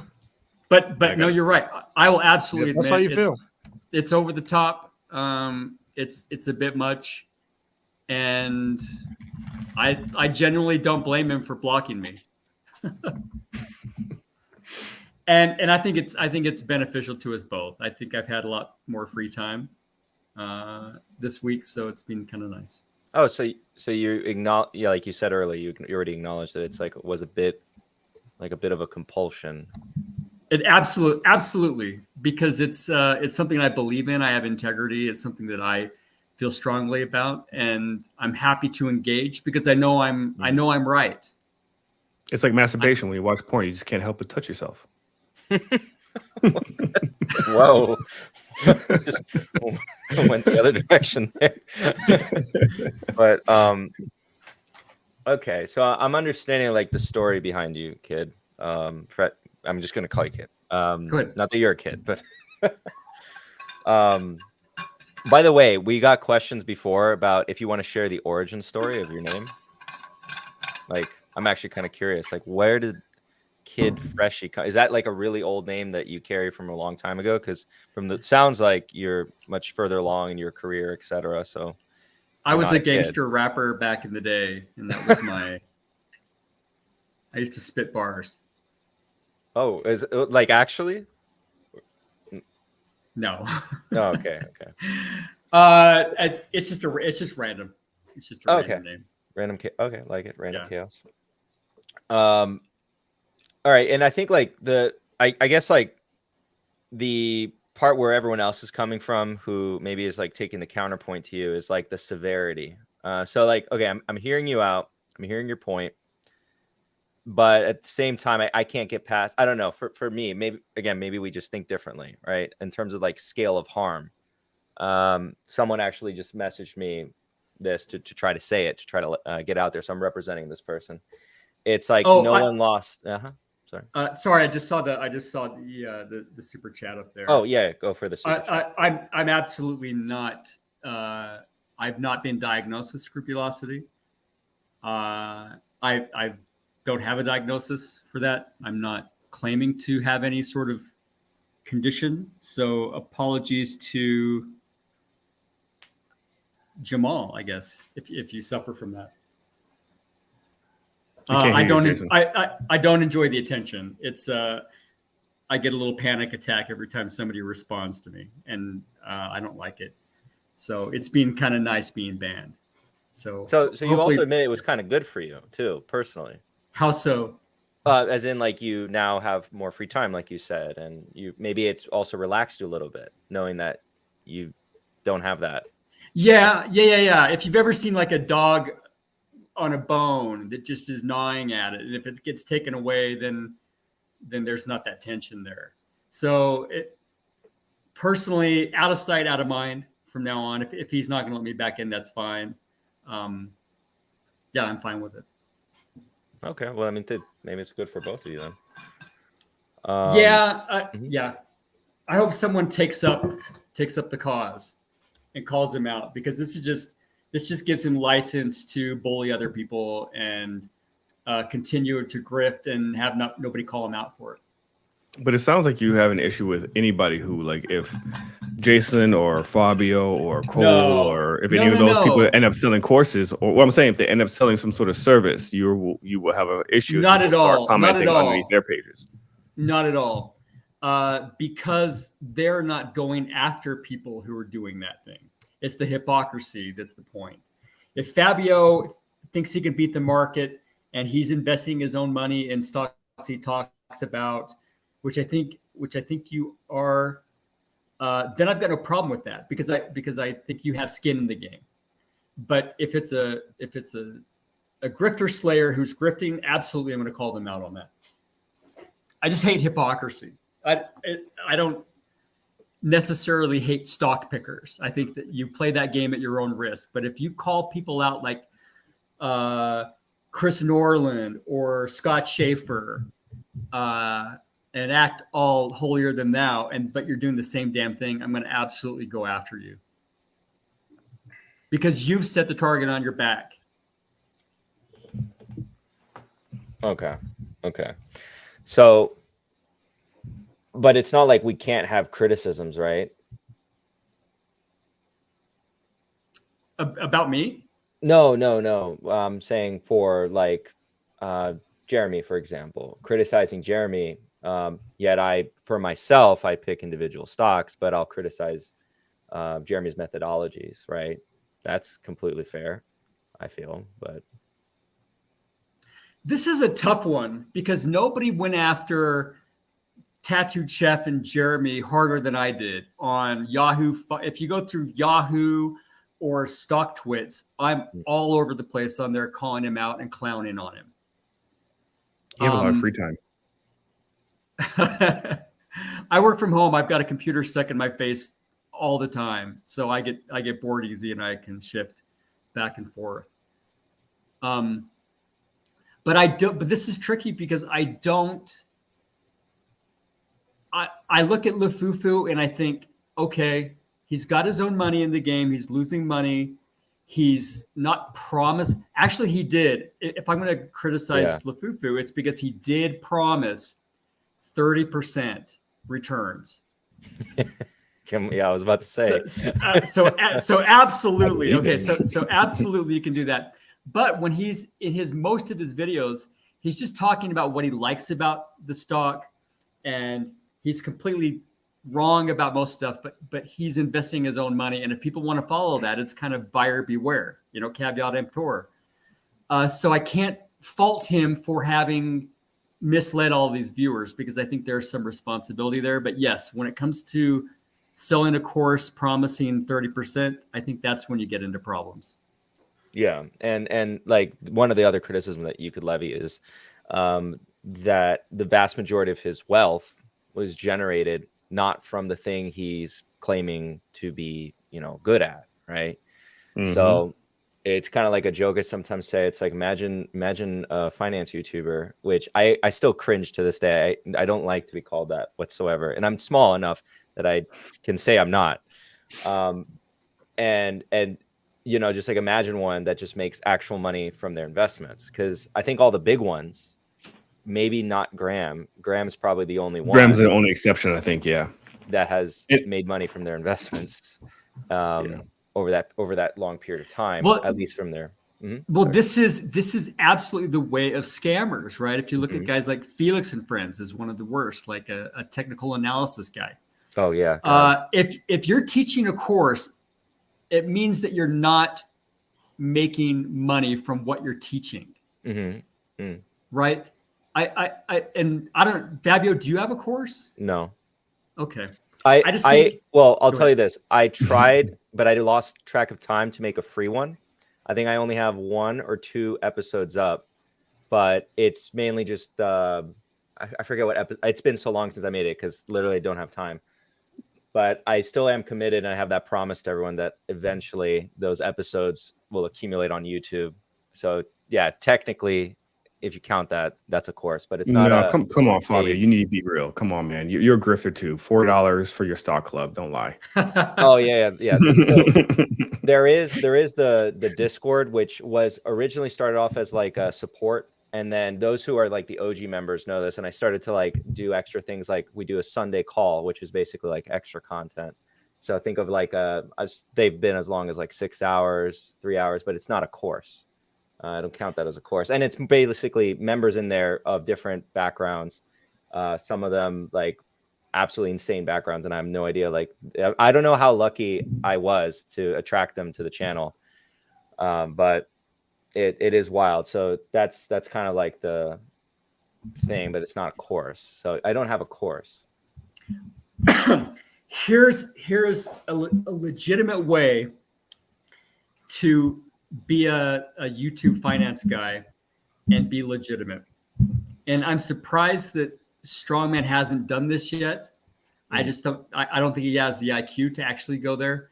But here's how you make a course and you can pick stocks and still be a respectable YouTuber. And that is, put the majority of your money in an index fund, and then say, what I'm going to tell you now is only for a small amount of your portfolio. It's for 10%, because we know we can't beat the market, but we're going to, if you have an edge, here's what you do. And then you start picking stocks that you can be 10% of their portfolio or 5%, but cap it at a respectable amount to where you can say you don't have to claim to beat the market in order to be a successful YouTuber. Oh, cool, JLL. I think that's an excellent way, and I keep fearing that Strongman is going to figure this out, so I can't criticize him anymore. So he can start picking. That opens you up to start picking stocks in a legitimate way. If you're saying your entire portfolio goes into a certain amount of stocks, then that's when it becomes a scam. So I'm surprised that he hasn't done that. Okay, so wait. So putting all his money into index funds, and then putting a small amount of his money into individual stocks. Yes. If I was going to create a channel, I would do 90% index funds, and I would teach the basics. I would say, here are the studies that show that you can't beat the market. Here are the odds against you. Here are all the people who are setting the price. You don't know more than they do. Okay. So that's why I've got 90% of my portfolio in an index fund. Now for 10%, I'm going to, this is what you can do. And I'll start picking stocks. They could be trash stocks. They could be BABA. They could be whatever. And then you can create this content where you're just like Lafufu, but you're only doing it for 5%. So you're respectable, and you don't have to make the claim that you can beat the market. You don't have to show your portfolio that you're beating. This is just fun. This is exercising your edge. Does that make sense? Yeah. But my confusion there is, I thought Strongman does that. Like, I think isn't he 95% VT? I think it's 99%, isn't he? No, it's 95. No, he's right. It's 95% VT and the rest individual stock. So basically, everything Kid Freshie just says, Strongman does. But so why is he hiding it? If that's legit, okay, if that's what he actually believes, why is he hiding his tattoo chef? Why is he hiding his art? Why is he hiding? All right, we're gonna fully break this down. Let's go. Yeah. I'm done eating now. Okay, so some of your arguments are a little ridiculous. So this whole thing about him hiding Tattooed Chef, how did he hide Tattooed Chef? Like, there's trades that I've made on the side that I've never told anybody about. Like, if I'm only putting 1%, less than 1% of my money, who freaking cares that I put $50 into a Tattooed Chef options call? Like, why does that even matter? Because you spent 8 months trashing the stock, and then you secretly bought it. Well, he's buying it for a trade, though. That's a trade or joke, right? I have that. Technically, that's what I did with Baba, though. And not technically, literally, but I did make a video saying that I was doing that. But I'm saying if it's well within your philosophy of investing, then put those up front. Okay. But he didn't. I had to find out from a screenshot that he bought Tattooed Chef. He didn't tell anybody until I called it out. But why does that matter? I'm having a hard time understanding why that even matters. He preaches index funds. He's not one of those people that claims to be a stock picker. He almost rarely talks about stocks. Here's why it matters. Okay, go ahead. Here's why it matters. Go ahead. If it's okay for a trade, why are you trashing it? Because it's a joke and it represents less than. Okay, I don't think you understand. The reason why we make fun of Tattooed Chef isn't actually necessarily because it's a terrible company. It is a terrible company, but the actual reason why we make fun of it is because you have these people who are putting all of their money into it. Like, I have people who actually email me. I have emails of people who I get it. Figures. I get it. Right. So that's right. So when you put $50, why would he tell anybody? It's not a big deal. We're trying to help people who are putting all of their money because they're listening to these influencers. Jeremy LaFay put $1 million in the Tattooed Chef. That is a huge difference. Over $1 million. Yeah, over $1 million. That is a huge difference than somebody who put $50. Like, it's just not the same, Kid Freshie. Also, Kid Freshie, on that, hold on. Also on that, like you just said, why buy something if it gets beaten up so much and there's an opportunity to make a little bit of money? If you put $10 in Tattooed Chef and it goes to $20, I mean, is that really grifting? Is that really like? I mean, I think Bobby and myself, we do the same thing. I mean, I trashed Palantir, I trashed SoFi, and I've traded them.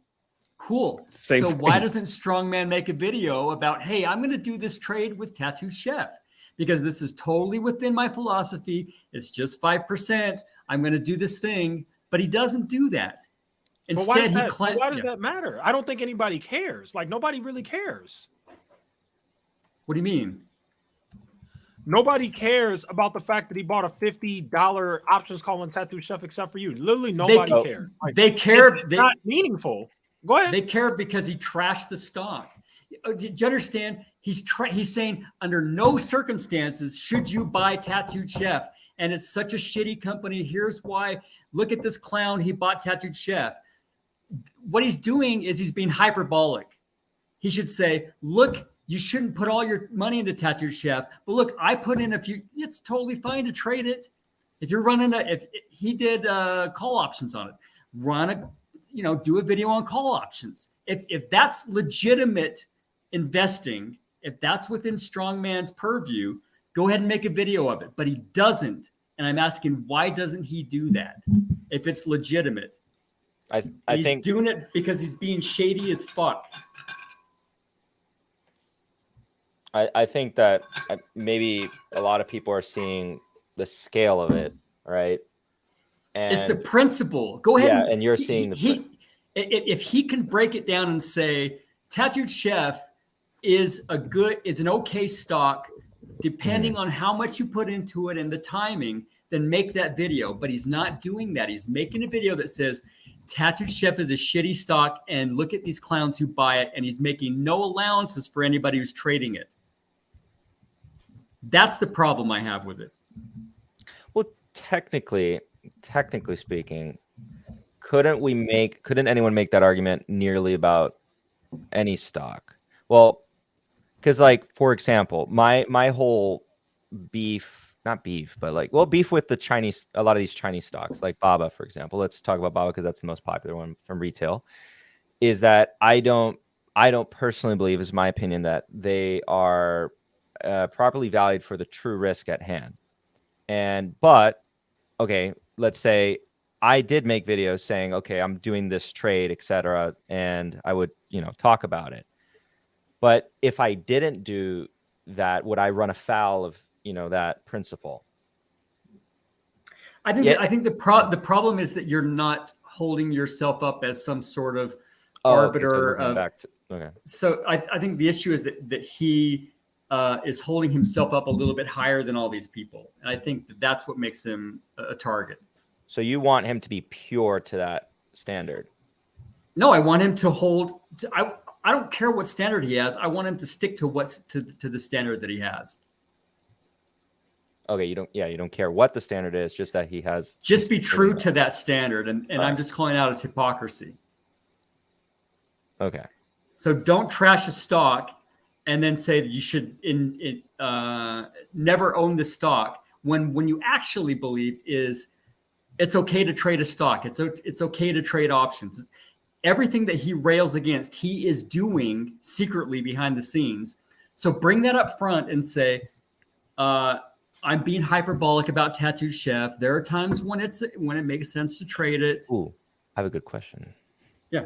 So if I am like, yeah, gambling is stupid, you shouldn't gamble, and then I go to Las Vegas for a weekend and I, hit the slot machine with I don't know how much it is because I really don't gamble, but at $2, $5, whatever in the slot machine, and then I lose all my money, or I make a lot of money in this case, whatever. It doesn't matter. I make a little bit of money. Am I like super hypocritical because I think it depends on the level at which you attacked gambling. You just said, well, it's stupid, you shouldn't do it. Okay, maybe you're opening yourself up to a little bit of criticism, but if you've made hundreds of videos and exposed names of people and put penises on their face as a thumbnail and saying, look at this douchebag who's gambling, and then I catch you putting a few bucks on a table, I'm going to absolutely call you out and slam you for it. Okay, even if I'm putting in like nothing, versus like my net worth. And the guy I was criticizing was like putting his, he put his house keys down, and he reached in his pocket, he put his car keys down. Like, if I'm criticizing that person, and then I go with my buddies and I'm like, oh yeah, let's do this. That's, is that the same thing, or? Yeah, You're gonna get but flooded by Kid Freshie. You could get flooded in but- your comments. that's fine.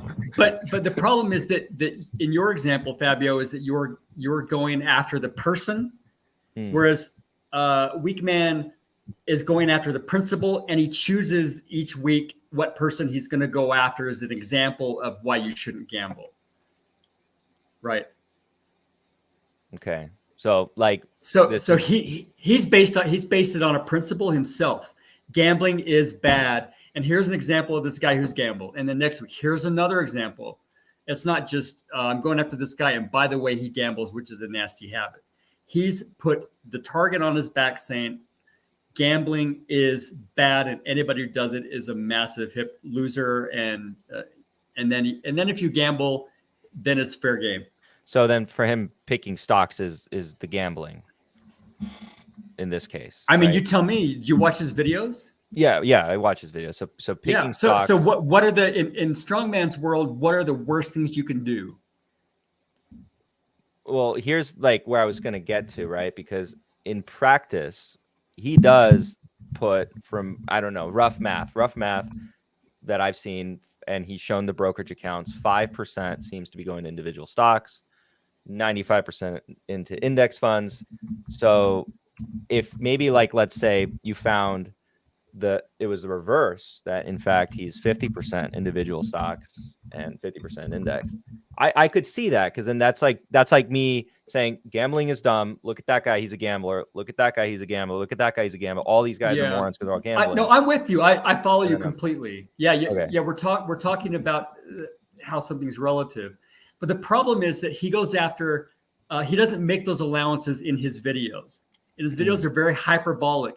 He says Tesla is a bad investment. It's overvalued. He doesn't say Tesla is okay for 5% of your portfolio. He doesn't say that. He goes wholesale hyperbolic on these companies, not making allowances that he should be making. That's the problem. So instead because the impact wouldn't be great, because it would dampen the ferocity of his attacks, right? If he says, oh, you can buy a little bit of Tattooed Chef, they wouldn't make it such a cool video. He's going to go all out, never buy Tattooed Chef. That's the problem, is he's not making allowances that for other people that he's making for himself. Okay. So basically you if don't like do that, go ahead. If he would do that, I couldn't criticize him, because he's doing what he's talking about. If he had his arguments a little bit more open-ended, where if there was nuance to it, he has zero nuance at all in his videos, and that opens him up to criticism. Okay. Yeah, because there have been, I think a more recent example was MPW, a medical properties. Yeah. Sorry. I thought MMPTL, the oil, the bird. Oh, no. I didn't even get to talk about that on the channel. I didn't have time. But the MPW is like this medical properties trust that they're recently being under fire. There's a decent amount of information coming out from the short side, and I was genuinely concerned about the company going as a going concern, if some of those accusations were true. But I also took a small little speculative position, and I explained it as such as, if the short sellers are maybe exaggerating, right? And that's the only exposure that I will allow myself to, because if it goes to zero, if they're right, I think that company is potentially dead. But it's like, that's an example of something where you're providing extra nuance there.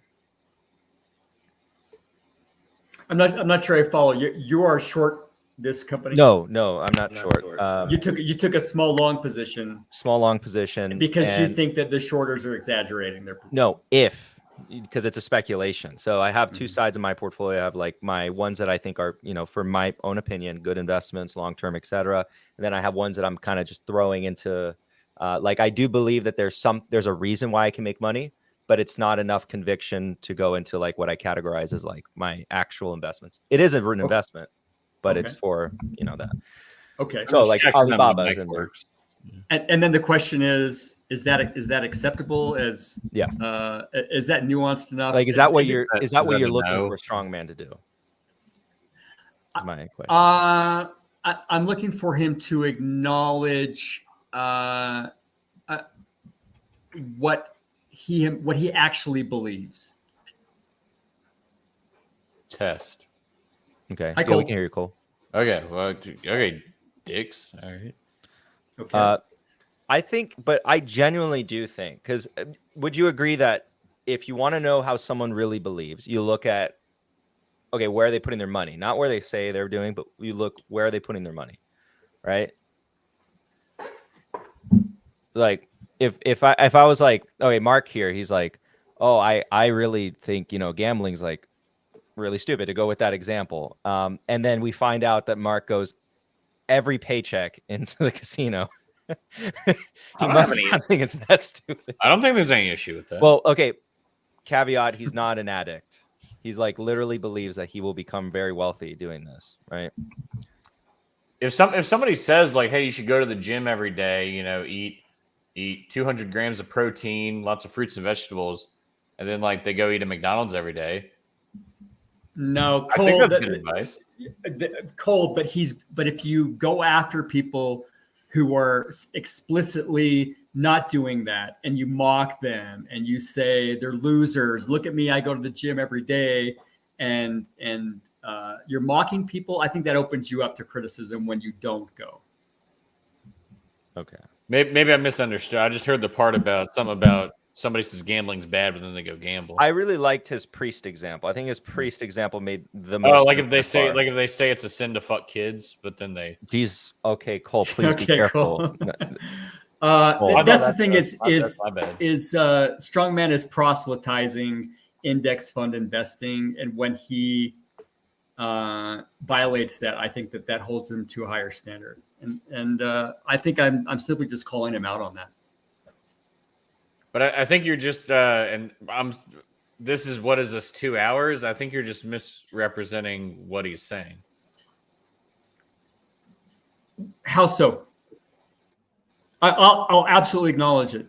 Okay, I don't. As I said before I left, I don't think strongman believes that every single stock is accurately priced at every point in time. He has said numerous times that he believes in the efficient market hypothesis. He cited the studies. He said that's why he is index investing. Yeah, because he doesn't many think you can times. Can you say strongman? I will agree with you if you say strongman says you can't beat the market. I'll agree with you on that. Well, that's the fundamental thesis of EMH. Is that stocks are priced? I think there's a big difference between saying you can't beat the market and saying you think all stocks are always accurately priced. That's the EMH to a T. It is, the thesis is founded on the fact that hedge funds and insiders know information before retail, buy arbitrage based on that information, which brings the price to reflect that information almost instantaneously. And in order you can say buy, Mark. Oh, in order to beat the market, you have to either time it ahead of these people, or you have to know something that they don't know. Well, you can also get lucky, but not consistently. Of course, you can get lucky, but we're talking about a system that you can consistently beat the market long term. I mean, look at Lufufu. Right. If somebody thinks, and maybe all disagree with me, I don't know. If somebody says, "Hey, I signed up for Strongman's accounting class, now I'm going to be able to, beat the index," I would say that's really stupid. You shouldn't do that. Okay. But he's taking their money. He will take someone's money who believes they can beat the index using his accounting course, which is just stupid. And anyone with integrity would not accept their money. But he said that he will. But so what if he just said? So this is a hypothetical, obviously. Sure. This is not the reality we live in. What if he is the only thing he has ever said is, "Hey, I tutor people in accounting." It's the exact same like little live stream, but it just says it's a tutor. but he's saying it on a channel. No. That's go ahead. I feel like you're not following the hypothetical. Apologies, Cole. So he just says it's tutoring. Like if you're trying to get into accounting, you need some help with topics. It's just tutoring. It has nothing to do with investing. Yeah. Would you have the same issue? Not at all. Okay. No, nobody's see. Strongman has used that as a strawman argument many times. That I think that accounting is a scam. Absolutely not. That makes no sense. You're saying that there's a value to going to the little course, but it's not the value isn't beating the market, but there are other. Exactly. But he's marketing it on a stock channel, and explicitly and also implicitly, but mostly explicitly saying, if you want to buy stocks to beat the index, you can take my course to do that. He's explicitly said that, and he has a problem with owning up to that. I mean, it's plain as day that he said that. So that's what I have the problem with, is he's saying Jeremy doesn't know how to read financials, so he's lost money. But I know how, I'm qualified. I can read financials. But he doesn't understand that violates the EMH right there, because no amount of knowing financials is going to help you beat the market at all. And that's where the problem is. So he's selling something that doesn't work. That he knows doesn't work, and that's the definition of a scam. It's like a fortune teller reading tea leaves. Well, Lafufu doesn't read the tea leaves right. Take my course. I know how to read tea leaves. It's a scam. Yeah, I'm probably not the right person to argue with you, because I would just tell somebody to go on YouTube and search like accounting master course 12 hours or something and just watch that. To pick stocks? No, just to, like, if you whatever you would, like, let's say Strongman's like, oh, I'm going to teach you how to read a 10K. You can probably just go on YouTube. There's probably some like accounting professor has a video on that for free. Yeah. And I will say there's something legitimate about knowing the risk. I've seen this comment quite a few times. Well, you need to know how risky a stock is. First, I would say, well, why? If you can't pick stocks to beat the index, why do you care how risky something is? Just buy the market. And second is that if you really want to inform people about the risk, it'll take 2 seconds to say what the PE is, or if it's a price book, if it's a bank, just say what the PE is. Got a super high PE, you can infer something from that. Super low PE, talking in general. Infer something. Yeah, if that's his excuse that he wants to talk about how risky it is, there are metrics that you can do that. But I would say, why are you talking about risk of an individual stock anyway? Because what are you hoping to accomplish with your YouTube comments? Is it just entertainment for yourself, or are you trying? No. It's to help other people, to warn other people not to use his course to pick stocks. Do you think you've gone about that the right way? How else would I do it, Cole? Well, how many people have told you, and this is like actual people, not your alt account? Hundreds. Hundreds of people have told. No, hundreds of people. You don't even know what the fuck I was saying. Of course I do. What was my question? How many people have told you that they agree with me and that they're not going to take the course based on, or they're going to unsub based on what I say? They were going to do it, but then they read your comment and they said, go back to the February 6th video. Read the comments there. I will. And you'll see a bunch of people that say unsubbing, This guy's you're right. Kid Freshie was right. But those are all you. Okay. So I'm not even joking. I see you comment, and within 2 minutes, you have like 12 likes. Did you see that I have 75% of Weak Man's followers? What's don't the want me title of the banned? video? What's the title of the video? It's called.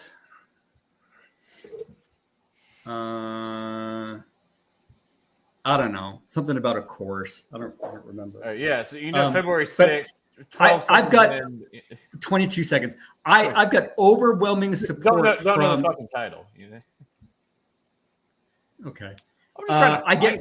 Is it I get a lot of. or is it a video? It's a video. It's a video. Okay.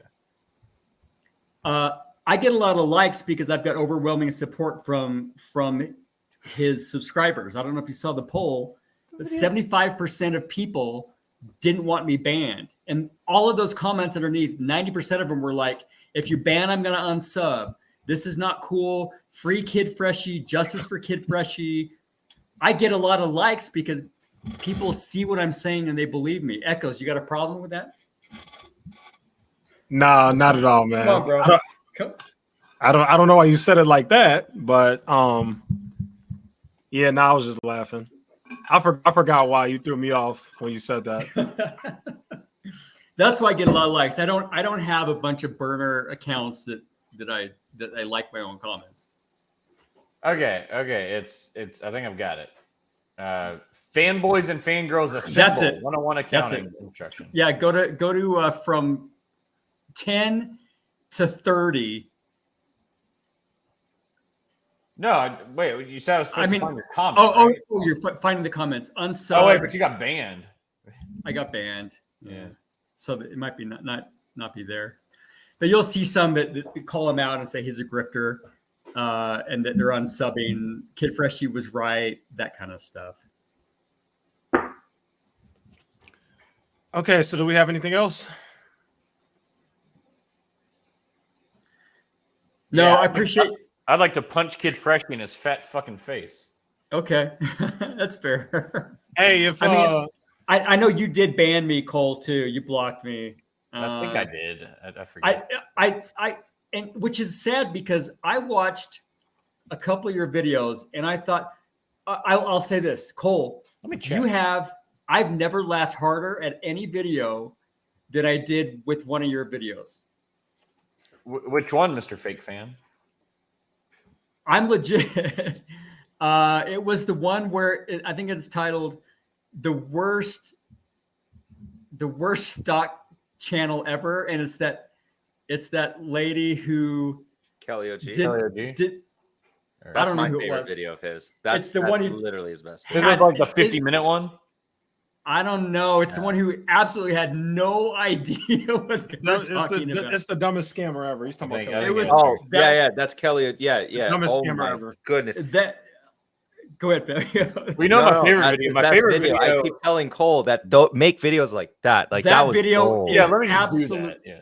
It was so good. And then you made some that were like motivational. And I was like, these are really, really good. Wait. But then you got on a live and were just super drunk and said dumb shit. And I'm like, I was probably not drunk, but and I called you out on it. And I think that's when you blocked me. thank you, Fabio. But I think you, Cole, and Echoes, I think you guys have a lot of talent. I think you aligned yourself with kind of the wrong people.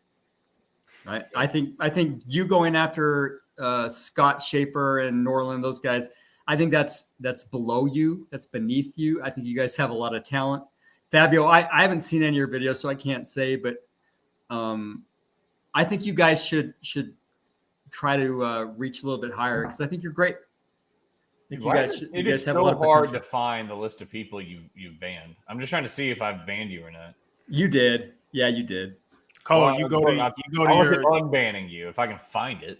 You can walk me through it, Echoes? I'll tell you, Kel. I'll tell you, Cole. Is it settings? Yeah. So hold on. Let me pull up my Settings, YouTube studio. community.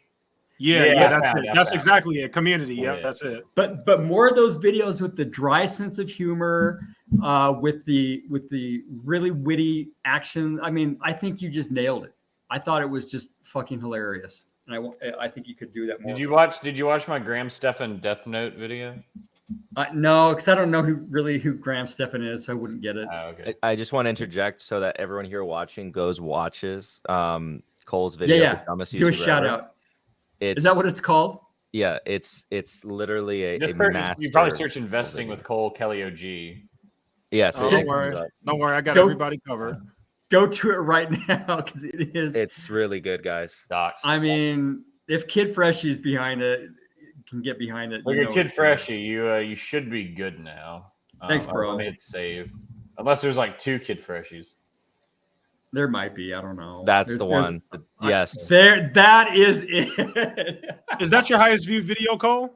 It's so that's actually it's funny. I've made more so I haven't uploaded for 2 weeks.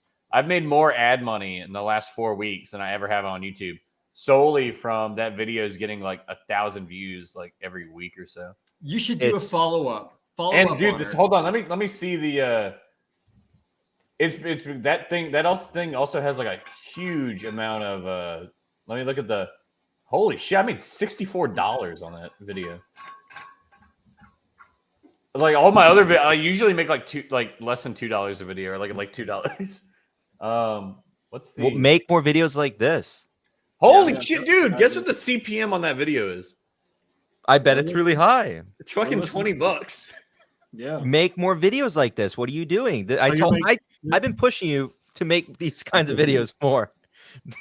Okay, look, maybe I guess I'll make do one video a month like I guess that. I'll make a fucking update video. No, one video a month like that, Cole. One video a month like that. 12 videos a year. You guys honestly, my real life has been going astoundingly the last like 3 weeks or so. All right, I'm gonna come over there and mess it up. Yeah. I'm gonna key your car and steal it. No, it's really part of it. I like how you can't even see me. Thanks for the overlay. Wait, we can't see him? Yeah, Wait, you got fucking down to do Gil that. and Fuhat, let's go key his car. Yeah. All right, Fuhat, I'll meet you there. Yeah, and Cole, you should unban Gil. He's a good dude. You know, every time he says that, he's like, "Yeah, I'm a good dude, Cole." And like, I upload a video, he's like, "You fucking piece of shit." Oh, let me find. I'm trying to. Hey, hotkey success. That's the point of the joke. We key it and we steal it. Okay, you should be Gil. You should be good to go. I just unbanned a Gil. Can you unban me? Yeah, I'm gonna. Let me see. Most of the people banned on my channel are just like spam bots. So most of these aren't even actual people. Oh yeah, that's yeah. The YouTube needs to fix that because they're so annoying. Oh wow, my arm's peeling now. Look at that. Oh, okay. Sunburn. Actual name for BP is banned. Oh, I think that's Mike. Gabe is banned. Stathis. That is Mike. That is. Does anybody? Do you think that's him? Oh That no, is we him. know. We know. No, we know it's him. That's definitely him. Okay. I I keep telling him about the Streisand effect. Every time I forget that Mike Stathis is a Nazi, BP reminds me on these videos saying, please unblock Mike Stathis. Please apologize to him.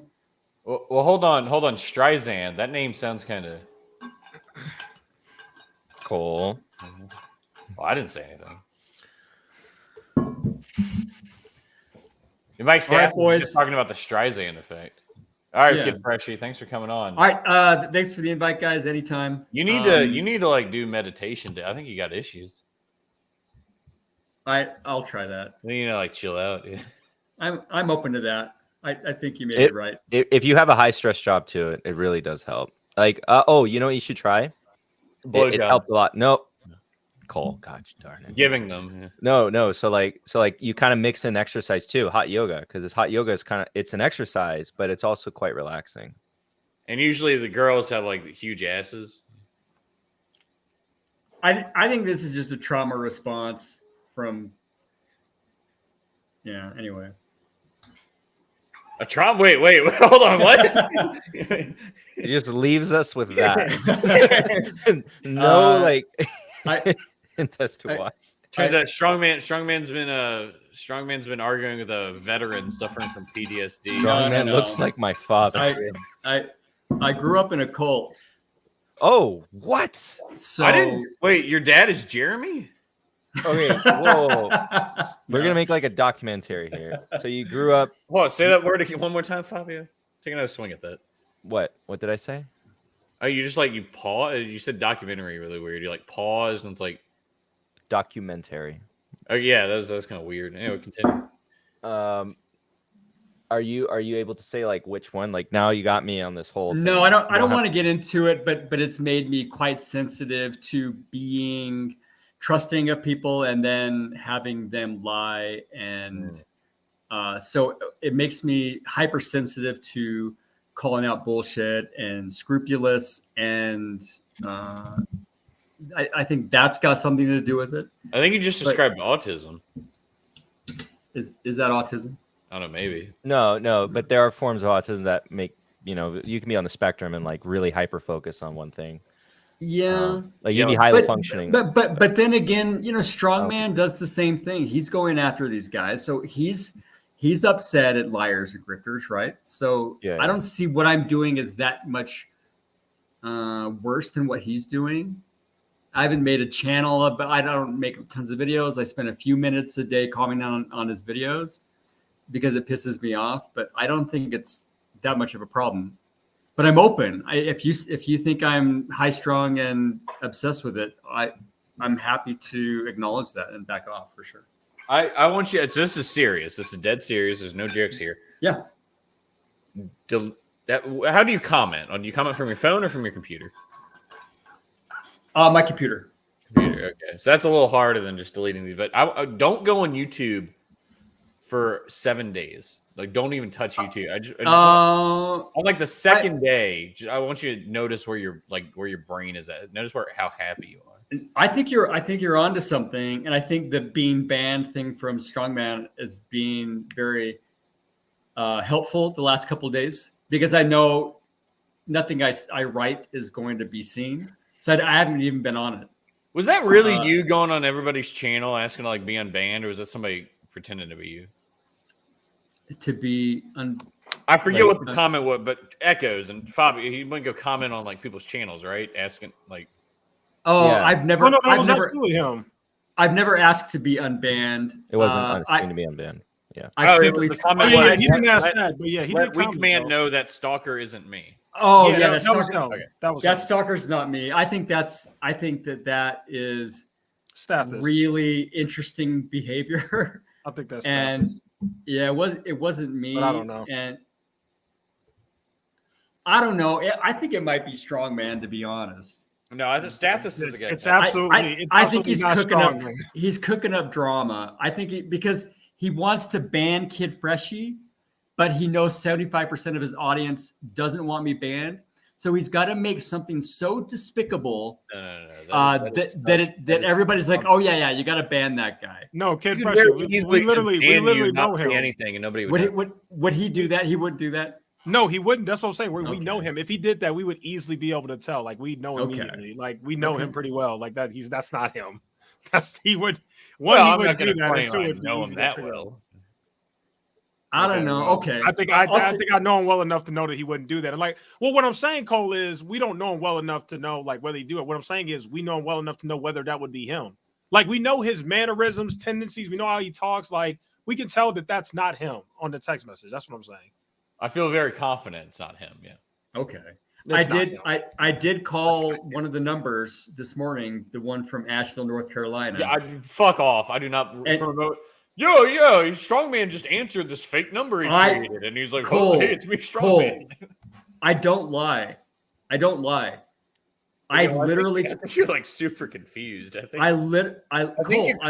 he called up like a Waffle House, and you're like, well, that was Strongman. I'll give you the number right here. I'll go to my voice. Yeah. Give it to me. I'll call it. Yeah, give it to me right now. I'll call it. Here's the voice, and I called 828-214-6306.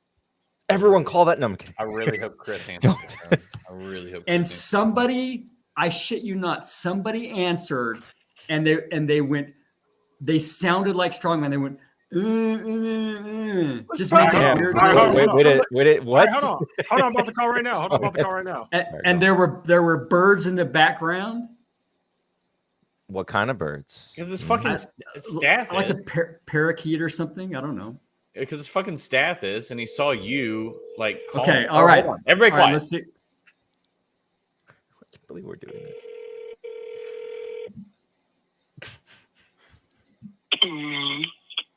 Hello? Who the heck is this? Hello? Who is this? Kid Freshie, talk right now. I told you. Well, it's I definitely told not you that was strong man. I him. don't know who this is, but it definitely That is a strong sounds man. like strongman. I That's swear to Stathis. God. He's still making the noise. I think it's Jeremy. That sounds like Jeremy. Who in God's name I is fucking this? told This you. is like called the police levels of insanity. Hey, are you sure this is the number, Kid Freshie? That's it. This is I'm exactly gonna what ask he did. Strongman if this is one of the numbers because this guy is weird. He just keeps making these noises. Ask him if you can beat the market.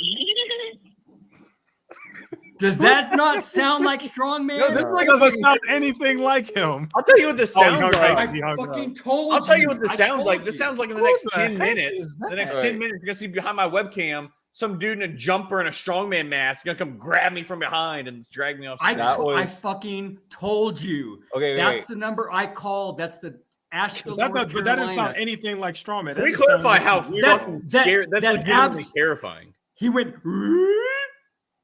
didn't he? That's the strongman noise.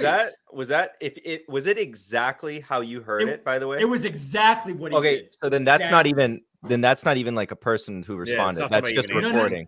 Yeah. That's intentional. Yeah, that's No, what no. I think. I think that is No. recording Call too. it Yeah. again and call it again, and it will go to voicemail. That's not a Okay. recording. I'm pretty sure it's a recording, but if you want me to call again, It's I'll call not. again. Call it again, and it'll go to voicemail. Oh, what's the number again? I just deleted it or something. My bad. What's the number again? 828-214-6306. You should be star 6. Let me Google that. It's probably Okay. like fucking. that's I would've the started lowest It's, one. 67. it's Asheville, North Carolina. The thing No, is, it's so hard to tell because there are apps that allow. Oh, No, you know dude. Hey, I played a prank on a friend once, and what I did was like I texted him. I told him divorced. Dude. no. No. I texted him like just to mess with him. I was like, hey, meet me by this like location that he knows about. Yeah, the courthouse where his parents got divorced. Cole, you are very obsessed with me telling people that their parents are My divorced. parents got divorced when I was 1. I'm sorry. Yeah. Cool. Do you want to talk about it? A little bit, I guess. Okay, let's talk about it. How does it make you feel? I don't know. It's weird that I've never seen. I've seen them in the same room as each other once in my life. As I was getting a passport, and they were legally required to be there. Okay. Oh, Fuhad, yes, I am human. Oh wait, Echoes, did you call again? No, I'm waiting on y'all. Okay, All wait, right, okay, hey, sorry. Go sorry. ahead, go ahead. Cars- Yeah. Forget my childhood trauma. Yeah, fuck your challenge. Sorry. Let's hear this recording again. That's different. That's not Is recording. that a recording, guys? I Nah, don't this sounds like lie. this sounds like a legit person. Ask him. Tell him when you want 2 large pepperonis. Talk to him, Echoes. Who is That's this? They're just- Scooby Doo. That was They're Scooby just Doo. being so weird. Like, who is this? I think it's a recording. I don't know. I'm not gonna lie, Kid Fresh. I feel like you have something to do with this somehow. I Whoever is swear to behind God, this is a master troll. I swear to God, this is not. I'm not gonna lie, Kid Freshie. If this is you somehow, you really are the master troll. This has, believe me, I would cop to it. This has nothing to do with me. Talk to him. Can you at least tell me your name, sir? Can I get a name? Ask him to rue 3 times quickly to prove it's not a recording. Say that again, Cole. Ask him to rue like twice, really like rue. He's to not. prove He's it's not a gonna do. recording. He's not gonna do that. He hung up. Yeah, they hung up. You Well, that guys was weird. believe me now? We got to compare it because that could have That- been the same recording. Couldn't really tell. Whoever was on that line is the guy who's saying is me and is stalking Strongman. But one of those wasn't even. One of those was just Scooby Doo. He was like, "Ree!" Like it wasn't even like Strongman.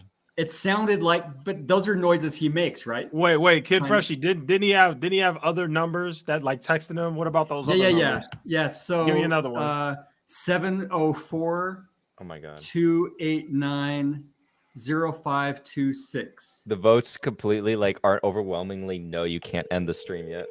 This is the one you just called though was the only one I got a response on. I think these are the fake ones. We have you really. Chris sent us all the numbers. We have them. Yeah, I've got them all. I've got them all. Oh, it's the same person. Boom! It's the same guy. It's- What? Bro, you are so But that's- weird, but whoever that's you the same- are, bro. I think Talk it's a to him. recording. Wait, Confront it him. sounds No, like this it's a isn't. recording. No, this isn't recording. How do you know?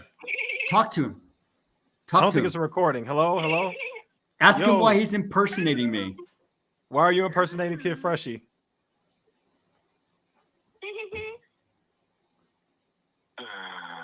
Okay, this sounds like a recording, actually. I don't know. No, like this is like go to the police kind of thing. Can you at least give me a name? Let me get a name. Why do you keep stalking Strongman? Okay, you're all This right. is literally like echoes. I swear to God, I think you get at least. What's your average views per video? Echoes? Average, Yeah. like 2,000. Okay, I guarantee you get at least 2,001 views if you make a video titled like "Don't call Kid Freshie at 3 a.m." Talk And to this guy. And it's Oh, you, there's like, gonna be a lot of clips made from this live stream. Get so get there you go. information from this guy. Is he still Yeah, on? I don't care anymore. That dude's weird, but whatever. That's the I guy don't know what's going on, Kid Freshie, but I feel like you have something to do with it. I absolutely have nothing to do with this. I swear to right. God. All right, man. No, but that's not like those sounds. That's not like Those that's are not like psycho. like a normal human functioning brain making like doing a little prank. That's like Cole, this that's is like the I'm guy. 5 seconds. That's like I've got 5 human skin suits in my closet. This is the guy that's stalking Strongman. You're absolutely correct. This guy is messed up. Yeah, and this is like 2 years later on the news You guys When- want to try another one? when the event comes out. Nah, I People think we're are gonna good. be like, we "Oh, already yeah." confirmed. This is clearly the same weirdo, whoever it is. Yeah. Okay, well, there you go. I don't know who's watching, but if you guys can get to the bottom of this, that would be awesome. Because he's Well, we not should- only stalking Strongman, he's framing me for doing it. And I'm kind of interested in bringing this guy down as well. There are people. Well, if we want to, we should call Jeremy's boyfriend. He's the expert at getting to the bottom of things. I don't know. Yeah, What's the chat saying? Anybody got any ideas? They said that's definitely Strongman trying to make drama. Kid Freshie's right. I've unsubbed from Strongman. The No. efficient market hypothesis. You can't. So far, that's Okay. the comments I'm seeing so far. Okay, so this is You can see why I thought that was Strongman, right? No. He- it didn't sound like him. Yeah, I Well, don't think okay, it doesn't He sound like went him at all. "Reed?" Yeah, no other person could make that, especially not the guy stalking No Strongman. person Could make that could- sound. I well, don't you know. I can't do the roo from the I can't do it. Roo, like you Well, see first of all, it. that You number not fucking that number didn't even do it. He just made all these weird noises. Then he said like "we." He didn't do the actual noise Strongman does. I just love Fabio. That is the most pathetic thing I've ever seen in my life. Fabio's like, I can't even do the noise. Roo. Like, Okay, so yeah, does that that's your sound like Matt 100% effort. Yeah. Is that something Stathis would do? Yes. Honestly, Fabio, I don't even know Fabio, at I this put a point. gun This is to your getting head crazy. right now. I said, do the Roo. I think you can do a little bit better than Roo. It might be a strongman follower doing. It I might don't be know. his kid. I think his kid Fabio, just got his first thoughts? phone. Well, I think that the internet's a really big place, and it's not out of the reason that it could be another follower of strongman's. Yes. That's what I'm thinking. Maybe. And having a laugh at it, because I mean, this is maybe something I don't know. I would envision someone, you know, on the younger side doing for fun. I mean, getting a kick out of it anonymously. Isn't Stathis like an older gentleman? Well, Stathis predicted the 1929 crash, so he's pretty old. I believe so. Yes. So I don't think it's him. I can't see an older guy doing that. All right, I'm in the stream. Yeah. Goodbye. Oh, right. what? All right. Sorry. Cheers, guys. Sorry, been a We long We can't day. top that. We can't top what just happened. Yeah, exactly. All right, guys. Peace out. See ya. Everybody have a good night. I'm in the stream. Thanks for coming on, though, for real, guys. It was great. All right. problem. See ya. Yep.